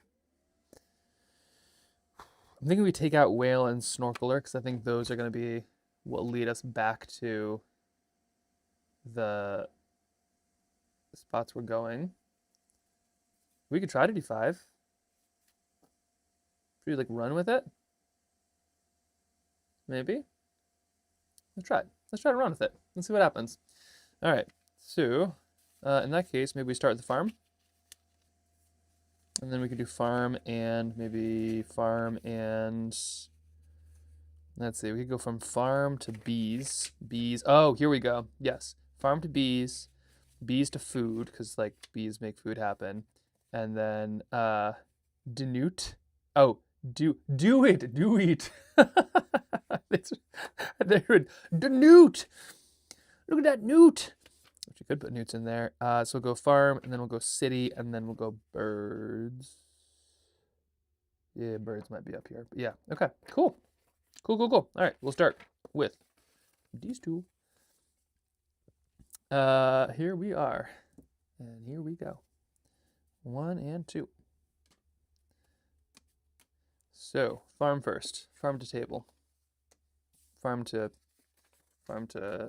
sketch, and then we're gonna do the bees. And the bees, where's that username? Who had that phenomenal username? Let me see if I can find it. Gosh, where was it? So good. It was like the cursed jar of bees. I can't find it now. Anyway, we'll hopefully they'll come back for their bees.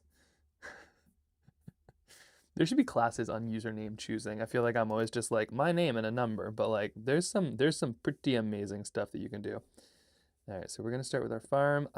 All of this has been freehanded with the exception of like looking up, the shape of penguins or something like that, and we're not gonna stop now. This is strictly from the recesses of my brain. So I'm thinking we're gonna have, let's see, we have a farm, and how are we gonna do this? So we have a farm, and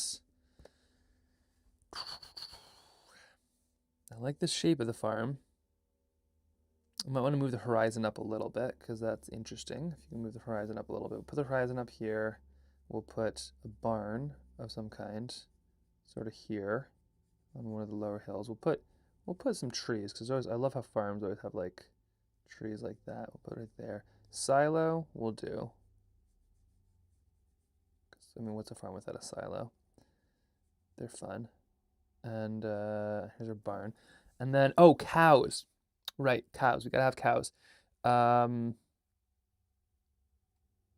Because of Wilbur Tennant. So, yeah, we need cows. We need a farm. Do we have chicken? We do have a chicken farm and a fox. Great call, Kia. Yeah, that would be really funny. Very, very metaphorical if we had a chicken farm with a fox on it. I think in this case we got to do cows because Wilbur Tennant, so he's one of the first people who kind of fought the PFAS side of things. And he was a cow farmer and noticed a lot of this kind of contamination because they were they'd contaminated the feed, like the water. Basically, there's like water runoff in the stream going through his cow farm, like made them go insane, just like rotted their teeth, made them go crazy, killed them, and he was like, "This is wrong," and then they denied, and then he found the lawyer who he basically convinced to like take on the case, and they took him to court. It was like the largest settlement ever, or something crazy like that, which shows that like they knew what they did was wrong, which is even scarier, because that means that like they're more worried about being held liable than they were about paying all that money. All right, so here we go. So we got some cows, And we'll put a couple more cows back here, maybe a couple cows over here. Nice cows. But then, let's see. So here's our first cow. And then we have, maybe put the cat on top of a cow.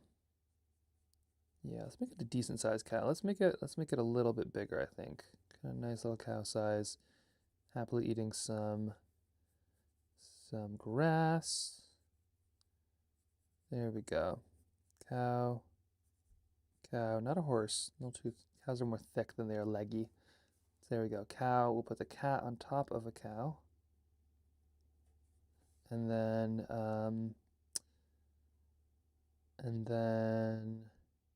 we'll put the dad getting his foot stuck in a cow pie. So what would that be like? It would be like standing here. And what's the kind of look? You're kind of like, it'd be like, see, leg up, arm up. So let's see, it'd be kind of like this. Leg up. So you're bending away. Like this.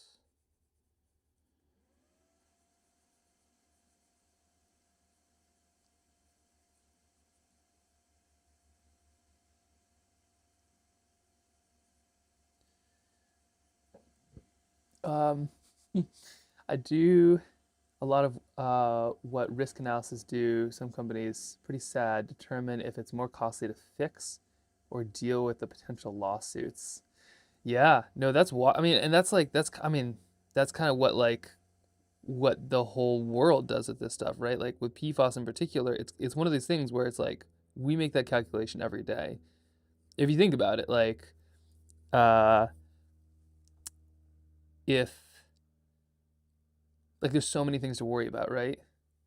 You know, if like there's a flood coming, it's more worthy of me to like put my time into making sure my house doesn't flood than it is for me to worry about uh PFAS or something like long term that could do some damage.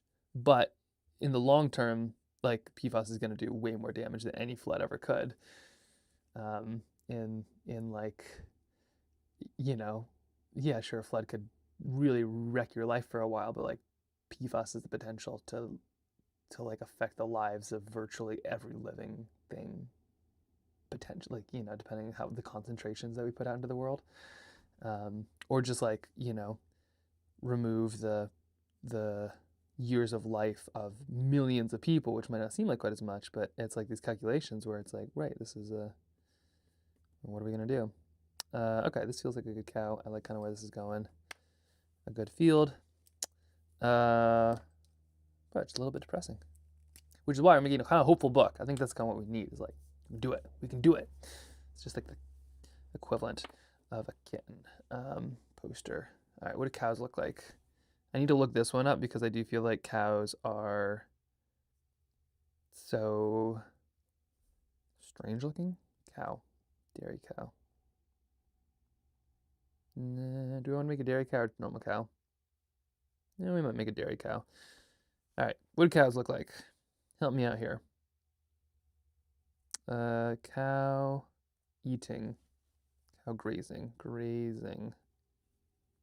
cow grazing grass. All right, this is the shape of a cow. They're ruminids. I just learned all of this, which means that they rumin. A rumen is like stomach compartments. Anyway, cows are just like giant digesting factories because they actually turn like grass into edible energy, which is super hard to do. And how they do it is they just like basically keep on bringing it back up and doing redigestion. So it's like digestion after digestion after digestion. And in the plains, so cows are natural animals, sort of. Maybe not always our current versions, but like they've been natural animals in the past. And so in the plains, or wherever they are, what they would do is basically they would graze a ton of food, and then they kind of take it back and go hide in the woods, where they would just sort of digest. They just kind of like chew and sort of move it from one stomach back to their mouth and back to their stomach, and kind of just move that grass around, and then go out and get more. But the reason they're so kind of big and bloaty is because they are just like digestion blimps, and it's actually really cool. Once again, Gulp, such a good book. Kind of talks about all these ruminids and different ways like, yeah, all these animals have kind of figured out ways to digest,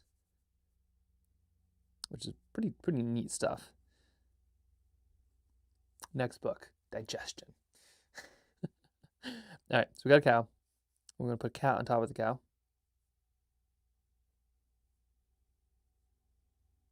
Just because I feel like that's where I'd expect to find our cat. Okay, right there. There it is. We'll put a leg on this one. That feels pretty good. And then let's see here. There we go.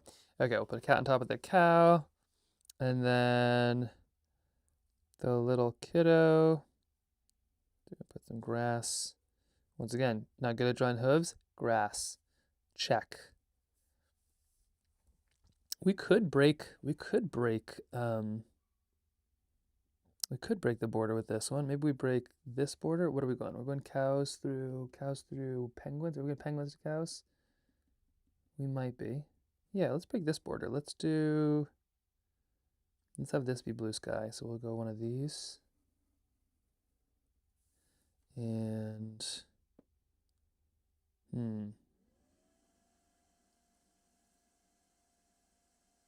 yeah, we'll do one of these. Oh shoot. No, we're fine. Yeah. We'll figure out something. Yeah, we're fine. There we go, something like that. Okay, so we'll do the dad here. Make him look all concerned, have him step on a cow patty.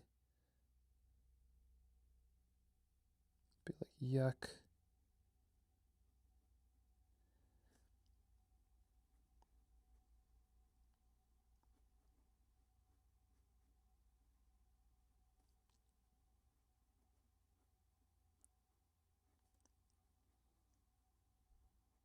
There we go. One shoe. Ooh, that's a massive shoe. My goodness. Okay. Not quite what I meant to do, but you know what? That's fine. I do have huge shoes, so I guess that's only appropriate. I think we like do one. There we go. Okay, fixed. Massive shoe. Now we have the bottom of the shoe. Okay. Woo. You can look at that. I think we squared this one away. All right. So we have a cow, and then from here we have. There we go. Okay. Woo. And let's put our little guy right here. And he'll be like, look, I found a page.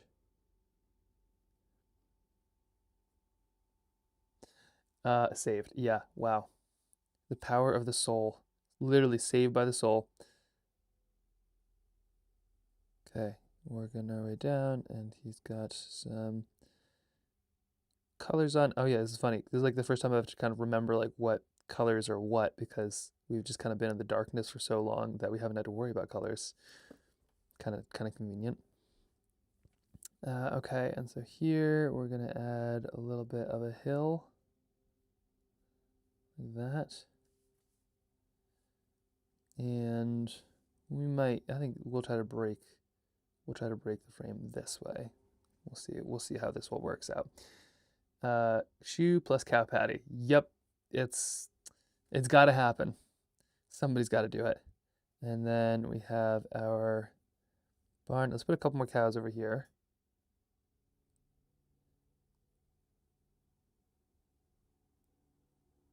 I think we're gonna have to make our barn much smaller. I think I made these cows way too small. I think, yeah. Either these are micro cows or we're gonna need a much smaller barn. We're gonna need a much smaller barn. All right, so we're gonna put our barn like this. We'll put it sort of here. There we are. Barn shape, barn shape. My grandma loved to draw barns, and my hope is one day to like try to see how many of those barns I can find too. Like there's just so many of them. Okay, that'll do. All right, slightly smaller barn.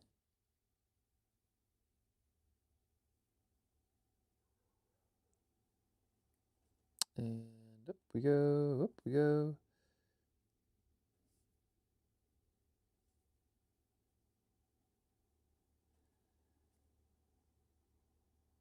There we are. Okay, barn, check. Cows, check. Let's see, I'll just kind of move it back by this field. We'll kind of put one more field like this, and then we'll put some trees.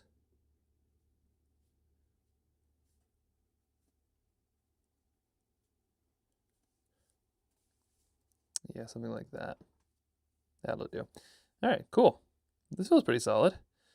Do we do a dairy cow or just like a straight up like monocolored cow?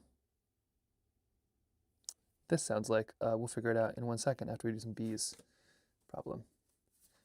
Bees. I think this one's actually gonna be tougher than I expect. Okay, we need to do bees. Bees, bees, bees. Beekeeper with a bees. How do we do this? The only part that I know is that the cat needs to be in a bee suit. That is absolutely crucial. Yeah, that's vital. But let's see, what do we have for bees? Beekeeper cat. Check really quick. Okay, so this is what a cat would look like in a bee suit. I agree. Producer Jen, who lives in a dairy farm, feels like you might need to share some cattle facts. I have lots of cattle facts. Do you need more cattle facts? They're smart. Cows are real smart. I could go full Temple Grandin if we need. They like to be squeezed. They're herd animals. They're very they're used to being kind of squashed together, which is just like the sweetest thing. They're like real. They like to be close to each other. Historically and evolutionarily. Okay.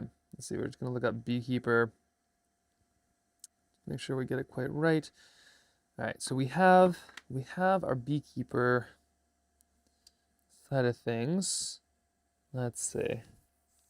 And we can have maybe we have the page hidden in the comb, like in the honeycomb. So it'll have like, how do we do this here? It would be like,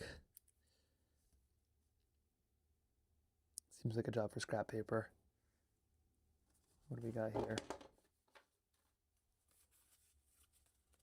All right, we're gonna do some scrap paper here. So, like, what was on the back of this? Some potatoes. There you have it. So the beekeeper side of things, you'd have, gosh, what would it be? It would be like, you'd have a beekeeper being like, yo, what's this?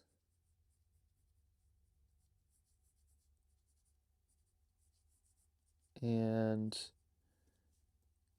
maybe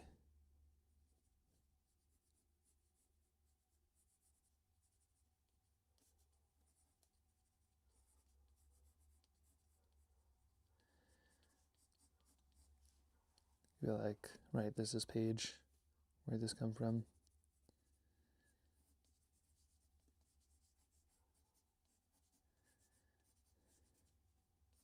So here's a bee box, another bee box, and then maybe Kip is right here, and he's like, yeah, that's the one, but he's also in a bee suit.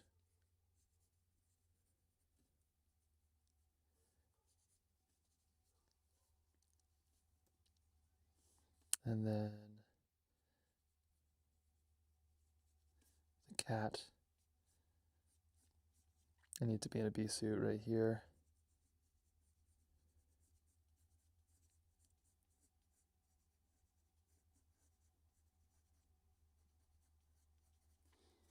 Okay. Yeah, I feel good about this composition. And then Dad's gonna be soup behind.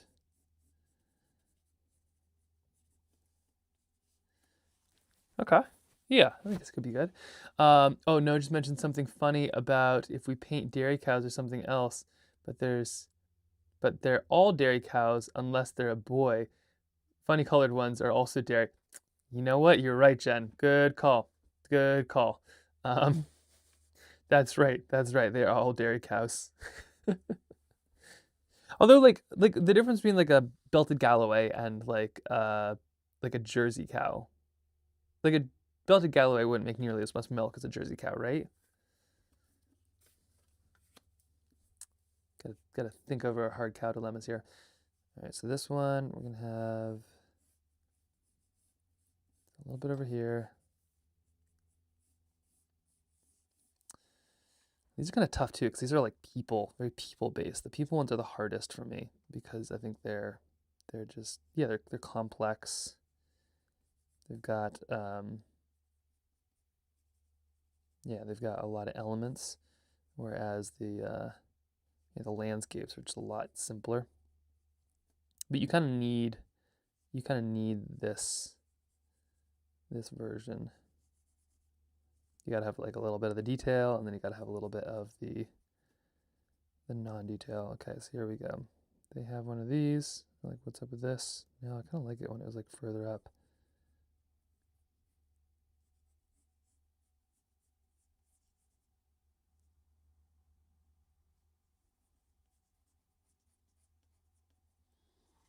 What's this page doing? And then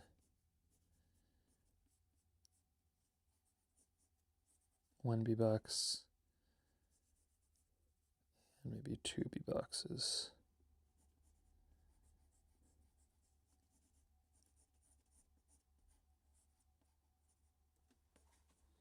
All right. We'll put maybe a comb or something like that, like a honeycomb, one of these, sort of by the side. We might even, yeah, that'll work just fine. And then, what are we missing here? We're missing, okay, we got this. Kip would be right here, kind of be like, yo, that's what we need. Thank you very much.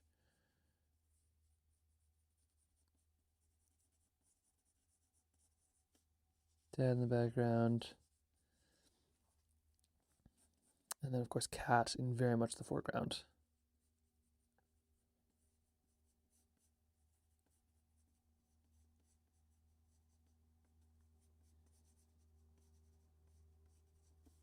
Front and center, really.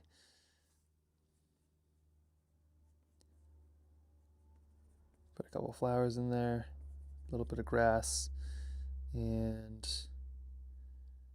maybe, maybe some nice puffy clouds, maybe like a little bit of like a tree, but then we're in a field now.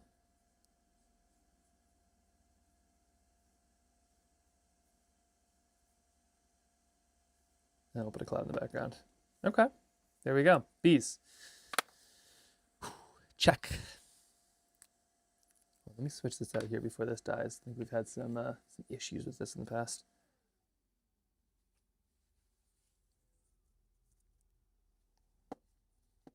Thinking. Yes, okay, we're good here. Let's switch this out for this. All right. Gosh. Just jumping into it. It's this. I feel like this is always sort of the hard part. Sort of post a couple good ones.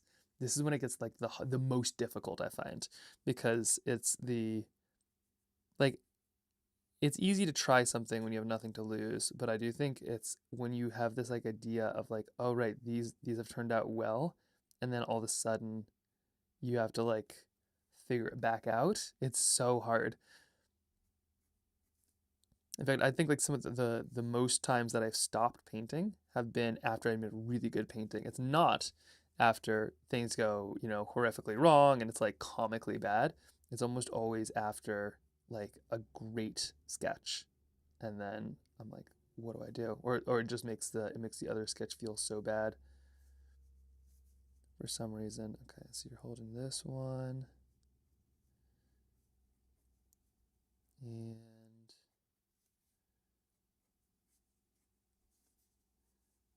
kind of like put a vague face in there. The problem with beekeepers is it's so hard to tell. Be thinking anything. And then bee boxes, what do they look like? They're kind of big squares. One might say a box.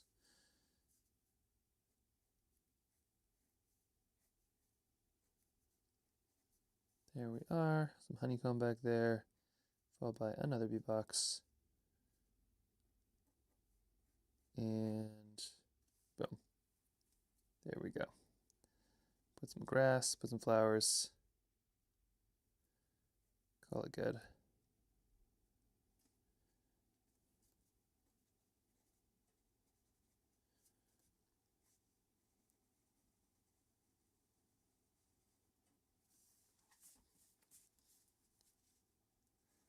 Moving through it.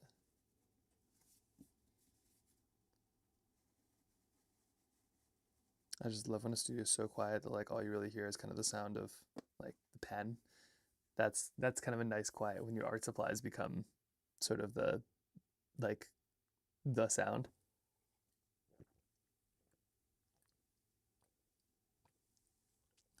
And the sound of just chugging half the tea because you forgot to earlier, but it's not quite cold enough that I won't drink it.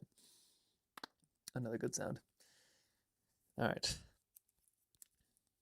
If you want some crazy bee facts, oh my gosh, don't get me started. Okay, let's start with this cat because it needs a little bee hat. And then we're gonna kind of put a bee leg thing, one of those, two little bee legs, and kind of its haunches, and a bee suit. Here we go. Cat, bee hat, coming up right now. There we are. Here we go.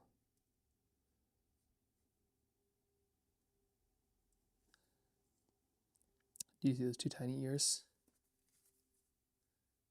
There we go. It's the start. So two tiny ears, and excuse me, and a little bit right there. Here is the tail, and of course the feet. There we are. Okay, and here's our bee box.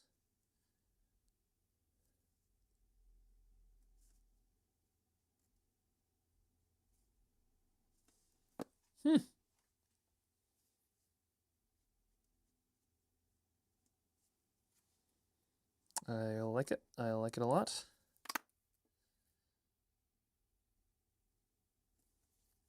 Now we just need two more bee suits, and then we're there. Just so. Here's Kip's, tiny one right there. I have my mosquito suit. I don't know if it'd work for bees. Actually, a bee suit would work great for mosquitoes. Who cares about like bug nets for, you know, mosquitoes? Oh my gosh, if you had like a bee costume, you'd be set. You'd be so set. That's what you should really do. What are the chances of you getting Charlemagne a bee suit in real life? I actually go look for him. He likes bees. He's all about swatting bees. I don't think he's been stung yet, but he's all about chasing a bee or two. I should get him a bee suit in real life. That'd be so funny. He's pretty docile as long as you're feeding him. He's like kind of down for anything. So I could see him being like, fine, whatever, bee suit me. Keep the treats coming and keep the children away from me. Okay, here's the dad in the background holding all of the sheets so far. And put them kind of right here on the field. There we are. Cool. Lots of flowers here.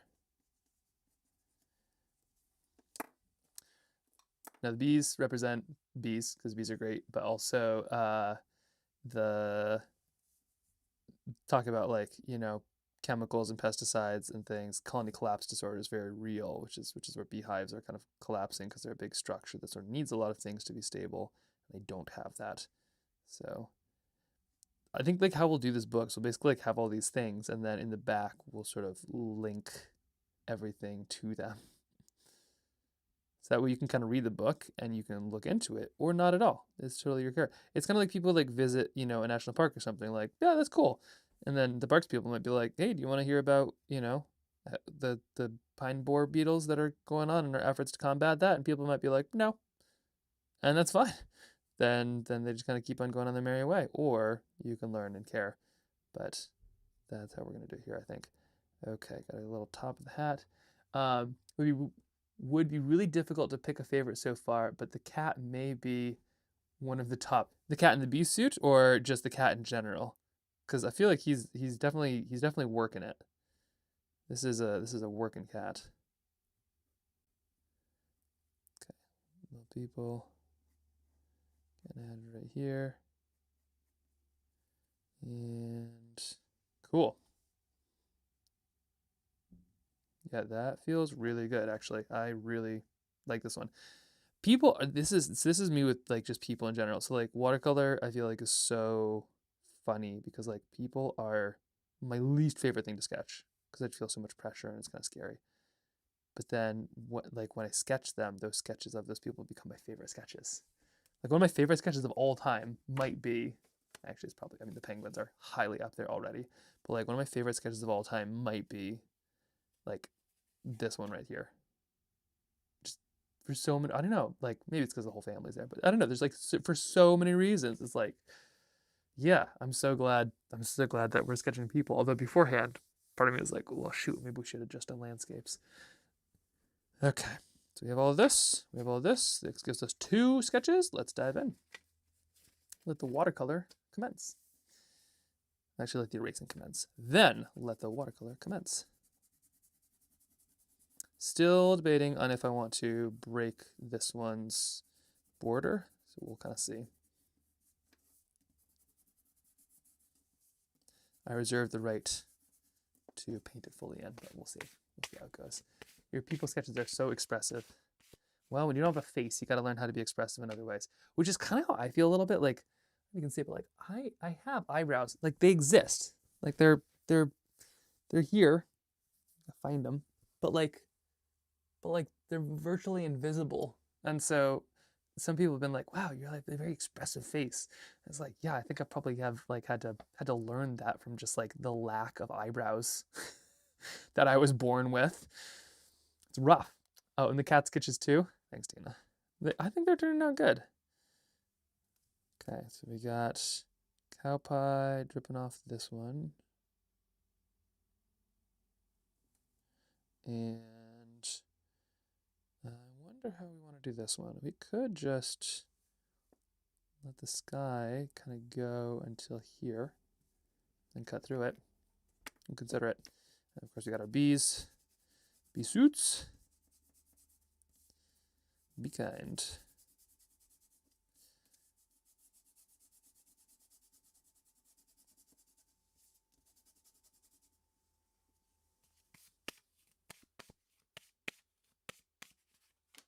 All right, let's do this. Let's sketch.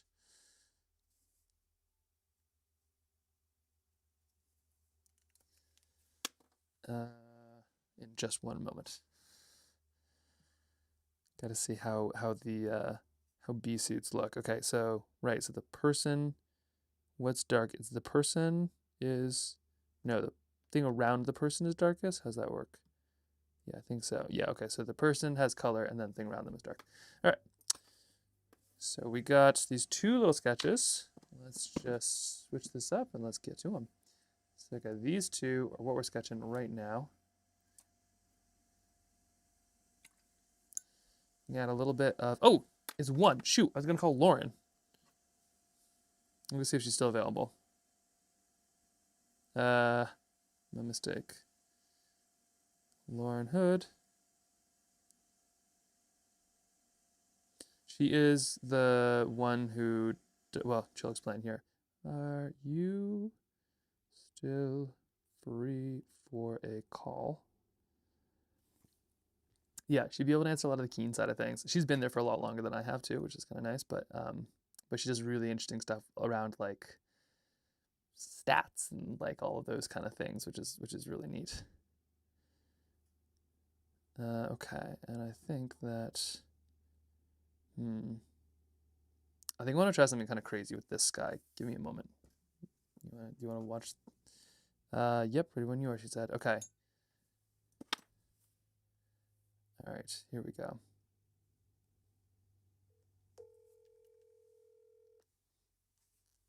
Just gonna place this right here. Hey, Max. Hello, Lauren. How are you? I'm good. How you doing? I'm good. Okay, so for the record, you're live, so don't share any state secrets. But this is Lauren Hood, and we're sketching some cows and some bees, sort of right now, is what we're up to. Amazing.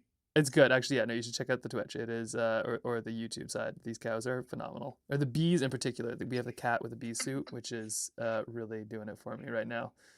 They're actually saying to tell you secrets, to tell the secrets.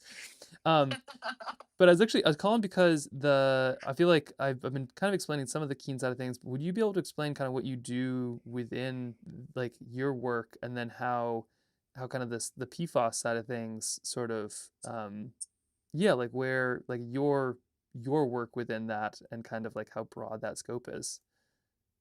Yeah, for sure.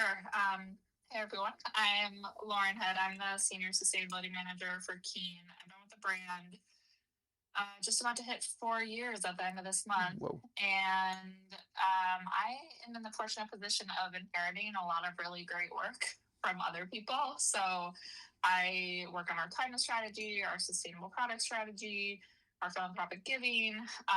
My whole department's called the Keen Effect, and we sort of do all of the things under a typical ESG, environmental, social, and governance strategy bucket for the brand.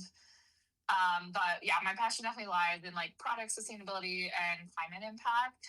And like I said, I inherited a lot of amazing work from people because back in 2018, Keen went fully PFAS free. So that was before my time, and it was kind of before a lot of people's time, in that there wasn't legislation requiring it. There wasn't, even customers didn't really understand, I don't think, what PFAS were. But someone at Keen at the time sort of put a question out. Oh, is that is it how PFAS were? Is this like a data thing? What is?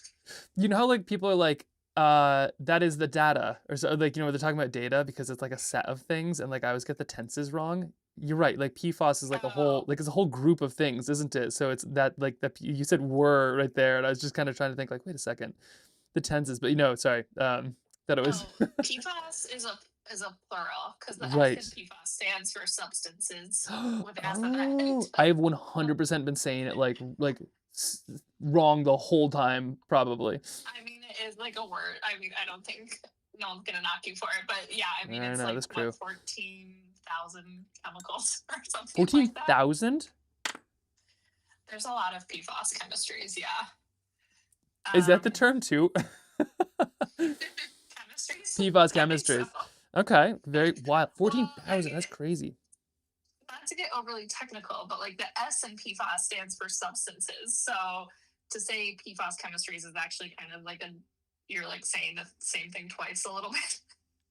You're already saying, it's like when you say your PIN number. Yeah. But like the N in PIN stands for number. Oh, yep. So That's really funny. Wow. Okay. You should really say PIN number, but it's like people just say PIN number. You should say pi number, shouldn't you? You should. I mean, I don't know, or just say your PIN, but it's I don't know. ATM. Like Oh yeah, or like ATM. Rox is saying, or ATM machine. Yeah, you're so right. Yeah, we should say AT machine. It's an automatic teller machine. Yeah. Yeah. That's really funny. But yeah, so anyway, filmmaking, PFAS yes, chemistries. there's a lot of PFAS chemistries. Yes, it's plural for sure. There's a lot more than one. So what? So like Um, you're like you seem to be so into the numbers too. Like it's been wild to see like you trying to tackle some of like the numbers and the the kind of categorization side of PFAS and all of that. Like how does that side of the world work? the data side of it. Yeah, like is this like how why haven't we just like categorized them? I guess you just said there's 14,000 of them, so that's probably simple, but like how does something like this still exist in the world today if we kind of blanket know that they're bad? Well, not to give such a history lesson, but I mean, we credit the Green Science Policy Institute, which is an amazing organization, for essentially like grouping chemistries. So things like PFAS or solvents or antimicrobials or whatever, like 14,000 plus chemistries is obviously overwhelming. So they said, hey, let's group these by class. And these are all this PFAS class of chemicals.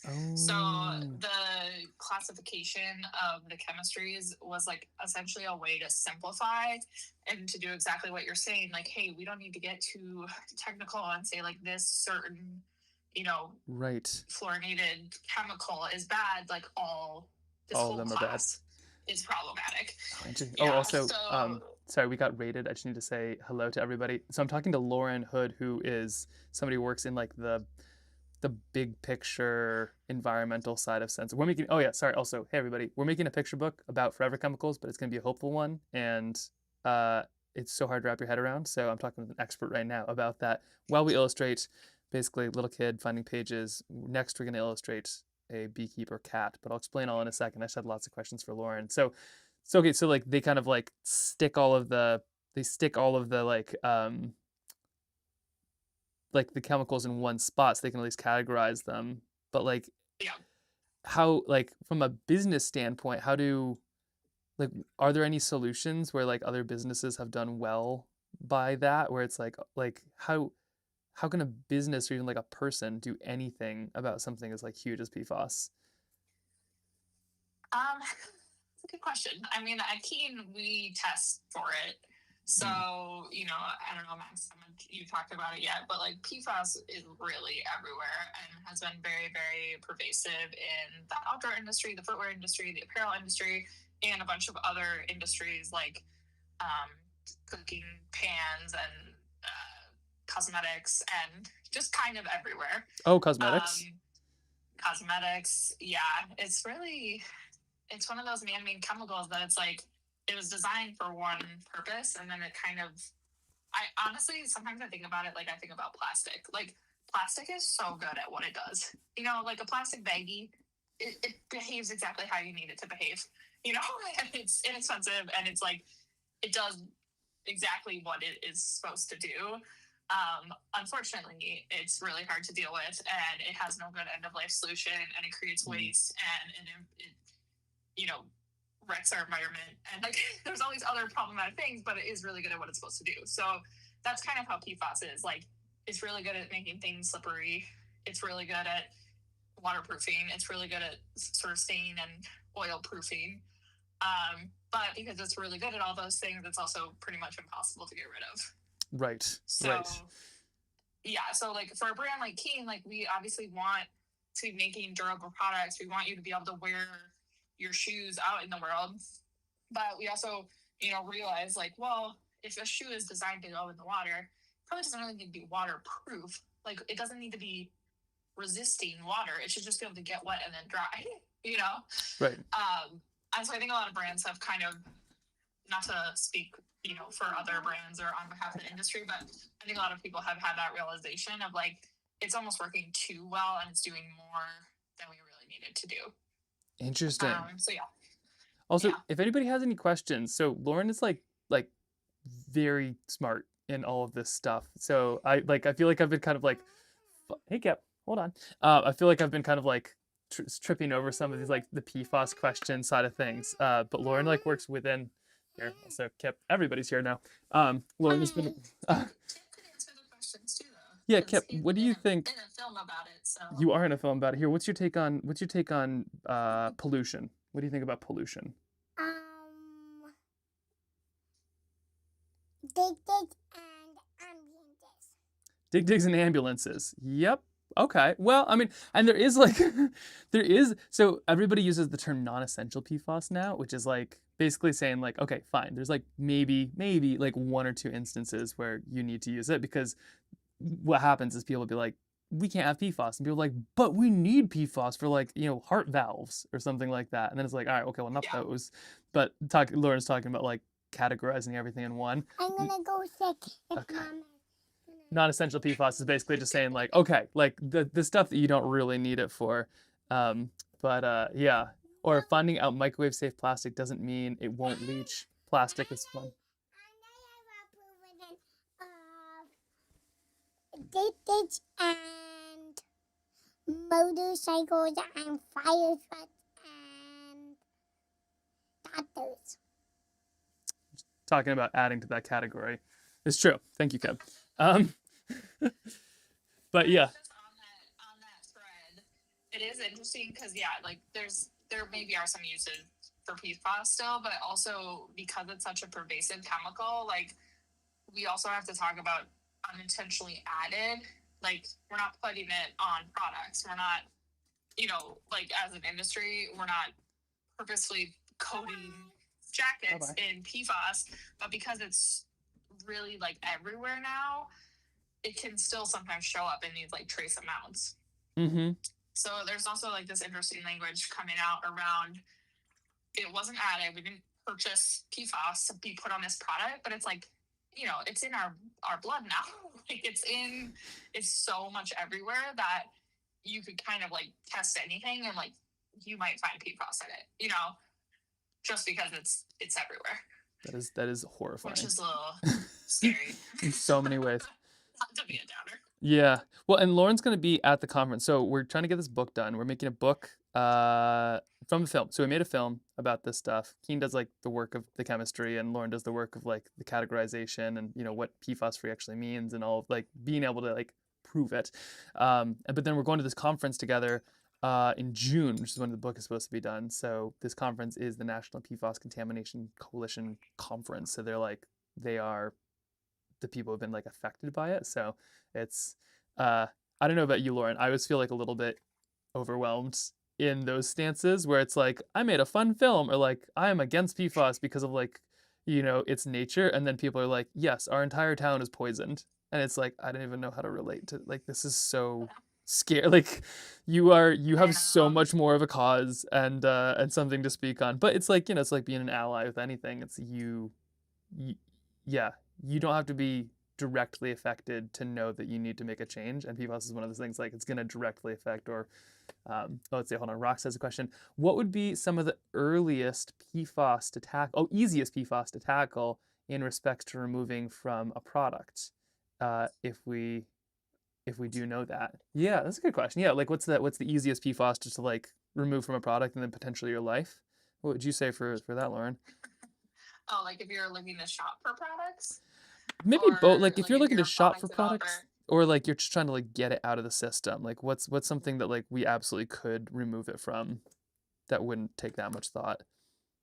I mean, from like a product development side, I think we've like over engineered a lot of things. Like things don't all need to be stain resistant. Like you can wash fabric, like, so I think from like a product development side, like, and this is what Kate did too, is like, where do you actually like need that feature? And it's like not in a lot of things. On like a personal side, I mean, I always go to textiles and like things that are on your body because your skin absorbs things, and like I don't know, just for like safety reasons. Like I think stuff that's like the closer to your body, the more concerned you should be about the chemicals in a product. Just as like a general way I live my life. But things like rain jackets or things that are like designed to resist water are like where they're most likely to come up. So it's not like your like average cotton t-shirt. Like there's not gonna be like PFAS added to that because it doesn't need to be like waterproof or oil proof. But things But that there's are still like PFAS in toilet paper. which is I mean, like, it's it like, could be. like Yeah. I don't like why. Oh no. It's like there's a thing. It's like there's a ton. Like Like added? yeah. Well, maybe not added, but like there, there's enough that there's now brands that are like PFAS free toilet paper, and it's like one of those wild things where it's like I don't need that to be water resistant. Yeah, In not fact, like, I want just the opposite opposite. of what it, yeah, yeah. Oh, I don't know about the toilet paper. Wait, sorry. I What is it? remember there was Yep. I need. No. Here. Yes. One One is chicken. one- One chicken's laying an egg. Oh, good. Here, why don't you go grab those eggs with Mama? Good idea. The problem with having an open studio door is the 3-year-old is like, let's talk. Yeah, the interesting. Yeah, chicken's so laying an egg, so exactly. Yeah, better go grab it's that. important enough it. So you said like the stuff that's closest to your like kind of start with what's closest to your body and then kind of work your way out. That's what I think about. Like what's closest to your body, like sheets, like spend a third of your life in your bed. I mean, in theory, those things shouldn't have PFAS on it, but it's definitely like possible. So it's something worth looking into. And then I think about like what you could potentially ingest. So like food containers, pans is a big one. That's like where I'm pretty sure don't quote me on this one, but I think PFAS was like developed for Teflon for pans. Mark Like, that said is, it like, was the developed for original tanks. source. Like it was like a military Okay. technology. Okay. But then which and this is me like once again That this is makes sense, absolute actually. extrapolation. He like so in the film he's talking about that it was like developed for tanks and then they used it for boats and stuff, but I feel like that's how so much of this stuff happens. Like the military is like, yeah, we need something like this, and then they develop it and then the companies are like, well, what's a civilian use? And Yeah, if it was just for tanks, sure, that would make sense. Like you don't need tanks to be particularly toxic, like toxin free, but then they're like, how can we market it to homemakers in the 30s or 40s, and then all of a sudden now you have poison and Teflon and just. But yeah, Teflon's like definitely where it hit like the big time. There's so much yeah. so much in that stuff, and then like you scratch it up and just be getting into everything. So scary. Yeah, pans are a big one, and they get hot, which I feel like must just be releasing something. I don't know. I don't know as much about non-textile materials, but No, that would be like my go-tos. why can't like my wife is gluten free, and so a lot of times when I'm at the store or something, I'm like picking up food, I just kind of like flip over the back and just like look for the like does not include gluten kind of a thing. Can they do that for something like PFAS, or is it just so ubiquitous now that they don't want to bother? Well, like in California now, it's law for textile specifically. I think actually maybe like a food packaging law is coming. I haven't been tracking that one as closely. Something to look into. Like I feel like California is definitely like leading the way for regulation around it. And now there are some other states like Minnesota is requiring PFAS reporting, and then New Mexico is actually requiring like this label. So Max, maybe this is like kind of an answer to your question, like a label that says like contains PFAS essentially. Wow. Okay. For intentionally added PFAS. So I think maybe we could get to a future where it's like really clear, but I think it's going to be state by state right now. Really? Okay. Interesting. Huh. Well, that's terrifying, but good to know. Yeah. I don't know. I can't predict the future, but I think state by state is like, and yeah, there's certain states that might lead the charge. Well, and then question for you about the book. So I had a bit of a crisis, like maybe not morally, but I had a nice little crisis of confidence earlier. The book is getting nice and broad, and now I'm wondering if I should have gone like too specific. But like the book right now is like really focusing on. Well, let's see. It like the whole all the pieces kind of like talk about doing something important in like these broad terms, and the PFAS connection, like I don't even know if it'll directly mention PFAS. So it kind of like leaves you hopefully with this idea that it's like you like doing good is an adventure on its own. Like it's scary to have things like be ruined, or like the idea that they could be ruined forever, but like forever starts now. If you want to protect something forever, it starts like all this stuff starts now. So there's like this paralyzation with PFAS or any of these other things, whether it's, all the stuff that you work on, like the climate stuff, the social stuff, like it's all scary because it's huge, but like the solutions start with tiny little steps right now. And so that's kind of what I'm trying to get at with this one. And then the location is all things that involve PFAS. So like bees are something that could be affected by a lot of these chemical issues. So we're finding a page in the bees, or the farm is sort of like where a lot of this started as far as like the regulation. But do you think, like, because you must deal with this stuff all the time, and as a mom, do you find the stuff that kind of beats you over the head to be most effective, or the stuff that's like, my fear is that it's gonna be too subtle, but do you think the subtle stuff has a role to play? I think it does. I mean, I'm not like the average person because of what my job is, like, so I feel like my whole job is like, I'm being beat over the head with like climate scariness and PFAS scariness and like the whole world of it. Does So that get tiring? Is it what? Does that get tiring? Do you just have to like to detox on Yeah. that stuff hard and just like go get a, non-reusable, like, do you just like go buy plastic bags, or like how do you vent from that? I feel like I have to like disconnect a little, but honestly, the biggest problem is that it makes me like not always want to like read the new climate book that's out, or like I don't want to like participate in it in the same way in my like personal time, because so much of my other time is taken up with it. So to like answer your question, I think like a more subtle, uplifting, I don't know. It's just a dark world right now. And like, I don't know if we need more of the darkness, Like, we're kind of beat over the head with a lot of things all the time. Literally And like, bringing especially out when the it comes light. to like a kid's story, it's like, I don't know. They're so innocent and just like happy, and I don't know if they need that. But they also have the solutions. I feel like that's the thing, is like you watching the Disney films or anything, you're like, oh my gosh, this is just like creating little activists to go like save the world. And it's like, all because they get it. Like that's what I love about kids, is they just have this sense of right and wrong that's so like there, It's like, oh, like we're putting poison into the water. And then as adults we're like, yeah, but like how much would it cost to fix it? And then kids are like, we should fix it. And we're like, yeah, but it'd be really expensive. And then kids are like, we should fix it. And then they have fun Yeah. with it too. Cause like kids, I feel, I also get it. They're just like,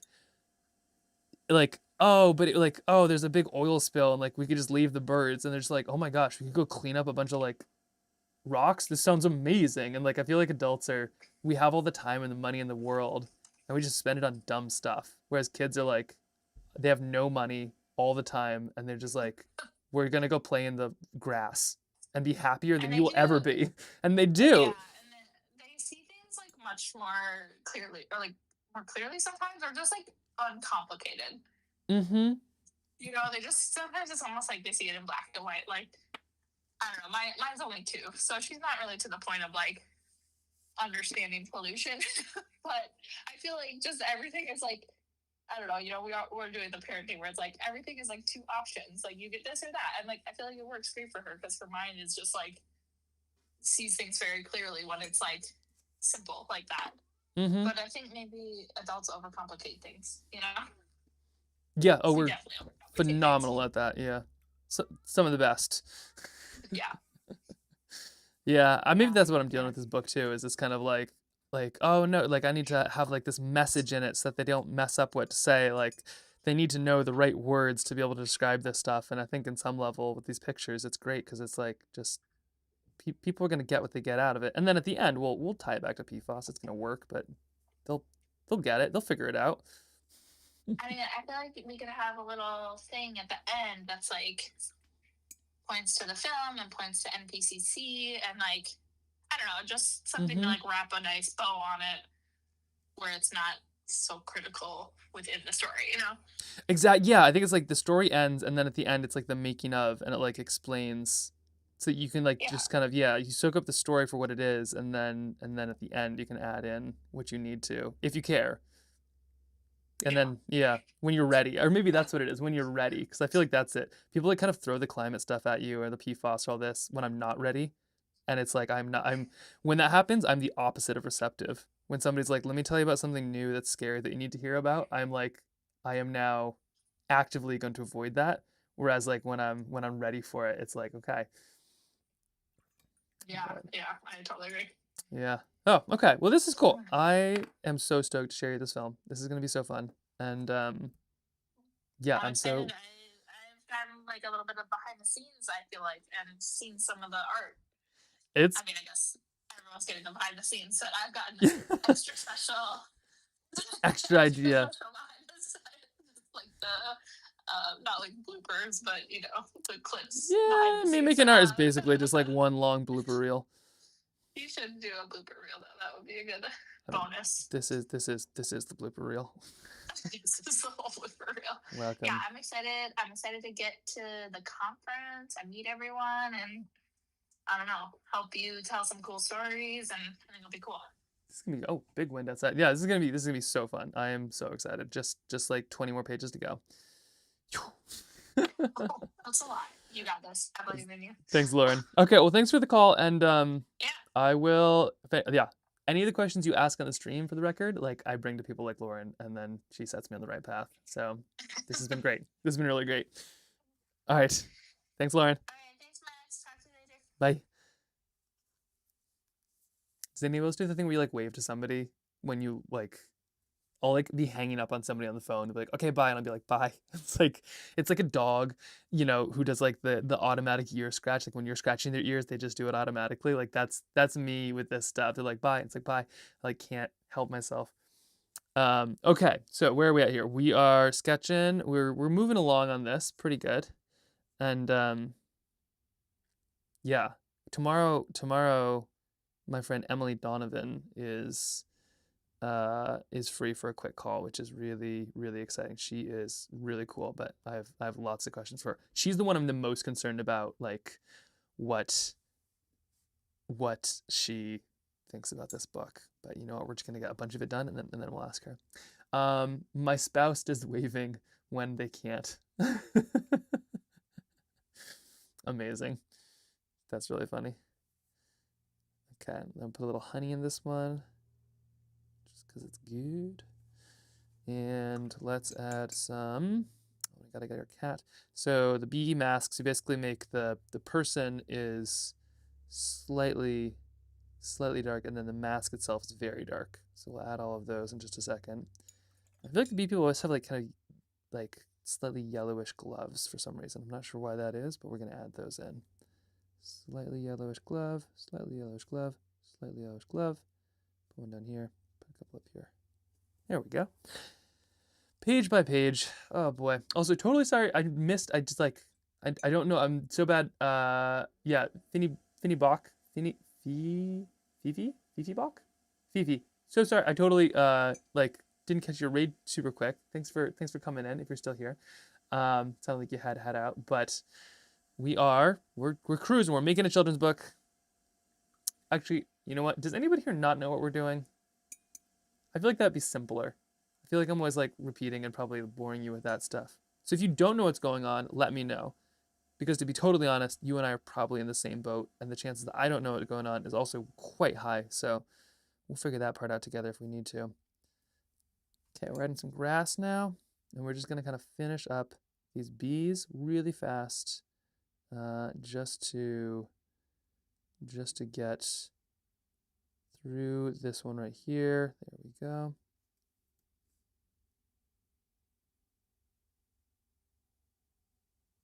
There we are.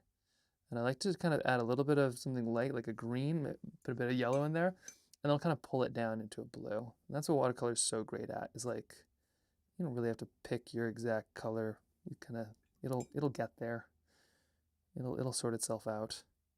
And so I want it to be green, and then I want it to end in blue, and it is going to figure out every color in between that I need for me, just like that. Okay, just like this, and then here we go. Now we're going to go in kind of a darker blue, and it'll do my job for me. Ta-da! Just like this, as long as it's wet.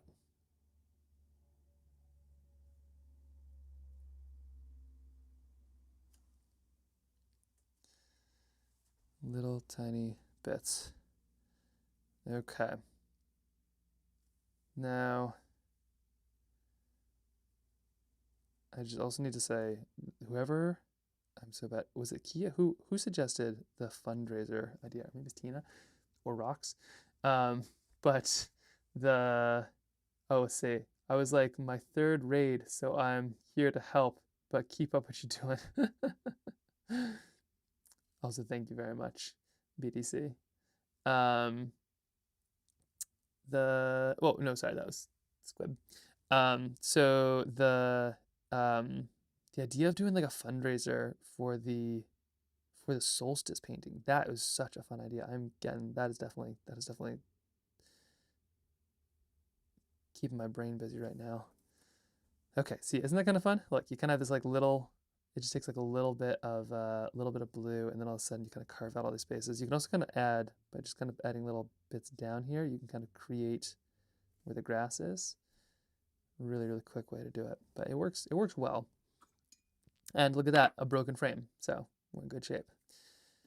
Now here, we'll put a nice big golden field back there with lots of flowers, maybe. Let's put some trees maybe back there first. I don't know, what do you think? I think we need to put this, and then we'll put the trees in. Back to the farm. This one, right here, we just need to add a little bit here. And our cow there. We'll add the trees. We're going to make a little bit blue. That's the beauty of atmospheric distillation. And who remembers what color are silos red? I know barns are red. Sometimes. The history of that's really interesting. So barns are red a lot of ways because that was the cheapest paint that you could make yourself. The color you can make yourself at least. And if you think about like how expensive paint would be for a barn, you know, like if you're trying to cover an entire barn, that's a lot of paint. So you want to make the cheapest possible paint. And red, or kind of rust brown, was the cheapest color you can make because you can make it out of a lot of farmyard products, out of a lot of things close to. So what they make it out of would be rust, which easy to find a lot of that, and things like blood. So there's like a combination of like rust or blood or gosh, there's a couple other things on there, but basically you had access to large quantities of that, and so that's why a lot of the traditional barns are red or kind of a brown red, is because of the ingredients. So if like, I don't know, like blue was easier and cheaper to get, you'd have a bunch of blue barns now, but we don't because that's the color. But are silos red? Maybe silos are red too. Anybody know? Any farmers here? Or silo builders? There we go. Okay, a little bit of that. Oh, that feels really good. Oh my gosh. Sometimes you like nail a color by accident. This is just what was on there. But look at that, the green to the blue. That feels very good on that back field. And now let's just add in this field right here too. I'm thinking kind of a nice light, maybe we go dark on the top and light on the bottom. We'll see what we feel. Add a little bit of yellow. It's kind of a nice base color. And we'll just see where the night takes us. Yummy barn paint. The new ones are like steel. It's true. It's boring. Or, I mean, there's red steel. It's just like, you know, it's tradition. They're like, well, barns are red and that's the color they are. So, but the history behind all this stuff is always fascinating, don't you think? Where, like, why something was originally the color it was. And then, of course, everybody gets obsessed with tradition of like, well, that's the way it's always been. But everything always started some way. And at some point, they were the first to do it. And then from there on out, then everybody follows. You know what? That's kind of what this book is about, come to think of it. Because, like, this whole book is just about, like, starting. It's like, just start it, you know? That's kind of I think that's a moral. If I can, just talking to Lauren too is kind of helpful. But yeah, things are so dark. Things are so all over the place. We just need a positive book about, like, how wonderful it is to start something and the adventure that can lead you on. There we go. And maybe that is, you know, starting something new. Yummy barn paint. Let's see. The ones around here, just silver or rust gray. Interesting. I think silos are usually silver because they're made out of metal. Oh, gotcha. Okay, the ones are like steel. I see what you're saying. Yes. Sorry. I I'm partial to jade green. Very particular color. Of a barn? No way they make jade green barns. Is that a thing? Also, quick question. If anybody here, has anybody here ever daydreamed of like having their own silo that they would live in? Like you would have like your house in one of those and the top would be a, you know, like a observatory, and then every single room would be its own like different little ecosystem, and then you'd have uh like a really cool fireman's pole or something to get down between all of them, or was that just me? Every time I saw one of those, I was like, I need to live in one of that. Let's see. Barns need to be painted because they usually made of wood. Oh yeah, or concrete. The farm down the road changed their red barn the most beautiful blue and new green roof. Ooh, interesting. Jen is a connoisseur as she lives on an actual farm. Not barn, but what colors? Oh, colors come from jade green. Oh, okay. What's the story behind jade green? We'll have to look that up someday. Or is it just jade, like the actual rock? You can buy former missile silos, but they don't look like that, do they? I mean, I'd still, yeah. I don't know if I need a missile silo, but hey, if I could live in it, maybe I should. Okay, so we have all of this. We have a cow we need to paint in. We have a person. We have a cow poop. We're gonna wait till that's all a bit more dry, but that one's turned out just fine. These two have been pretty slow. I'm gonna need to pick up the pace here a little bit faster if we're gonna kind of keep up our momentum. Let's add in some. Let's see, where are we going now here? I think we need to go background. Let's start here. Let's do a little bit of yellow at the edges. And then I'm going to go green for the rest of it, and then go down all the way to blue. Can I go back to the topic and ask something about PFAS? Oh, yeah, of course, Kia. Below ground. Concrete was about the silos, not the barns. They're below ground. Could still be cool. Could still be a cool house. But yes, Kia, all the PFAS questions. If I don't know the answer, I'll find somebody who does. There we go, getting some green in here. Okay, adding this to the side. Are there any bans, regulations, or laws regarding some of these substances in your region? Yes. So you mean not Germany. So in the US, there were some. We had some decent regulations, and I believe a lot of them have been rolled back because of the current administration's take on pollution, which is kind of like, if somebody pays us to look away, we'll look away. And a lot of these regulatory companies do not want to pay because it's expensive. And they want money for themselves and their families, which I can see, but also that could mean some really bad stuff down the road for others.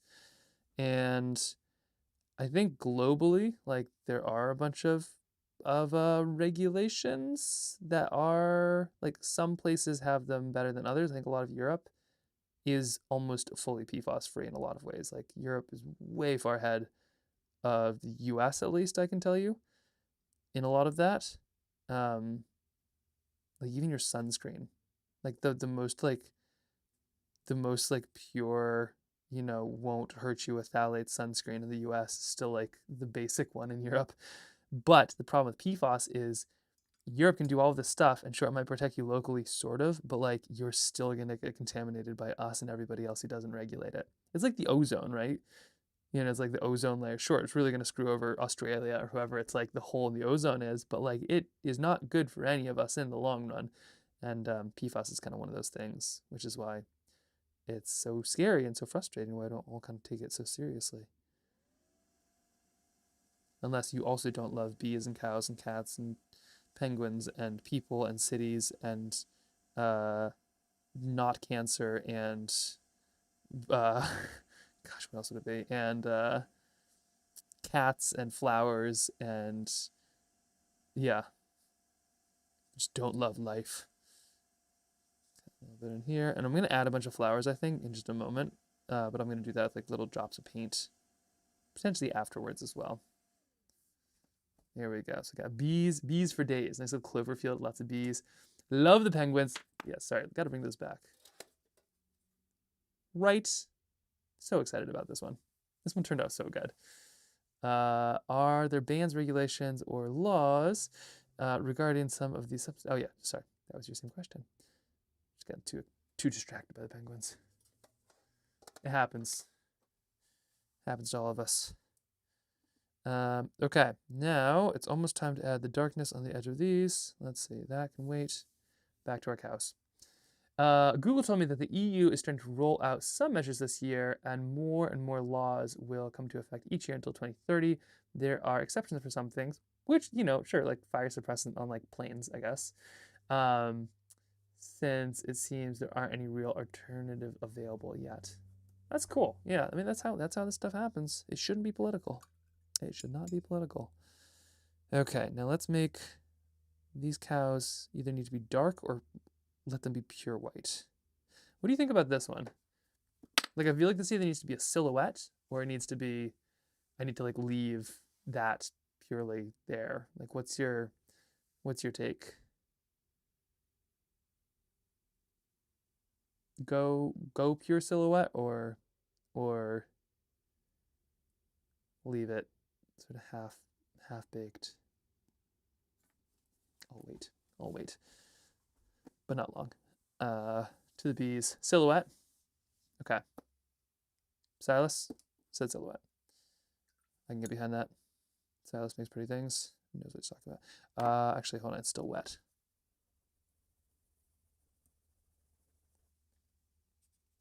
Yeah, a little bit more. You know that shake it like a Polaroid picture thing? Totally doesn't. It's like a chemical thing. Shaking it does not make it go any faster. It's kind of a fun fact.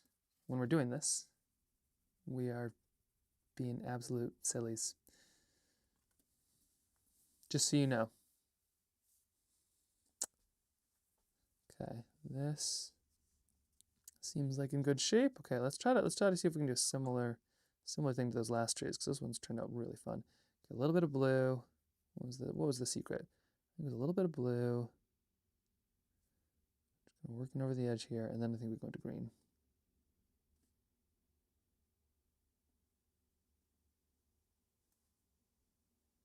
Oh, I should have done like a field of flowers. And the way you do those is like by the time you reach up here, it's just like pure. So if it's like red flowers, by the time you reach the end, it's just all red. At this point, I don't know if I can fix that out. We'll try it. Oh, I don't understand the question. So I agree with Sal. So basically on this one, it's do we fill in the white space and make it like really dark, or do we leave it totally white and blank? Cartoons sometimes leave stuff totally white and blank. It's a cool way to kind of show, like, highlight something, which is usually the background. But I agree. I think silhouette. I think we need to really kind of lean into that one. Lots of noise going on outside. It's like either massive wind or just like some rowdy neighbors. Or a 3-year-old that lives with us. Let me go see. It's definitely one of those 3 options. Maybe all 3. The 3-year-old being blown into the rowdy neighbors by a big one. Oh, nope, it is in fact a 3-year-old. Okay. Yeah, yes, Kip. You need a jacket on, mister.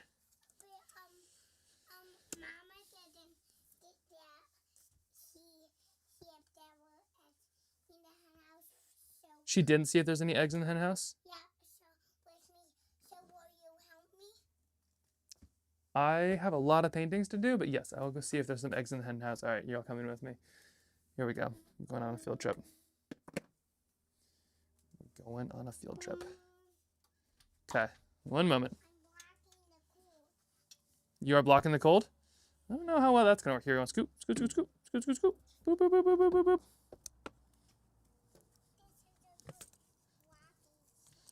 A good walking stick or whacking stick? Okay. All right, there's the hen house. There's the eggs. We're going to go see if there's any eggs. We're going to be right back. Okay, you're coming with us. I'll just scoot around here. Okay, and then Kip, then I got to paint, okay? You got a walking stick? Very nice. Hello, chickie chickies. I hear that you may have some eggs for us. You want me to check?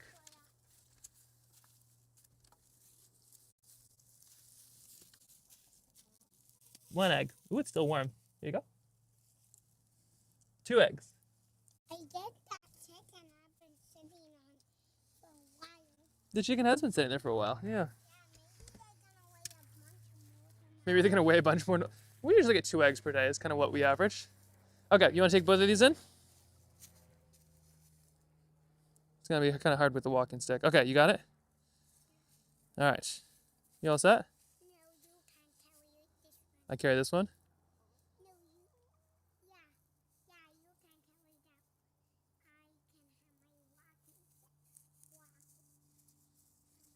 stick. Wow. Okay. Behold.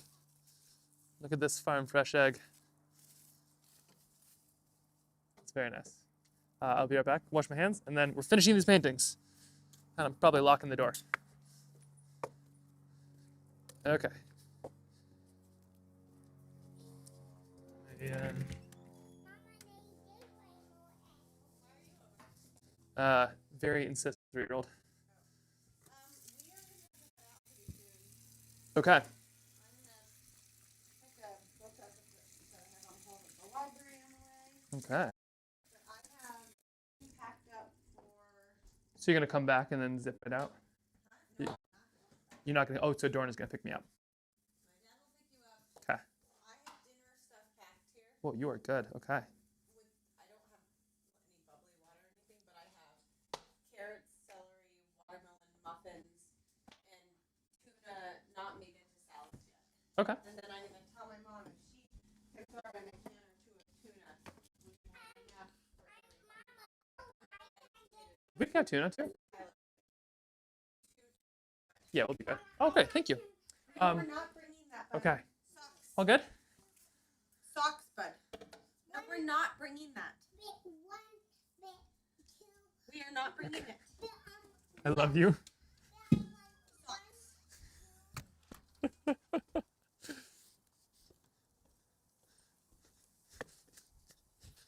Okay, we're done the field trip. Let's do some sketching. Oh boy, Eve is a saint. Okay. 2 children, although it's really 1 child who is the real. Okay, let's see. We can't lock the door. It's like that now. Oh. Alternative theories. Ooh, the penguin? Yeah, let's get into some of those. No. Let's see, actually this. All right. Okay, where were we? Right. Bees. And sorry, so much going on here. Okay. Bees. Le bisou. And just scoot this down like that. All right. Slowing down. Gotta speed things up. What I miss here? Let's see. Side quest. Yes. Alternative theories suggest a link to Latin pinguis. We can't lock the door. It's like that now. Is that what he said? All right, so we have all of our little people right here. That's still a tiny bit wet, so let's go into our cows. This is now going to be the, let's see. This is going to be what I'm looking for on this one. Okay, so the cow, I think we should do the cow like black. Should I do Jersey cow? It's called Jen. Sorry. One of us will have real strong opinions about that. Jen.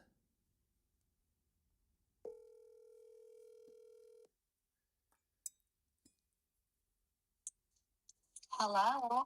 Hey Jen, sorry, quick question if you had a second. Also, sorry, on live too. I figured. Cow. Do I do like a Jersey cow or like just a cow, like a belted Galloway? Any strong opinion about this one? Well, from what I have learned from the professionals in this particular field of ag, is that in terms of marketing, people identify best with a black and white Holstein, which is a dairy cow, one of the many breeds. Jerseys are just so much fun, and anyone who knows a Jersey loves the jerseys. They do make the best ice cream, Huh. but especially looking at what you're doing now, a black and white Holstein. You can also do a red and white Holstein. So same kind of pattern as a black and white Holstein, but just like a burnt, like, kind of like not a burnt. Would it be like more of like maybe a raw sienna versus a Raw burnt umber or sienna? something? What? Yeah. Weird. Yeah, it's like a little more reddish, orangish color. I could literally just look in the backyard probably and take a picture because they were playing. Black and white and a red and white were like Is that what you have on your farm? doing zoomies. We have almost all. We have all different breeds. We have Wow. Okay, you are Shorthorn. the We have person to talk to. Jerseys. We have Brown Swiss. Brown Swiss are my producer Jen's favorite of all of them. Jerseys are literal pains in the butts. Like if you're not paying attention and you're not paying attention to them, they will come up behind you and just like Jerseys? and butt you in the bum. They also do these crazy things with their tongues that can you have to latch things very carefully because they're like Houdinis. They can like undo almost anything. They're naughty. With their tongue? They're very naughty. Yes, with their tongue. Goodness. I will find a video and I'll send it to you. I hope this is like still considered family friendly content. Yeah, I'm trying not to make side comments here. And there's like a bunch of others. There's the shorthorn. There's Guernseys. Oh, Guernseys are delightful. They're kind of like a more of a raw umber.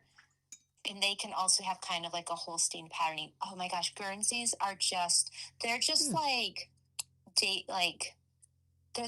sweet. They're just like wallflowers of all of the different breeds. They're just happy and like they like butterflies on their noses, and they're just everybody's friend, and they will like wrap their like head and neck around you as if to like hug you. A Guernsey. Is that the one that Maya has? Does Maya have a Guernsey cow? Yeah.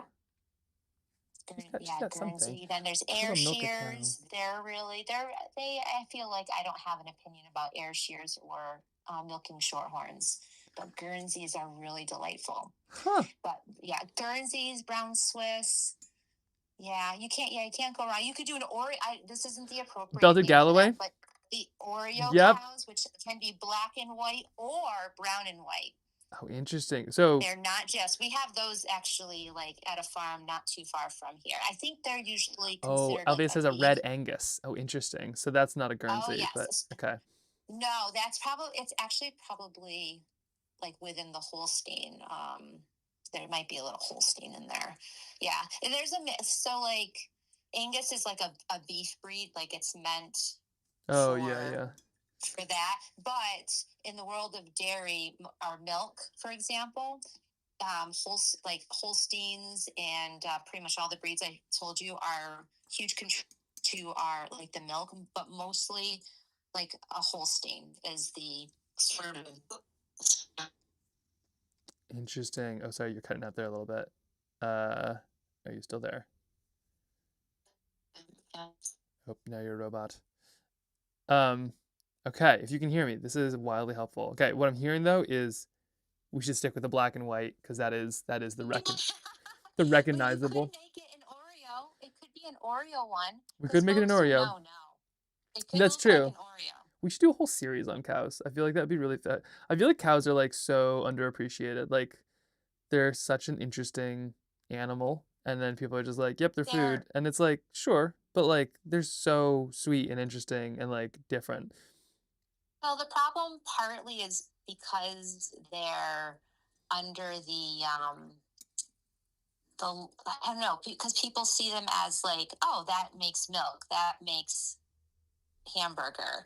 And unless you work with them and get to see them as more than what they provide, you come to find that they have personalities just like your pets do. Like every single animal that we have out back has like, and they're all named, and they have like a personality, and they are playful, and they interact with one another. And people, just the general public doesn't get a chance to really see that. So I think, I think that's where Alveus does such a wonderful job, is they do so much work to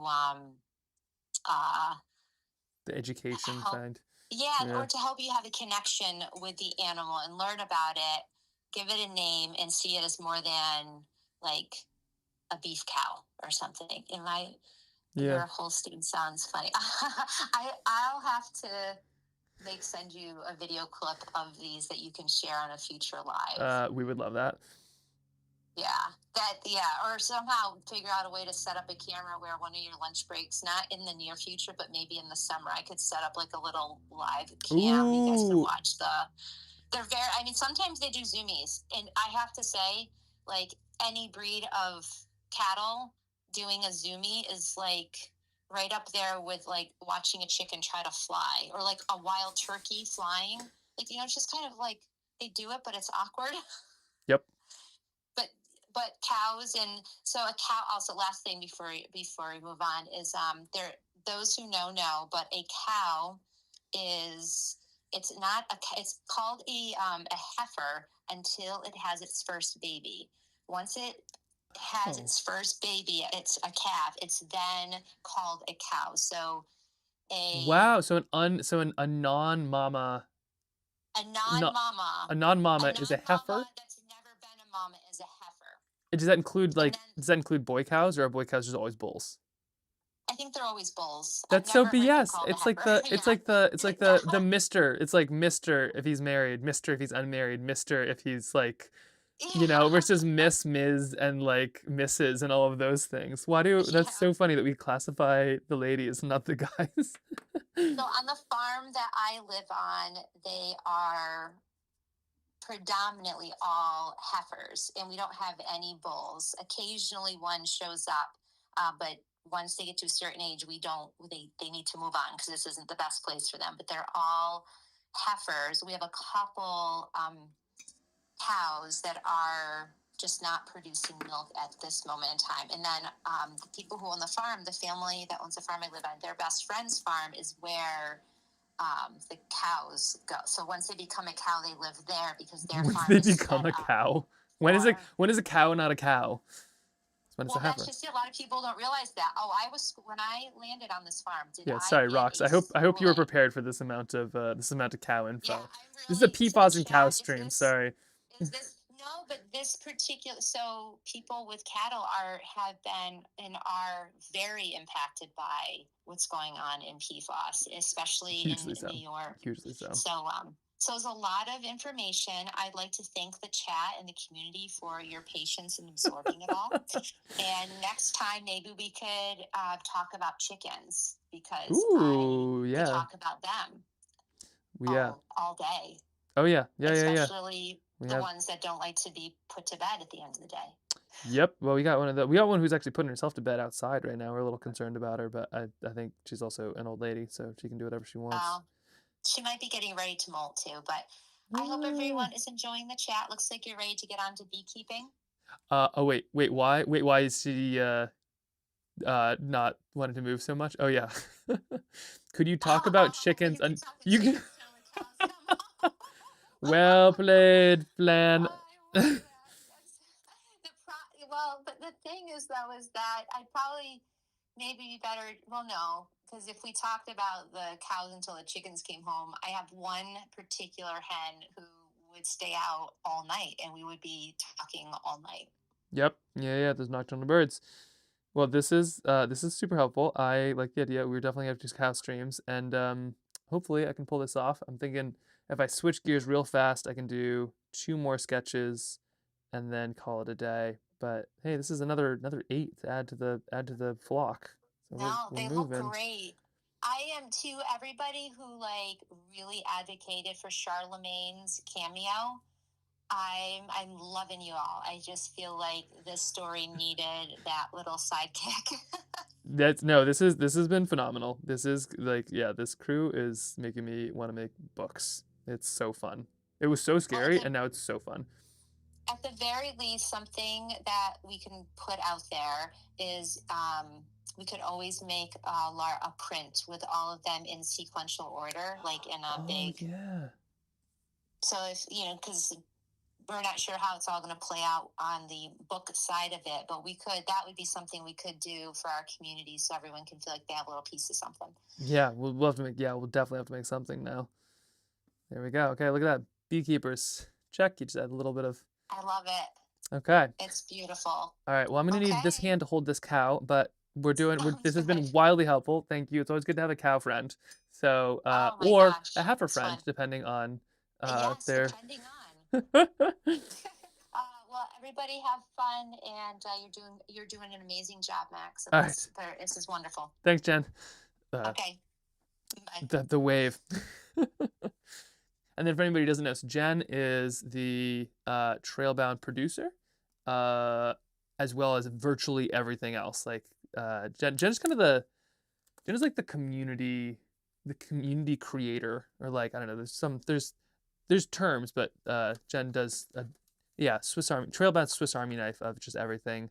So chances are you have seen her in the form of newsletters and all kinds of stuff. So it's been very much a team effort, which has been a ton of fun and a good heifer and or cow friend. Can you ask your phone to say Holstein in German, please? Holstein in German. Wait, can you ask your phone to say Holstein? Oh, yes. One moment. Okay. How do you say Holstein in German? I think as in the cow. Holstein, pronounced in German. Oh, it's like a place. It's like a region. It's a German word. Oh, yes. Okay, well, okay, here we go. It's 1 minute of it. Holstein. Oh, yep. Holstein. Okay. Very cool. Holstein. German cows, especially the Amish. Holstein. Okay, adding a little bit in here. That's true. You're probably the most American ever. Holstein. Holstein. Holstein. That's very fun. Okay, picking up the pace. We have 2 more to do here. We got to get these done before we go any further here. And so let's get cracking. We have this one right here. Let's switch up things and let's get this one finished off. So we've got some legs to add. And then we're going to figure out what cows look like with spots. The reason that I'm going to add the blue in, which I just did earlier, is because the shadow, like even the white parts of the cow are going to be in shadow kind of here. So this right here kind of allows me to sort of put that shadow in now, whereas like it'd be really hard to kind of put it around everything later. So that's why I kind of add that blue. And let's see. Now the rest of it is going to be kind of interesting to put together all at once. But here we go. Let me just go see, gotta make sure. From what I understand, like you can kind of just make cows whatever spotty, crazy pattern you want. But it's good to get it right. Let's see. Dairy cow. That's so funny. I had no idea. So a dairy Holstein is just a bovine that has not had a baby yet. Oh no, a dairy heifer. Sorry, Holstein is a type of cow. A dairy heifer is just a cow that hasn't had a baby yet. So fascinating. All right, so we're gonna mix up ourselves some indigo. We're gonna make nice and light because we don't want it too dark. These are just black spots, not the Milky Way or something like that. And we're just gonna, I think what we can do is we can kind of just add anything we want anywhere we want it. I think there's no like right or wrong answer to the adding of stripes to a cow, or spots, I suppose. Let's see how this one goes. So we're just gonna add a little bit here, and nice little Dalmatian cow. Put our cat up there, who is also feeling black and white. And then the spots, do they kind of intersect? Sometimes it looks like they sort of do. Maybe something like that. Maybe a couple right here. A couple down the leg. I think less is more when it comes to these cows, so we'll just do that. We'll call it good. There we go. One nice cow. Very sweet. Okay. Get behind it. Yeah. There we go. Looks great. Perfect. Perfect. Okay, we just gotta put a hat on the dad, and then we're rock and roll. So we just gotta be one of those. Boom, boom, boom. Maybe a little bit more on those pants. And there you have it. Nice, simple, easy. Overexposed in this one, but let me see if I can just, if I go this way. There we go. Okay. Nice and simple. So you have that. We have this one. I think I might need to add a little bit. The cat turned out okay, but I don't know. I feel like we might need to do a little bit more, maybe the green or something down here.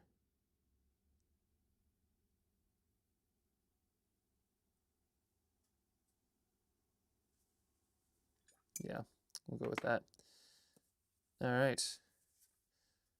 These two we can consider finished. Now let's go and see what we got next. Put them up. So here we are. This one and this one are now done, which means we could try to get 4 done, but I think I gotta be done by like in 3. So basically I have an hour. Pick these ones. If we want, we could try to do all of them, which would be kind of wild. Might go well, might go terribly, but hard knowing. Let's try. There's 1. There's 2. Okay. And then after these, that leaves us just with, well, quite a few actually. But we've done quite a few as well, so that feels pretty good. Did you decide against the flowers on the B one? Not decided, more forgot, but I will be doing perhaps some of those after I scan them. My plan is to kind of scan everything, just we have it. And then my plan is to do like a lot of just like little corrections. So for instance, there's like a bunch of things that I kind of want to change, or like adding in the paintings, like this one right here, we still have to add in, you know, what that painting is. But I'm not going to do that until I finish the last one with all of the paintings together, because then when I know kind of, you know, this might be a part of the earth, and I know it's like, okay, there's like a little black smudge on this side, then I know kind of what that looks like. So we kind of gotta finish all of those before we can do any of those. Okay, gosh, cities are hard. Farm stands are hard. What do we do now? These all sound tough. Oh, Eve is calling. Hold on. Hello, Eve. How you doing?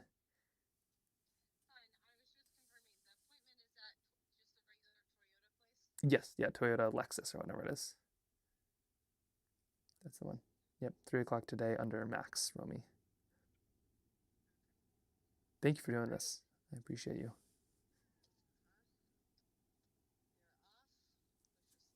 I wish you luck. Get you hold? Okay. Yeah, you should be good. All right, I'll be here if you need me. Bye. Okay, she's taken the car to a car appointment right now, which means that we gotta make our time worth it. So no dilly-dallying, or at least minimal dilly-dallying. You are not what I'm looking for. You are not what I'm looking for. One of you has a piece of paper. Nope, not you. Is it this one? That'll do. Okay.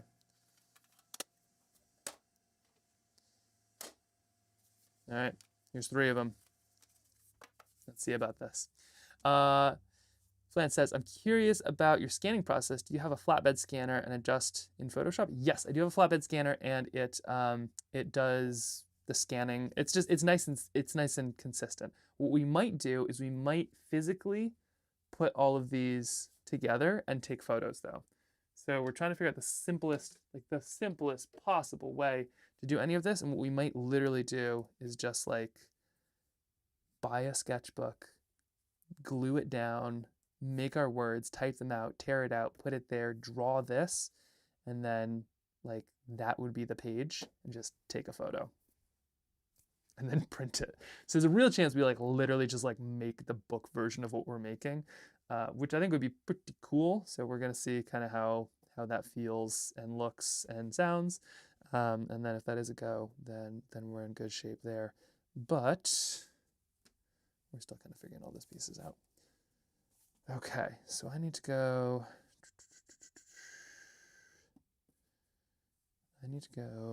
make this happen. So what are we doing here?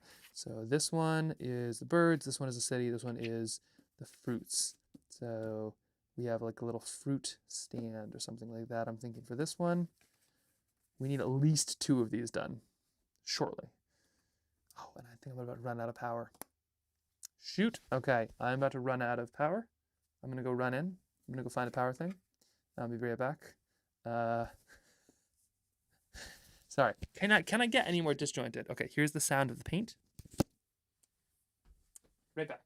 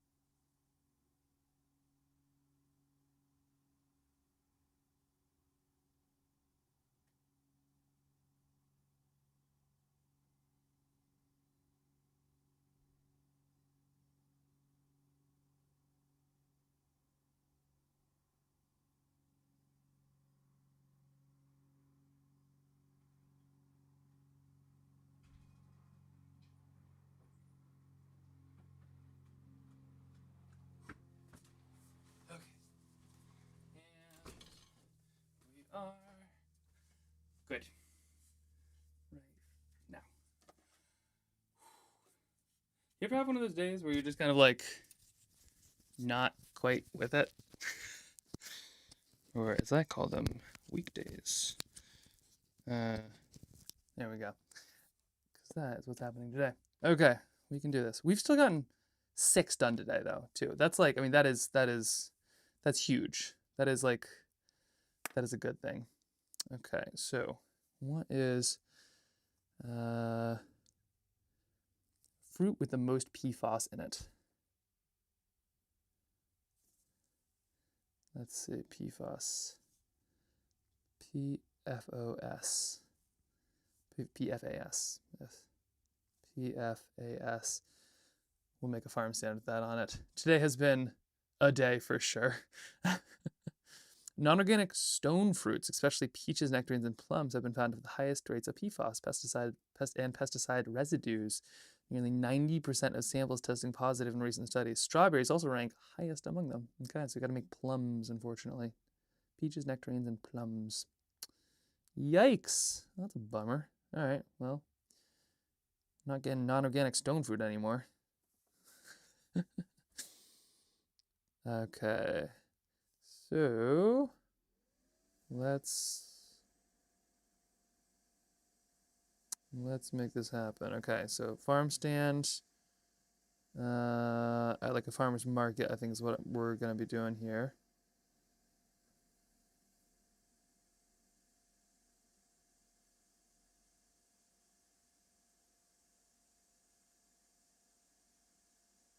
Yeah, okay.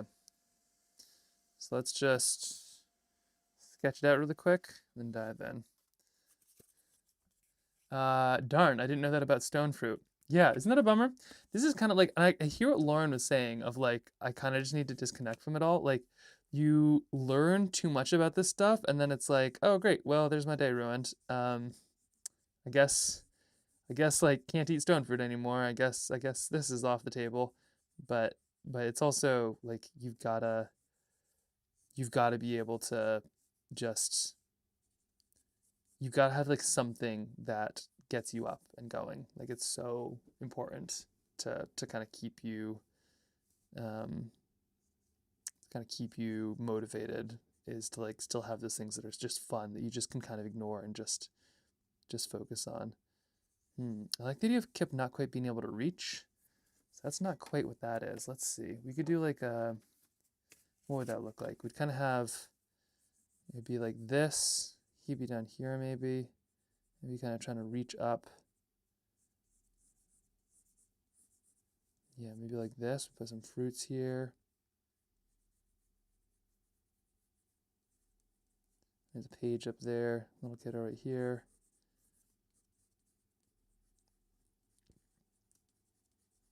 Like right on the tiptoes too. That I think we could do. That's good. Yeah, what do you think of this? I think that feels cute. And then the cat maybe is, what's the cat doing? The cat's doing something here. Fruit. We'll put one post up here. No, I don't want to post there. Yeah, we're just gonna leave that there, and then we'll just have a tent over top like this.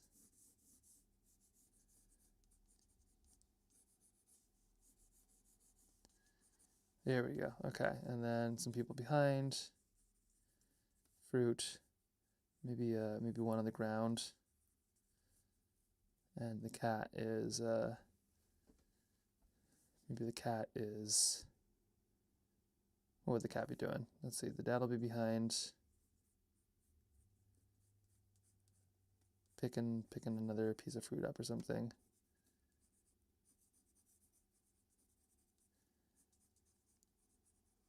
Arm with that. And what's the cat doing? Cat could be upside down kind of with a piece of stone fruit. The cat could be on top of the tent. I like it. Silas coming into the clutch idea here. All right, cat on top of the tent, looking down, and okay, something like that. That feels pretty good. Oh, hello, welcome to the raid. Oh my gosh, a giant raid! Holy cow! Hey everybody. Well, welcome. Okay, we're figuring out where cats are going. We're making a book today, and this last week. So this is this page right here. Also, I want to know what y'all up to. How is your raid? How's your stream? Welcome to our channel. We're working on a book right now. So let us show you the pages we've done so far. You saw the children's book and was hooked. Oh, amazing. So let's see. Oh, am I out of order? Oh no, I'm out of order. Well, let's see. Here, let me see if I can put myself back in order, and then we'll see what you think. So here's what we've done so far. We've skipped the first 5 pages. Is what we've done because they were too scary. You're working on trying to draw hands and feet. Didn't go out. Oh my gosh, that sounds brutal. And are you Brano? How do I say the username here? Because that sounds amazing. And if you don't already, everybody should go follow Brano. I will figure this out once I learn technology. But that sounds like a phenomenal raid. Phenomenal stream. Hands and feet are so tough. I am just Bronto, very cool. I'm just learning how to do hands and feet with kind of a funny technique. Actually, you might get a kick out of it. So painting, hands and feet, hardest thing. Like I can empathize with AI, right? And so what I've started to do is use painting first. So like so much of what I do is, I'll make a big pretty picture like this. Like here's a landscape. I would sketch that in first and then I paint over it. But then what I've started to do now is I add the painting first, like this. So I'll just like make a little sketch with just, I won't have time, so I'll just quickly outline that out, and then I'll add pen over top. The problem is sometimes like this is my child. My child does not look like that. This is a pretty rough, that's a pretty rough one. But sometimes it actually works pretty well. So I've been trying to do that with hands. Oh, here's the cat. So I've been trying to do that with hands and feet. I'm very proud of this one. So I've been trying to do that with hands and feet, and sometimes it actually works pretty solid. More cat. Those were painted first, and then I came in with the drawing, and it was pretty fun. So I obviously just like shameless, just unsolicited advice, but I have struggled with hands and feet and faces forever, and then all of a sudden it's like, oh cool, what if we do that?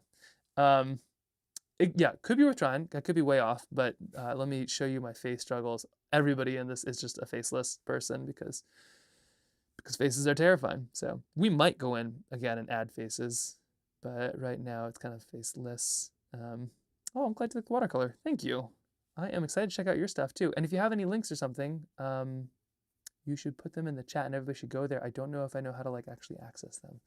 But so here's our book so far. Skip the first several pages. We don't have the words yet. It's actually all gonna look something like this. Bronte did a pretty solid vampire hand. Hey, that's a good, oh, perfect. Thank you. Everybody should, Bronto Arts, amazing. Go follow Bronto Arts right now. It sounds amazing. But we're gonna do something, this is kind of what the book is looking like so far, is like, we're gonna have a painting. We're literally gonna type up like something on the typewriter, and we're literally going to put the book together like physically, and then there'll be kind of this sort of margin scene which will go to connect the two. But so far, this is the story, is like, oh nope, already out of order. Or did I just lose a page? Not just because I just, oh yeah. So far they are right here. So they're heading up with the cat.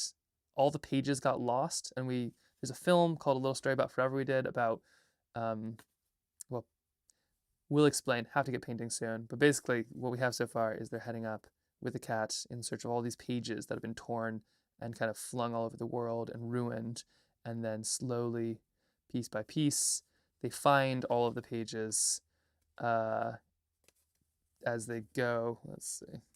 Slowly they'll find all the pages as they go, hopefully on this kind of wild and crazy adventure, and then like the cat is along the whole way, and then there's somebody who has a little light because they get lost and it's dark and scary, and the person with the light shares their light with them, and then they share it with everybody else, and it's so light that now they can start to look for these pages, and then together they all go find them, and then it's like this story of them then finding these pages. There's a lot more to this, but in a few illustrations, here we go. This is our most recent one, which is very blurry. There we go. But it also talks about all the rest. Film is much watched, by the way. Thank you, Izzy. Okay. That is the plan, but I'm procrastinating right now because what we're working on is like kind of uncomfortable. So I'm kind of squirming is what I'm doing. All right, we have this. Let's get to painting. Let's just dive into it here. So we're gonna try to do a little farm stand really quick, and then try to get as many others as we can do. So this is kind of what we're sketching up. So what made you want to do hands? Why not like hide them with bushes or shoes or other bushes? That's been kind of my go-to lately, is like, what hands? Of course there's hands and feet behind these bushes, which has been kind of fun. But we'll see. Oh, also the reason that we're doing a children's book is because, so we made this film, Little Story About Forever, and And then we won an award from the Banff Mountain Film Festival, which was very exciting. It came with some money, and so we're taking that money and we're using it to try and make a children's book for the National PFAS Contamination Coalition with all the profits from those. So that way they have like a book that helps explain and educate and inspire, and then also some money from it. So that's what we're doing this week. We're trying to make a children's book in 2 weeks. Not advised. Looks amazing because I'm applying to college for arts. Oh, and I need to know how to draw and paint those. Oh. Do you really though? I guess yeah. Maybe that's like the one thing artists can do that AI can't right now is draw those hands. They are hard though, aren't they? Yeah, it's important. I heard back in the day too, like there were every artist had to know how to draw hands and horses. Those were like the two things that you had to know how to sketch, because hands, they're hard, and horses because everybody had a horse. It was like the car back in the day. So the mark of like a really good artist was like, all right, let me see how you draw hands, let me see how you draw horses. And that's kind of why you see a lot of these artists who, would sketch whatever they sketch, but then there'd be like a giant picture of a horse or something like that, because that was kind of what they, that's what they judged, that's what they were judged on. And okay, I'll have a little kiddo, something like that. I'm gonna kind of pencil it in. AI draws hands with extra fingers. I mean, I do too. I'm not sure if I'm like really one who can judge too harshly. I'm not a fan of AI for lots of reasons, but I'm not sure if I can judge it too much for not being able to draw hands and fingers. Can judge it for like, taking jobs and things that it shouldn't, but yeah, the hands and fingers part. Okay, so here it is. So we have a little table right here. Little kiddo is kind of trying to grab that. We'll put a peach or two on the ground, and a couple up here, and the page will be right there. There we go. Cat up here, and or to XD. What does XD mean? I don't even do fingers. Mine look like sausages. I'm leaving Nalurki. Gotta go to sleep soon. Early morning tomorrow. Have a good one. Well, thanks for the raid and good luck. Good luck with the college apps and stuff. Colleges and art schools can be so finicky, I find. The right one can be incredible, but what I find is if you have the gumption to actually apply and want to do that and put your effort in, you're already a winner. You're already good enough and doing everything you need to. So that's the first step. That's amazing that you're dedicated enough to try to draw hands and faces. Good on you. Okay, so we have this, and let's put some more stands here. So a couple people over here, a couple people over there. Oh, XD is a face. Ah, I see. Okay, that makes a lot of sense. It must I have mine sort of aggregated so that they probably didn't pull through. Or I should have just known that. Okay, so we have the cat right there, and let's put kind of a sea of tents and sort of this stuff behind. There we are. Stands, people. Okay, so that should be enough. We have a little bit of a sketch. You can see, yeah, good enough. Good enough for government work, as they say. And now we just need to jump into our little people. I'm going to start with the hard ones first, because that way if I screw them up, you can just start right over without having wasted your time on the other stuff. The cat, kind of thinking about jumping down or something like that. We have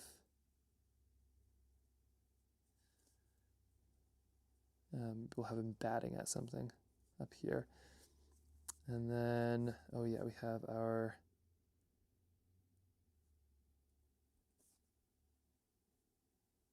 like that. There we go. We'll have our little farm stand. don't know if we want to do a broken frame. We can if we want. Oh, probably should have done this as the broken frame. Well, oops.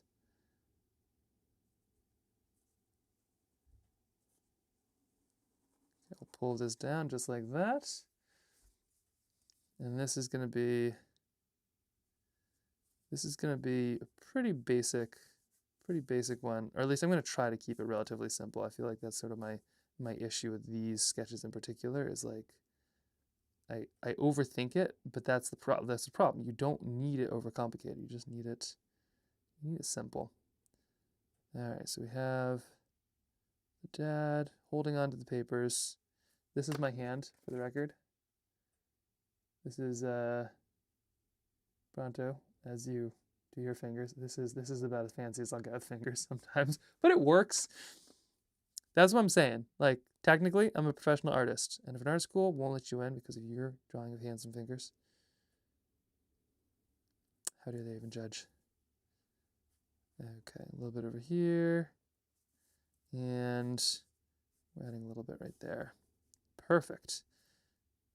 Just out of curiosity, of anybody who rated, have you ever wished to like make a children's book?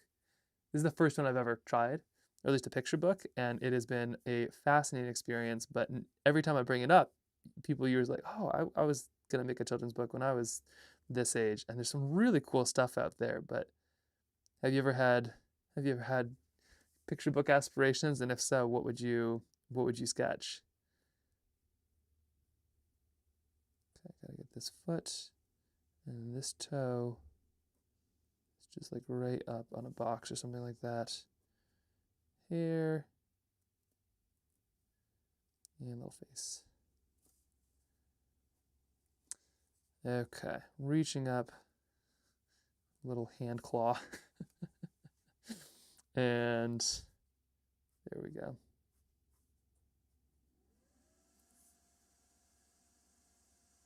I know there's tricks for all this stuff too, like hands, faces, people. Like, there's so many little tricks. For instance, like one of them that you can use, which is kind of interesting, is this perspective of like people farther away. So if you're all at eye level, one of the cool things you can do is no matter how big a person is, their heads are always going to kind of line up. So say you're like on the Champs-Elysees or something, and you're like all kind of there. So here's your person. If there's another person super far away, they're going to be smaller, but their head will still be in the same spot if you're always at eye level. So no matter how big or close someone is, you can do really big crowd scenes that way. Of course, unless somebody's like on a box or moving or something like that.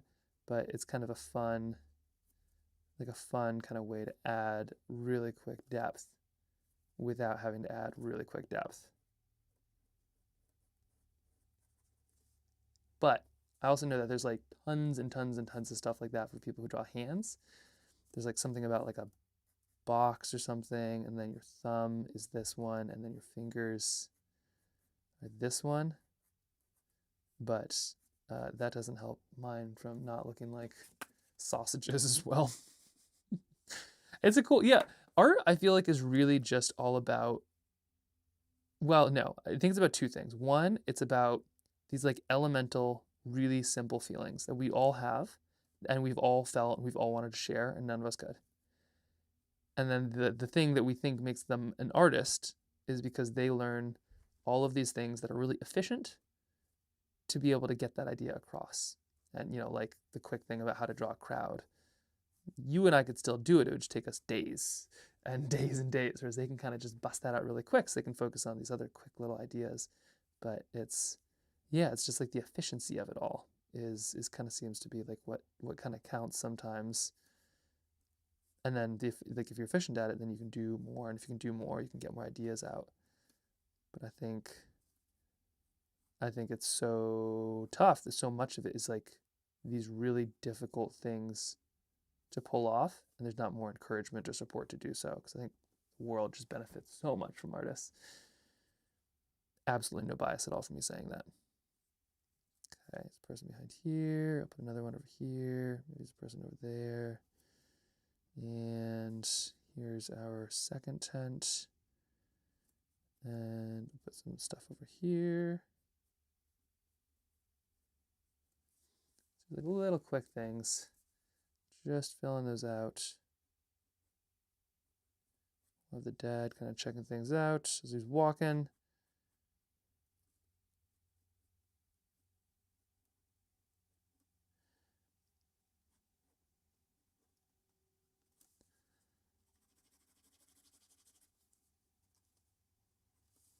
Yeah, how's that looking?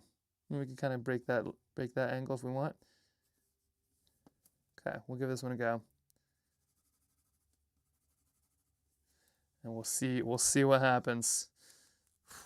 Picking up the pace. These end of day sketches can be so hard for some reason. I don't know what it is, but it's like maybe it's a blood sugar thing or something. Okay. The quick erase followed by the color.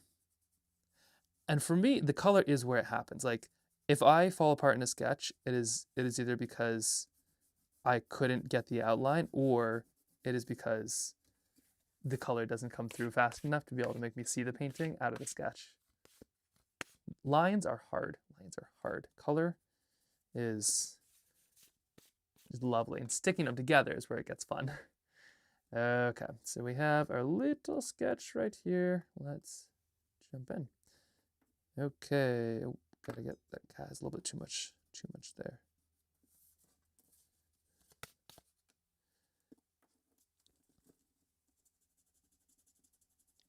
I don't care if a little bit of pencil happens, but if it's a spot where I need it to be white, like a cloud or a border or something, it's got to go.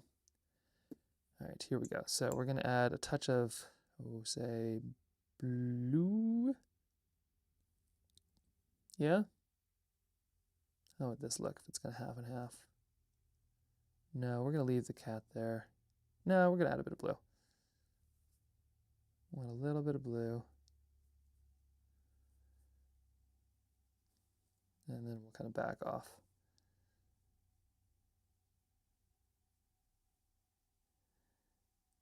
There we are, touch of blue. And that's plenty. Okay, touch more of blue, and that's plenty. Can never stop. I'm trying to think what, like when I see this stuff, it's kind of like you think of it in order of sort of what, yeah, kind of like what would be next. It's kind of you start lightest to darkest. So what I'm doing here, sort of just trying to think of what would follow up this. And I think it would be probably the table and a little bit of the peaches. I'm going to be doing stone fruit because apparently those have the most PFAS and pesticides of anything in them. A little horrifying. So we're just going to do some kind of peaches and plums. There's our little page that we're trying to reach. A little bit of pink just by adding some red and then kind of just cutting it out there. Not local ones. That's true. Yeah, no, local, sorry. Inorganic stone fruits. So like the non-organic mass-produced stone fruits are going to be the ones that have the most PFAS in them, which is why you should shop local. Okay, right there. Wonderful. Let's add maybe a bit of purple towards the end of that just so I can kind of scoot around Kip, who is going to have just a little bit of yellow in the hair there, but this will be a good way to kind of highlight that. Probably should have done him first, but that's okay. No time like the right now. Let me just move this over so you can actually see a bit more. There we go. Lovely. Okay, the cat gets to be painted in a bit later. And then let's add just some of these other things. Basically, what do I need to get down now to paint over a bit later? Wood, light, things like this. There we are. And realistically, probably this tent. I'm thinking making kind of a red tent, so we'll give that one a go. All right, let's try that out. Here is, oh, and let's add these colors really quick.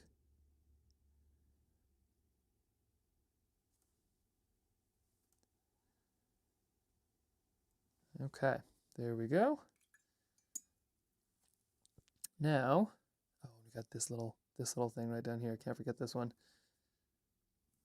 With the kids book too, the thought is like to add as much in the form of detail as you can.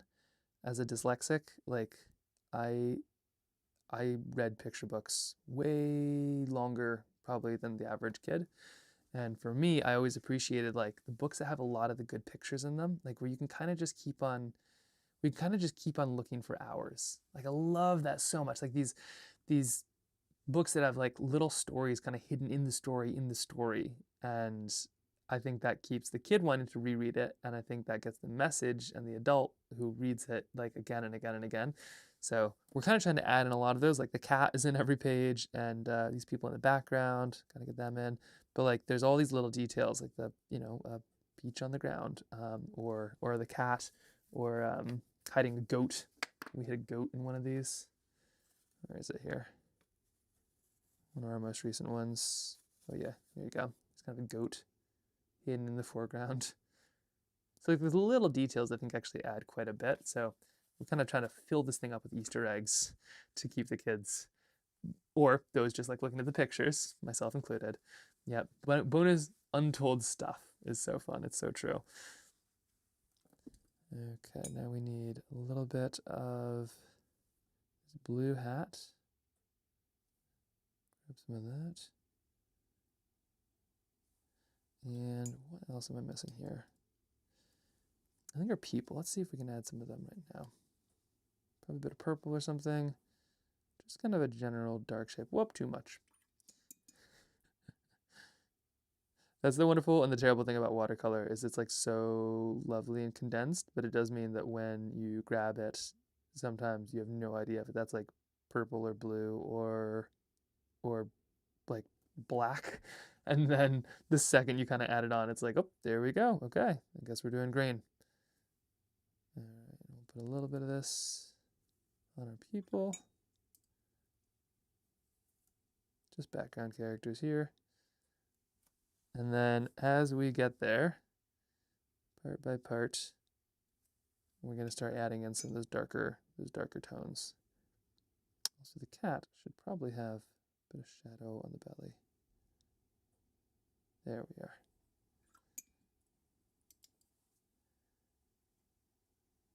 Just kind of getting, like, there might be white on the cat, but I don't want to, you gotta say, I don't want the cat to be like pure white. Can't make it too easy. Okay, more, let's see, background, let's put a bit over here, a bit over there. Let these people kind of meld together. One big ununiform blob.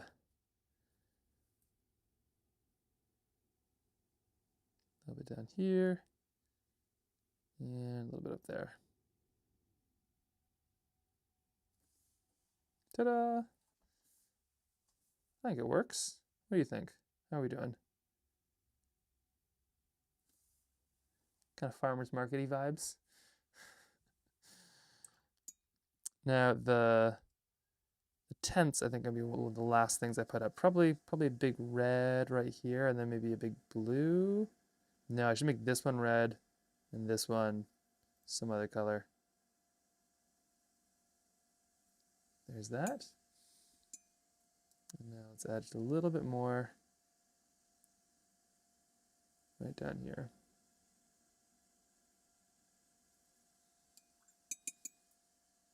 Now this painting is going to bring our total up to, see, we had 14 yesterday, and this will make 7 that we've done today, which means we're now at 21 paintings, which is not bad. Like, I think there are books, like lots of books that have only 21 paintings. I think we're aiming for something closer to 40. So we have 2 days until Friday, which is kind of when I have to have everything done.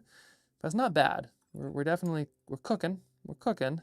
We might need to cook a little faster, but we're moving, so that's good. Hoping soon that we'll start to kind of get back into the words as well. I think that'll be really good to be able to dive into a few of those.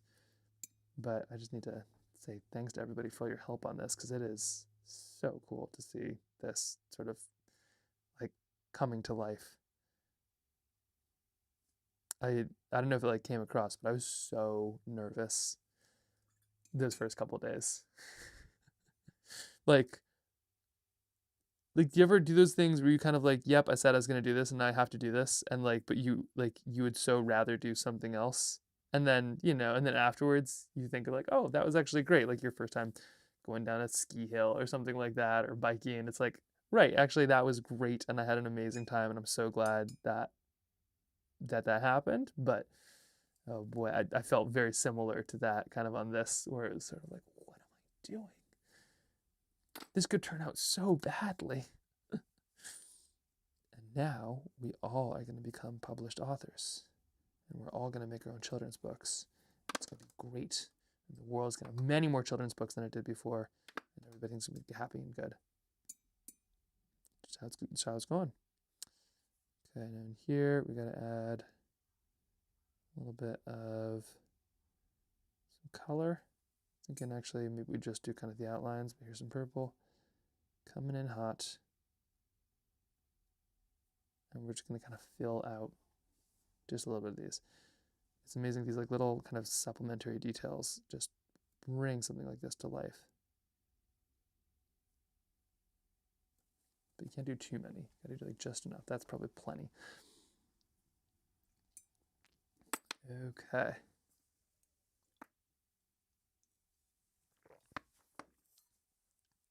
Little guy, let's make him green. And then we'll kind of come in and use like a really dark color. We'll probably make the ground relatively tan, and then we're gonna connect a dark color to so much of the rest. Right there.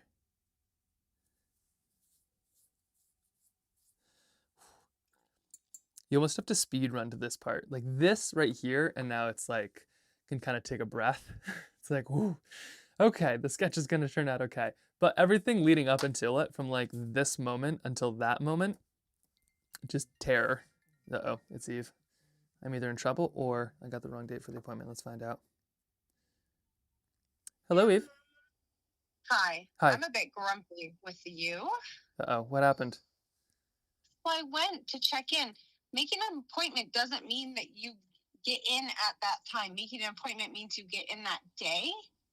And they said it was going to be like 2 or 2.5 hours at least. Oh, what? They said 3 o'clock. Apparently, that just means you'll get in today. Strength. Hey, Eve, a massive rating party just hit. Do you mind if I call you back? I am so sorry. I guess I have to figure out what I'm going to do now for an hour and a half. Coffee? Yeah, maybe. Okay, I'll talk to you Okay. later. I love Bye. you. Oh, I'm in trouble. Okay. Hey, everybody. My name is Max, and I just got in trouble with my wife for making a car appointment badly. Hey, Margot, how's it going? Thanks for rating. We are making a children's book right now. I just paused here because this is like the scary part of a sketch for me, and we'll see where it's gonna go. So we don't have any of the words. We are going for the pictures first, and so far, here, let me show you some of these because it's just kind of fun. But so far, like here's where this is going. Well, that was awkward. Yeah, right. Perfect timing. How was your raid? Or how's your raid? How's your stream? This is okay. So we're trying to make a picture book right now, and we have 14. No, we have like almost 21 pages out of like 40. But we don't have the words yet, and so we're using a typewriter and a whole lot of heart, and we're just gonna make it, and we have till Monday to finish our picture book. So we're making it happen, but we just did like a bunch of really fun stuff today. We're diving into, oh gosh, I gotta show you this one. We're diving into basically the stories about, well, it's real complex, but we're diving into all of these different places that this crew is trying to find these pages at, which has been really fun and nice and challenging, because I don't paint a lot of hot air balloons and seagulls in a given day, but we're doing it now, or in this case farm stands, and so we've kind of gotten out of the woods where we were originally, and so this has been kind of one of the coolest like little starts. But we still are very much not out of the woods because we have so many more sketches to do. But it's a little book using the film. Well, let's see. Can I show you the little clip of it? It's kind of wild. Here, I'll show you. This'll explain just 1 second. Mark Ruffalo explains it way better than I ever could. But here's kind of where this is the movie that's based off the book. If I can figure it out, which maybe I can't. Nope, doesn't look like I'm gonna be able to figure it out. Nope. Awkward. My gosh. Speaking of which, so back to the painting. It's called A Little Story About Forever. It explains all. It's a book, yeah, a book based on a film, and this is like one of the. Oh yeah, you can watch the whole film right there. Perfect. Thanks, Linda. And so right now we're working on kind of as they're finding all the little pages here. So we're just gonna fill in a few more, but hoping that the raids and the streams and everything's been great. We're also trying to hide a little cat. This is my cat Charlemagne, and he is in all of them. So we're hiding him kind of everywhere, which has been a lot of fun. Let's make the top yellow. I'm thinking that feels about right. But it's we'll see. This is the first time I've ever done anything like this, and it's a little terrifying. Just out of curiosity, how is the stream? Are you working on some art stuff? What is happening on that side? And if you have any advice or encouragement on children's books, I am all ears. Whoops, probably shouldn't have done that. I am all ears because this is all pretty new to me and is so fun to kind of see it come to life. But I was just talking about, I feel like I'm just now getting past like the scary shakies where you're just, you start something, but like that doesn't mean it's gonna go well. Sort of like a ski jump. Like just because you've gotten off of a ski jump does not mean like you're gonna land okay. And even if you land, it doesn't mean you're gonna make it to the bottom okay. And I feel like that's been the experience so far. It's kind of like, okay, here we go. Let's see how this sorts itself out. There we go. But we're just gonna add a little bit of this in here, and this is the crew kind of looking for these pages right there. So we're just kind of trying to pack these sketches with as much as we can in the form of just like these little Easter eggs. It's like the fruit or the cat on top. Okay, just looking for a little bit of, what do I need here? I need a lot of face. When in doubt, face it out. Although to be honest, my faces are really quite blank because faces are terrifying. My gosh. Who like ever, the people who can do portraits, I'm so jealous. I was painting some little goblins roasting marshmallows today. Oh my goodness. I love your goblins so much. I should have asked like last time on the stream, but like what inspired the little goblins? Because they're so expressive in such a fun way. Especially like the long noses. I love it. In the middle of sending some goblins on a camping trip. Oh my gosh. And we experienced them hiking and paddling a canoe. Oh, I don't know if I'm gonna be adding faces in the end. What's your take? Some of them I probably should. So like here's like one of these sketches probably should have like this is the baby. I should probably add a sketch. But like these ones I don't quite feel like need faces. I'm not sure. Maybe a nose is all I need on some of these, but I just find faces so scary. Actually, I just realized Margot, your faces are great. How do you what's your take on it? That's also why I do a lot of very small pieces, because you don't need faces when you are 3 inches tall and can't add too much more. Okay, once this is just a little bit more dry, which I think it is, I think we're in good shape. Now I'm going to add in all the rest of this right here. We're just going to kind of fill in the whole rest of this little bit of the farmer's market. And we're going to kind of give it a go. Thanks. First I painted them in 2003 for some cozy fall vibes in October. This is for the goblins. But I had to bring them back this year for a little summer adventure. Oh, I love it. If everybody isn't already, although to be honest, most of you probably came here from Margot's channel, but just I love both. I love the sketches you make, but I also love the lore that you have behind it. It's so fun, and it makes me appreciate like just how expressive art can be. We're also talking about it would be really fun to start a book that you don't know where it's going, which reminded me that like that's kind of it seems like you because you said you've been working on some things, but I think you said you don't have any books out yet. But I also feel like your work is basically a book that hasn't finished yet, and I was thinking what a fun thing that would be to do as a stream is basically just sort of start and see where we go. But I just love the lore of your sketches already. Maybe some tiny eyes, a nose, and a mouth.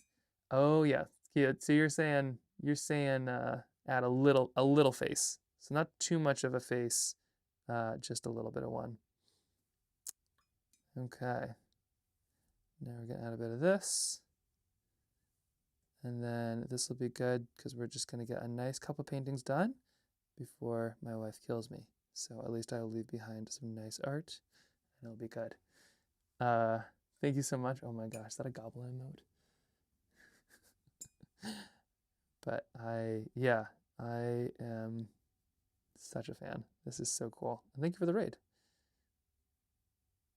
Okay, adding a little bit of this blue down here, and we're just gonna like, this is where watercolor is kind of the most fun and the most scary, is you can kind of carve out things like a bench or something that you add in. You're not adding it on top of, you're carving it out, and it gives this really wonderful, I don't know, this kind of wonderful look. And you don't need to think it through too much. You just kind of need to highlight it with the darkness. It's one of those ones where it's what you don't paint that shows and shines and works well. That would be Mosling. Mosling. Oh, Mosling. Oh, is that the emote? Amazing. Oh my gosh, right, because you can make your own emotes. Gosh, amazing. Maybe ask Kip about faces. He's a kid. And knows if it scares him. Well, he is. So I have a 3-year-old, and he is like 3-year-olds are fearless, especially when it comes to art, which is awesome. Like that's what's so phenomenal about I think kids is they're just like they're willing to try stuff out. And I've done a lot of teaching, and like teaching kids is the best.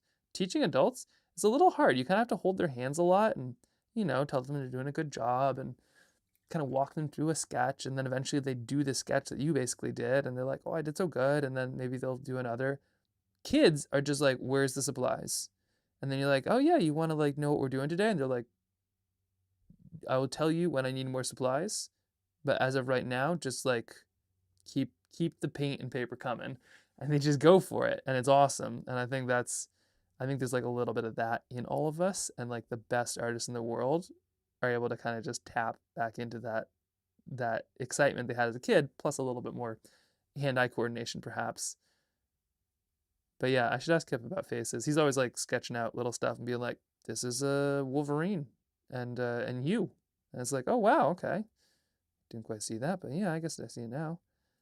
Okay, we're adding a little bit more. We got that peach that fell off the table, and that's turned out okay. Might need to add a bit more dark colors in the back, but so far. True. He doesn't know Harry Potter films or GOT. Also true.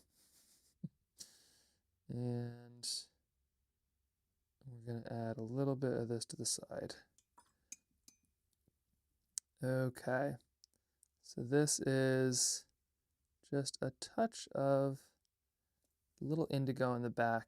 The beauty about capillary action is I don't really need to worry too much about, like, the water knows where it's going to go. I just add a little bit in here, a little bit in here, and the water is just going to run with it, which is perfect. So touch there and touch here, and it should kind of work itself out. If it doesn't, there's a lot of kind of just being fine with it, not quite working out. But I think that seems pretty good. We'll go a little bit smaller. Your 1 hour to focus on this project just grew to 2, maybe 3 hours.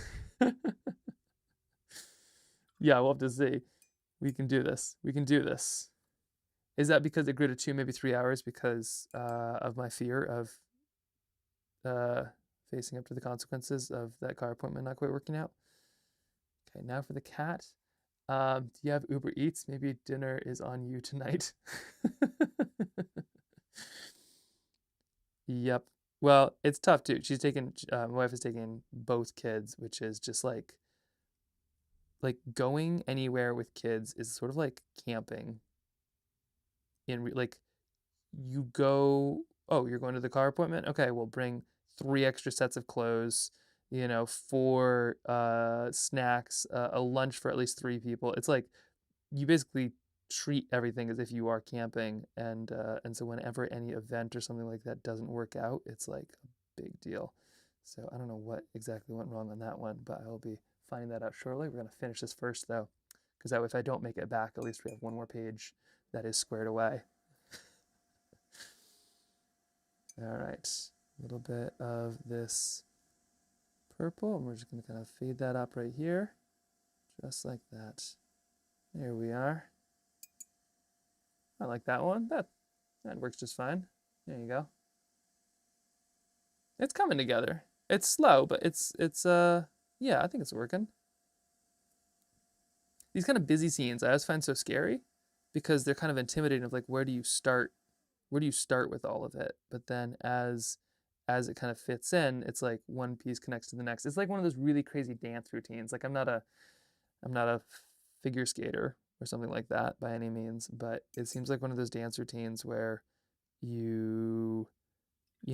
like how on earth would anybody remember all of that? And they start with one, they start with one step, and then they go to the next step, and then go to the next step and the next one, and then eventually there they are. They're like all completed and it's done. But same with the kind of watercolor, like these big kind of scenes. It's like, right, you start with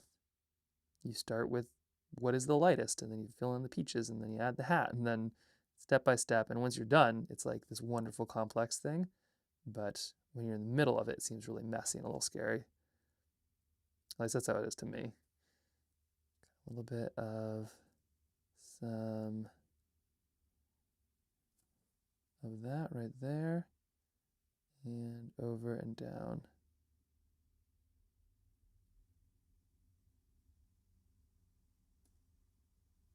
Okay. Oh, too much here. We're just going to try to match these as much as we can, something like this. That should do just fine. Okay, and then we'll fill these pieces in. So then touch there, little shadow on the foot does so much. Same over here. And then once that's a bit more dry, and that's perfect, we'll just add a little shadow on that peach as well.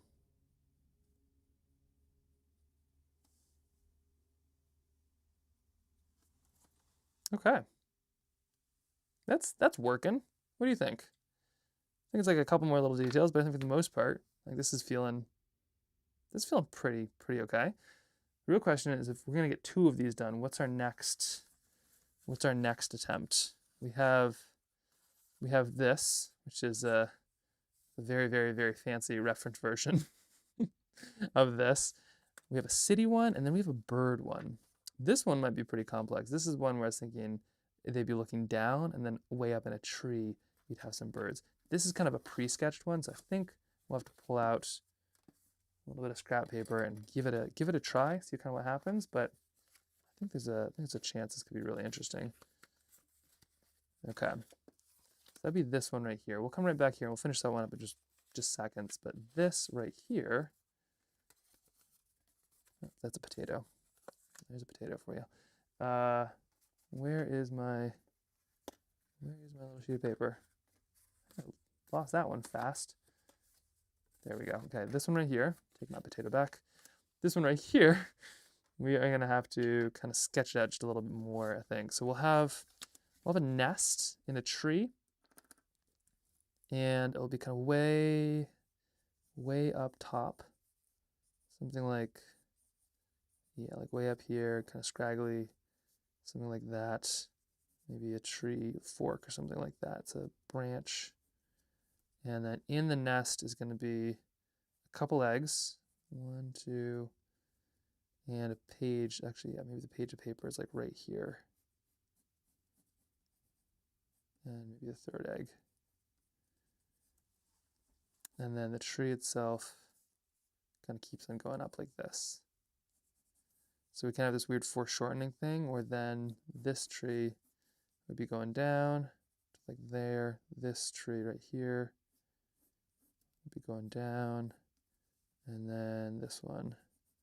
And then way down here we'll have two little faces kind of looking up. So something like this. Right there, little face. And then right over here, another little face. Okay, give that a try.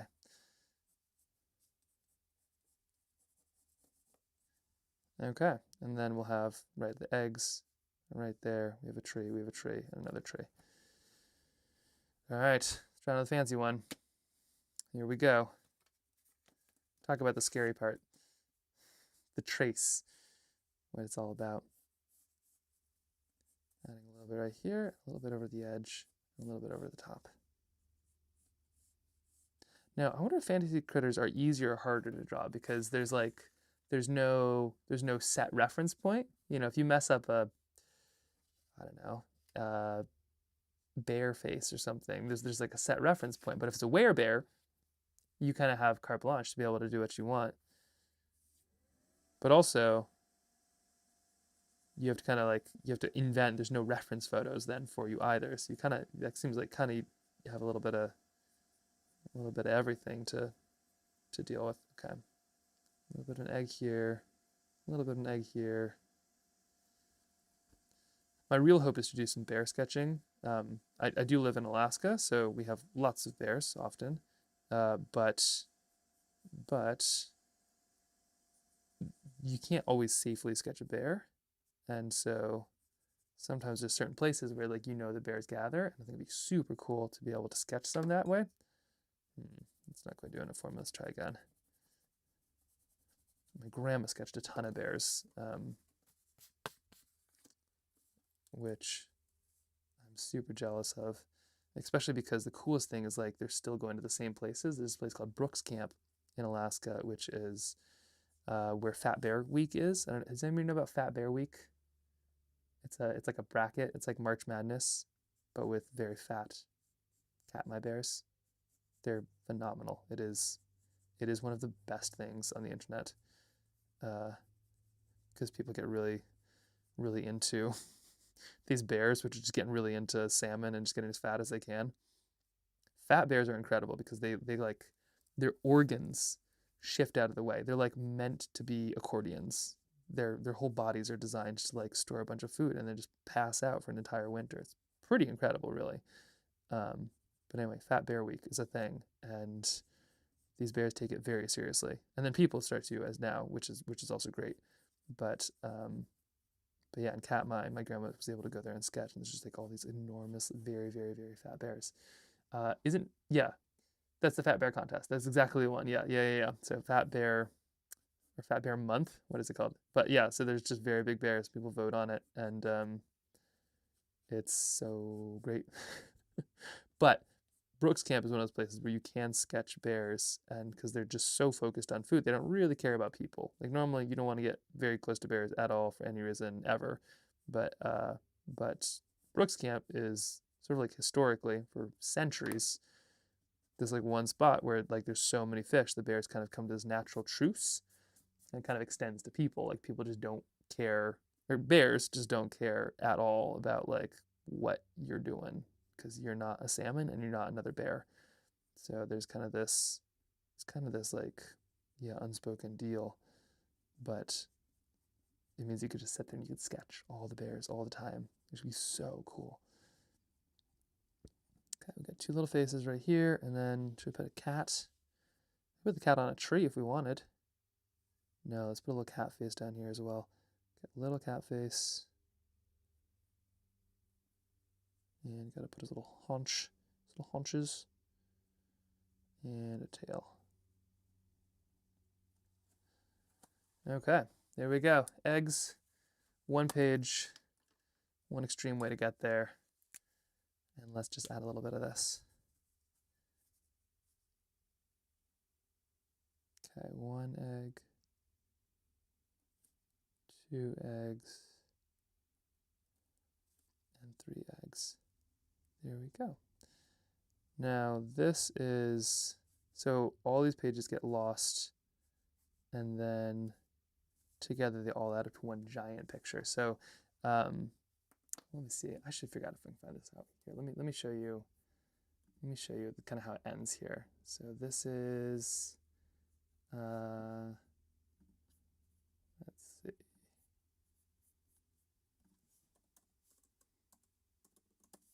So ultimately, all of it ends right here. Okay, here it's going to start playing immediately, but I got to show you the ending here.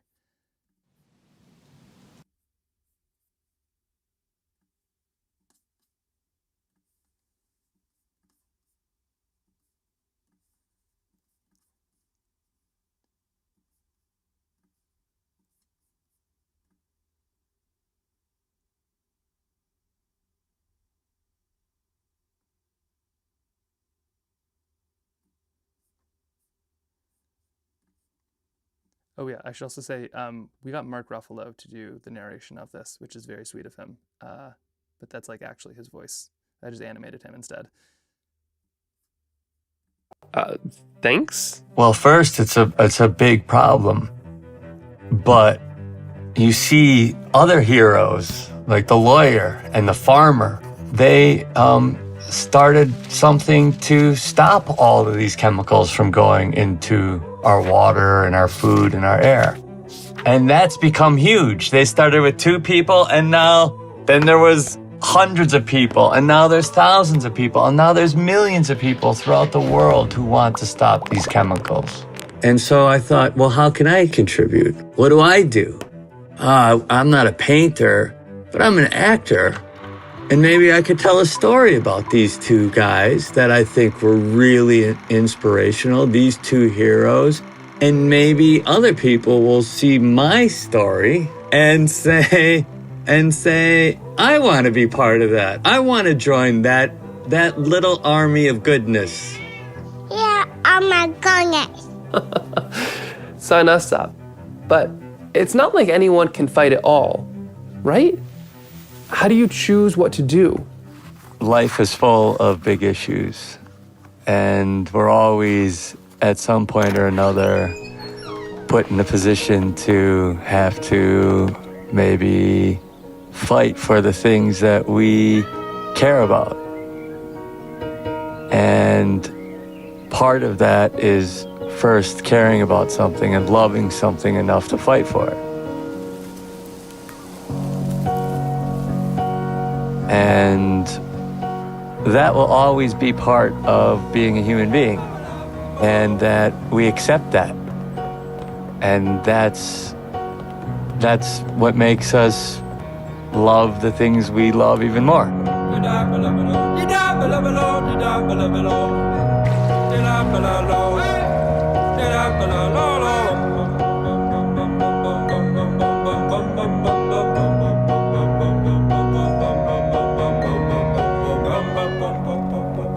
Okay, you ready to turn that last page? Yeah. Okay, here we go.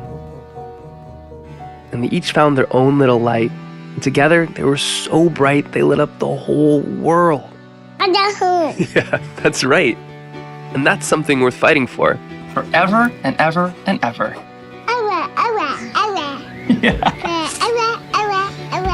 Again.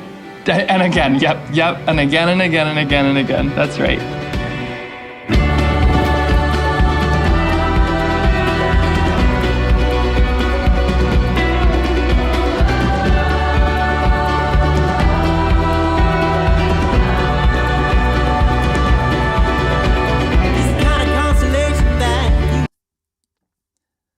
So if you could kind of see like that part right there is like, so that's why these pages exist. But then if you could see, I'm trying to kind of mix the film, but like tell a different story, but like them going for the pages which are in the top of the tree branch. So that's like now part of the book, but I also want the book to be something that's like vaguely separate as well. So we'll get there. It's probably just all a balancing act, but you can kind of see how all the pages will then add up into that big piece which I think will be so fun at the end. But kind of probably should have started with that at the end so we know if it actually worked out in book form. Otherwise, it's just kind of a very fun and deeply worrying kind of process where you're like, boy, I hope that ending works out. And then we'll find all about it instead very soon. Okay, so we have our little people kind of going all the way up the tree, kind of a funny perspective, but I think should work just fine. And then right down here, way down to the bottom, we'll have our little people right here. Little faces kind of looking up. What's going on, they're saying.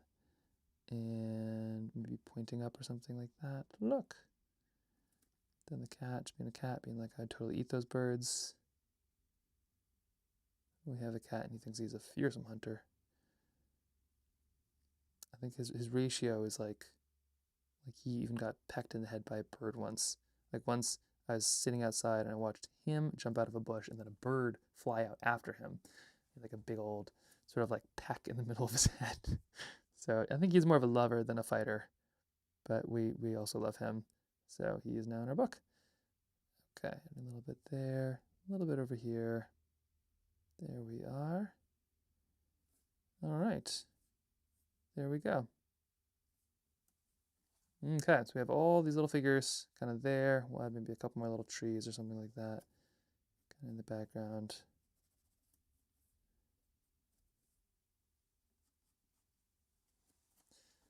Actually, I like that one. I feel like this is one of those sketches that kind of works from like any angle, you know? Yeah, that's great. And as a square sheet of paper, we can turn it however we want. It's perfect. Okay, so I'm gonna try to finish this one up and get the other one going, and then I'm gonna go check in, see how things are going on the home front. But I will be sketching every single day until this thing is done. Well, every weekday. So we will give it a go. I think we're close. I think we're close to as many as we need. Okay, so here we have our eggs. They look kind of funny here. Let me see if I can just something like that. Yeah, there we go. So we're going to add in the super light stuff right now. And really loosely just sort of fill in some of those shadings. There we are. Same with this one. I'll just add a little bit to the edge. I will paint this picture in a bit later, but first I'm going to kind of scan them and then figure out what each of them is going to be, because then it's all going to add up to like one big picture. The forest floor, kind of want like all, kind of nice little greens, sort of blues. We're painting from the squirrel's perspective here, so it's going to be slightly different. A little bit of this to the edge. As you can kind of see, this is sort of, I'm not sure which one's going to go from where, but one will jump to the other. We'll find out. We'll find out when we find out. Okay, a little bit in here, and maybe a bit of the jacket, or add it.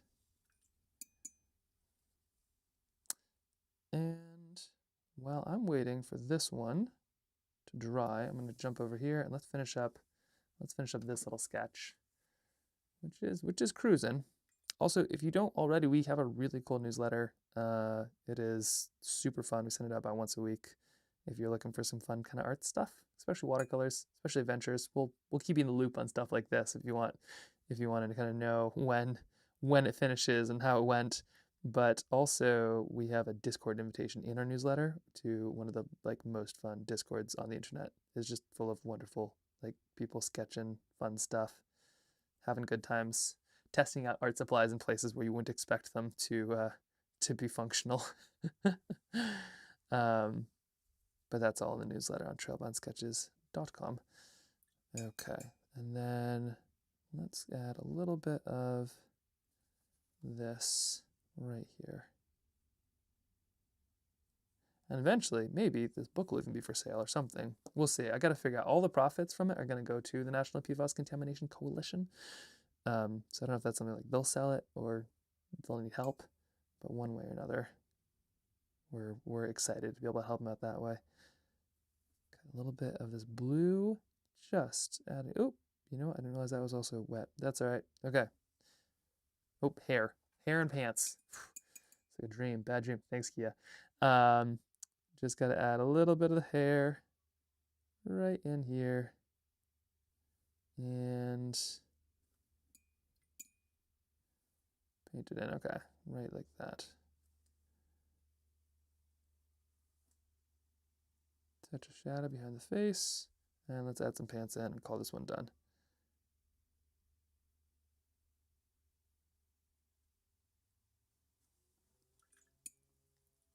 All right. There we are. Bye, Max. Got to head off to football practice. Thanks for the stream. Thanks, Silas.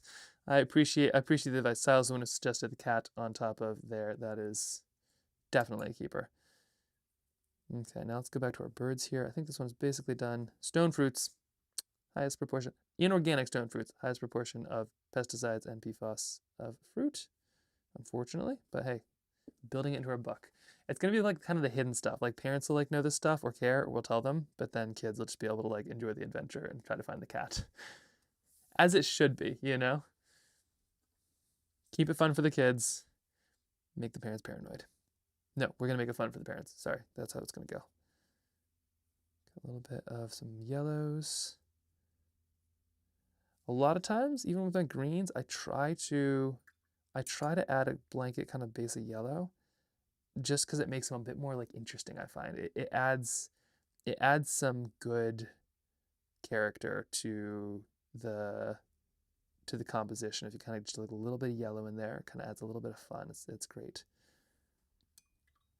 Holy moly, long day, eh?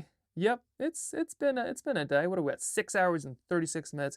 You know, I thought like I was doing something kind of wild when we started streaming the book, where it's like, we're gonna stream it and I'm gonna stream for 6 hours a day and we're gonna see where it goes. And then I realized like 6 hours is kind of like what just average streamers do. Like those people are monsters. Like Liz from I Paint Burbs, she'll just stream like 6 hours a day, every day for like many days. It's absolute wildnesses to me.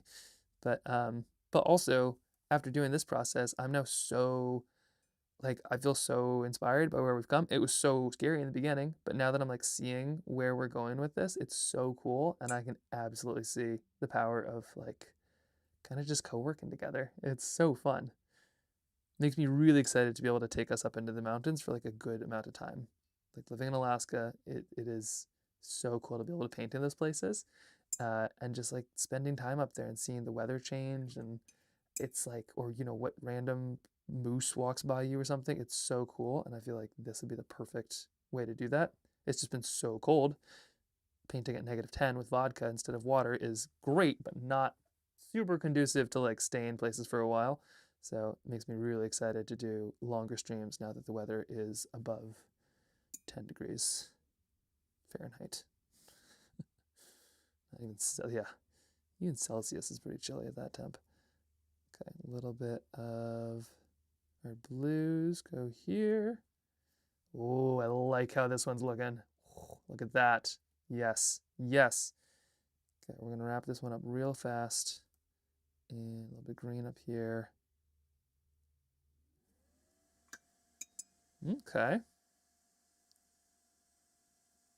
Really leaning into the colors on these.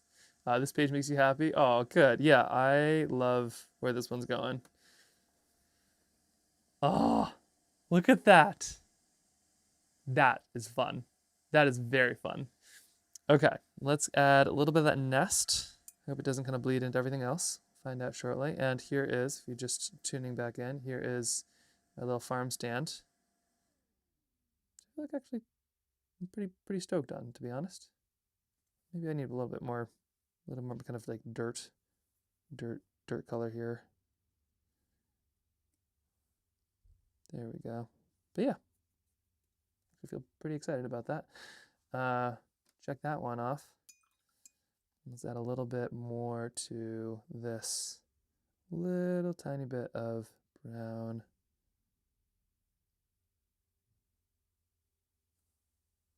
Okay. Little tiny bit of brown right to the edge And we're just scooting over here. This page is important because of all the bird connections to these things. I feel like I'm painting a pretty picture and then ruining it for you. Sorry, I feel like it's sort of like, and here we're painting a really pretty picture of a bird's nest. Do you know the birds are all dying? And it's like, that is very much not the book that I want it to be. I want it to be kind of a fun book where you're like hyped and be like, oh, that's beautiful. And then you're like, you know what? I think birds are dying, so I'm going to do something about it. But yeah, in the process of making it, it's like, here's something pretty. Downer. Yo, hello, welcome, Leighton. I can see this being a full motion picture. I mean, yeah, maybe one day. We're certainly putting enough time into it. Not that like, yeah. Well, like Aaron Blaze, he does Snow Bear. If you've ever seen it, it's super cool. Captured the whole process, but he has so much time for like 11 minutes or something like that. It's pretty brutal. But like that's the kind of film I feel like that should be a full motion picture. And but the jump between a short and a full picture is so much. Oh my gosh. I've done one feature before. So much work. Holy cow. And it's not just like a lot of work, it's like a lot of work to show too. You know, it's like a short video, you can be like, hey, you want to see this? Somebody's like, yeah, sure, I want to see this on the street. Whatever. Like a full motion picture is like, hey, you want to see my 2-hour film? You gotta sit them down. But then, you know, you can like tell a lot more and kind of get people more hyped on it, and that's cool. I like that. Okay, we have this one done. This one is not done, but our other one is our farm stand. We are finished with this one, which means we can, you can see the before, the after. Which one do you like better? Number 1, number 2? Number 1, number 2? Number 1, number 1, number 2. I'm watching you in class right now. Oh, super fun. Hi, class. It's going well. It's going well. Could be a new classic. Could be. Yeah, definitely good. Number 1. Number 1. Yeah. Was that number 1? No. This is number 1. Okay, great. We'll keep it. I won't throw this one away. But this one gets to be tacked, which is kind of fun to see. Like, look at all this. We only have room for one more, which is convenient because I think that's all we're going to be able to kind of pull together. But here's where we're going. This is the power of like the little napkin sketch. You can still totally see the connection, can't you? But you couldn't do this without this. A lot of people could do that without that.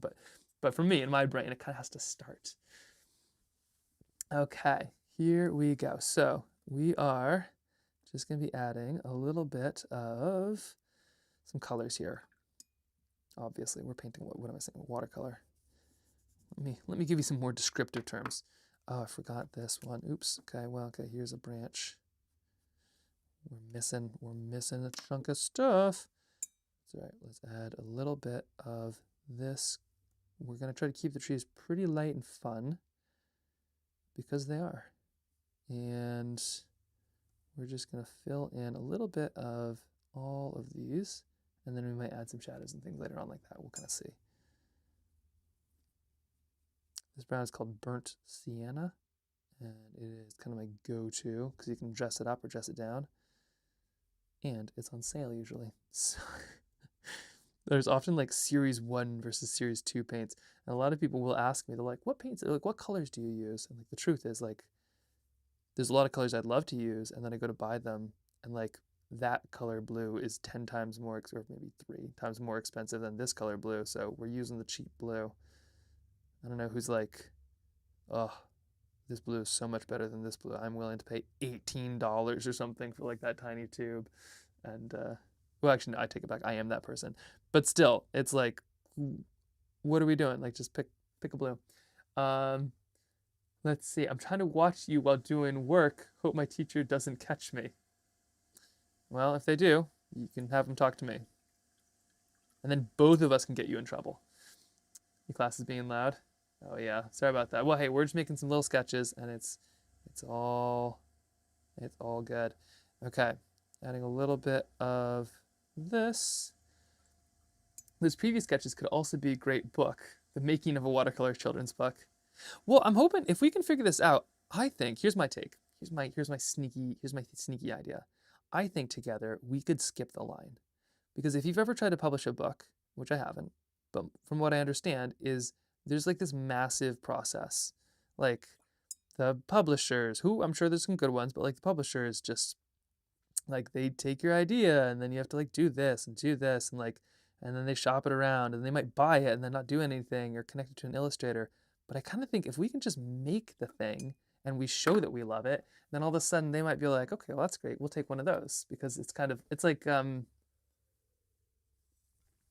pre-made versus a recipe. A recipe is like, trust me, this is good. And pre-made is kind of like, look, I made you this thing. Here's the sample. Do you want it? And then if you're at Costco, you take a sample and then you buy like 6 of them.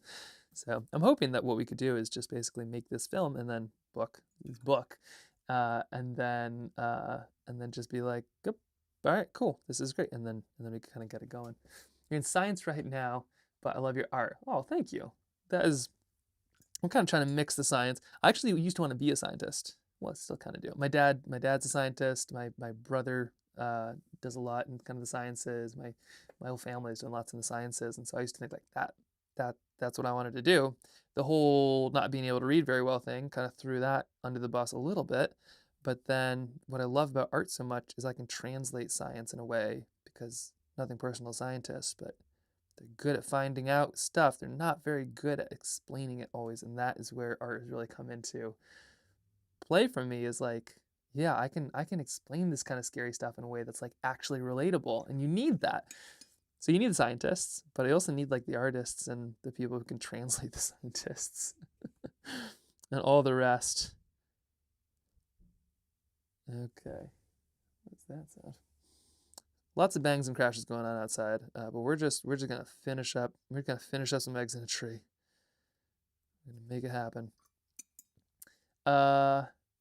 Auction a preview sketches off on eBay and donate the proceeds. Oh, and donate the proceeds too? Yeah, we can always do that.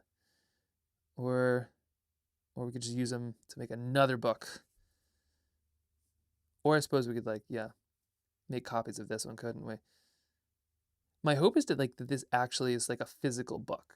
Like, have you thought about that? Like, if we do this right, then potentially this right here, like we could actually make a physical book. Like this is, I think the plan is like literally just like tape all of these onto a single book. And the little books we make at first are gonna look like this, little spiral bound ones. But I think the plan is like actually make this into a book. So by Monday-ish, we should all be mostly done. And we should be able to like actually show what like the book would look like. And then we'll just have one. Like, that's the coolest thing, is it's not like this is a concept. The goal is to be able to have a book that I can read to my 3-year-old by next week. And then obviously we want to be able to send it around and make copies of it. But like, I love it. I love how simple this is, because you don't have to have a publisher make 1,000 copies for you to be able to have one. And I think that's what's really exciting right now, is like, we can literally make the book that we want to see. It might not be books, but we can make the book that we want to see. And I think there's something really beautiful about that. So I'm just so excited to see, just to see it, to see this thing. We can see it in like a week if we keep on working really, really, really hard and don't get distracted anymore. Got a little bit of brown. We're just going to fill out this nest right here. Just a touch in the middle, a little bit on the edge. There we go. A little bit on this edge, and just a touch right there. Now, nests are all about the shadows, and I'm intentionally not making an eagle's nest, because in the movie we're talking about eagles and DDT and all of that stuff. But I don't want it to look like we went anywhere near an eagle's nest, even to retrieve a page or something like that. Not because I'm worried about getting arrested. I just don't want to give people that idea. You don't want to get anywhere near an eagle's nest. There's so much trouble to be gotten in by getting anywhere near an eagle's nest. So in this book, we are doing a basket nest instead. Eagles have like big kind of platformy nests. Oh, this turns out great. Look at that. Fun. I showed my friend, he's watching you now my friend says hi. Hello, your friend. How's it going? Funny story, you might be shipping the Holstein cow book to Holstein. I just learned how to properly say it, by the way. If you don't know, we went, where'd it go? We went deep into the cow side of things, and we now know, where it is. It's so close. Where are you? We now know all about, oh yes, here we go. It's not a Holstein, but we went, this is one of my favorite little sketches at this point. Oh wait, forgot to paint in the boot. Hold on. Character has cow poop on their shoe. Gotta paint that in. There we are. All right, now we're almost there. So just have a little bit more in, let's get some shadows down here, I think. So shadows for the little kiddo, something like this probably. Shadows for the cat. We just need to go vaguely in the right direction with shadows and we're fine. Like, they don't need to be perfect, they just need to be kind of accurate-ish. A little bit more here. And then you make them as long as the character is long. So in the cat's case, not very long. The kid's case, much longer. There we are. Okay. And we're just cruising along piece by piece. Here's our tree. Even all the trees, some loose shadows. I made these trees go the wrong direction. I should have those shadows go absolutely somewhere else, but that's okay. We're going to put the dad in the shadow of the tree. They can deal with it. There's that. And here's a little bit more over here. Okay, right there. Here we are. Shadows do like a great job of kind of giving this like you can kind of pull other things off, right? Like, you know, everything is a shadow. So when I put another shadow in, it kind of shows that we're in like a full forest full of trees, which is just kind of a fun, just like a fun little element to add. There we are. Okay. And once that's dry, and that should be plenty dry, let's add this last little bit. And I think we're basically done with this sketch. The art looks great. Thank you. That's super kind of you. It's coming along. This would be sketch number 22, I believe. Something close to 40 before we're done. So we're getting really close. But it's fun to be able to do them in a studio. It's really fun to do them outside, but it's this is the next best thing, is to do it with you all. Okay, a little bird nest. And let's just, there we go, and call that pretty close to darn good. Maybe we need a couple more little bits kind of going up here.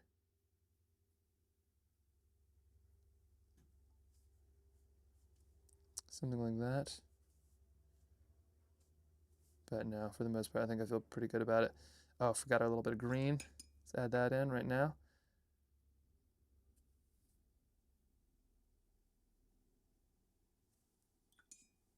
And add our little people, and we're done with this one. Whew! It's been one of those days. Oh man. Okay. A little bit right there. And we'll wrap this up. So tomorrow, same deal. I'll be back on at 9 o'clock Alaska time, where we're going to try to get another 9, maybe even 10. We're aiming for the 10 mark. We got 8 yesterday. We got 10. We got 9 today. So maybe we'll try to get the elusive 10 tomorrow, and then we should be pretty close to done by Friday. But if you aren't already, we have a really fun mailing list. It's just, it's just online. You're able to find it on the Trailbound Sketches website. That explains where it all is. And really, I'm just trying to shamelessly get you to Discord. So no pressure one way or another, but we just have a really cool group there, and it's always fun. It's always nice to have more people join. But really, thanks for your help. This has been kind of a wild, scary book, and I feel like we're cruising at this point. So we'll go look through the pages really quick, and I'm going to sign off, send us somewhere fun. And yeah, holy cow, look at this come together. People coming from all over the place. Oh, that is a fun one. Okay, I really dig this. So, okay, what did we do today? We did this cool little sketch. We did our cows, of course. We did our, let's see, we had to do this one right here. That actually, trying to figure out, what's your favorite of today, just out of curiosity. There's this one, there is, they're actually kind of, like there's so many, I really have to kind of dig through them now. There's this one right here. Do the hot air balloon with the seagulls. Of course, speaking of birds, we have the penguins. We also have the beekeeper.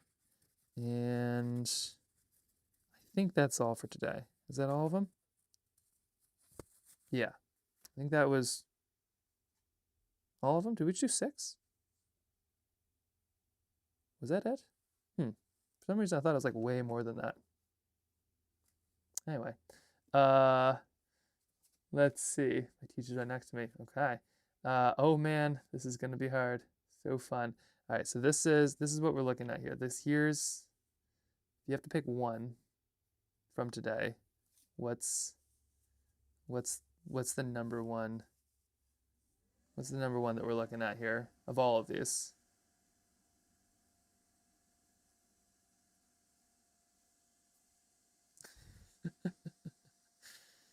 Oh, there's some sunrise ones. That's right. Okay, yeah, we did do a bunch. Hold on. Yeah, we did a lot. Okay, today was intense, right? There's this one.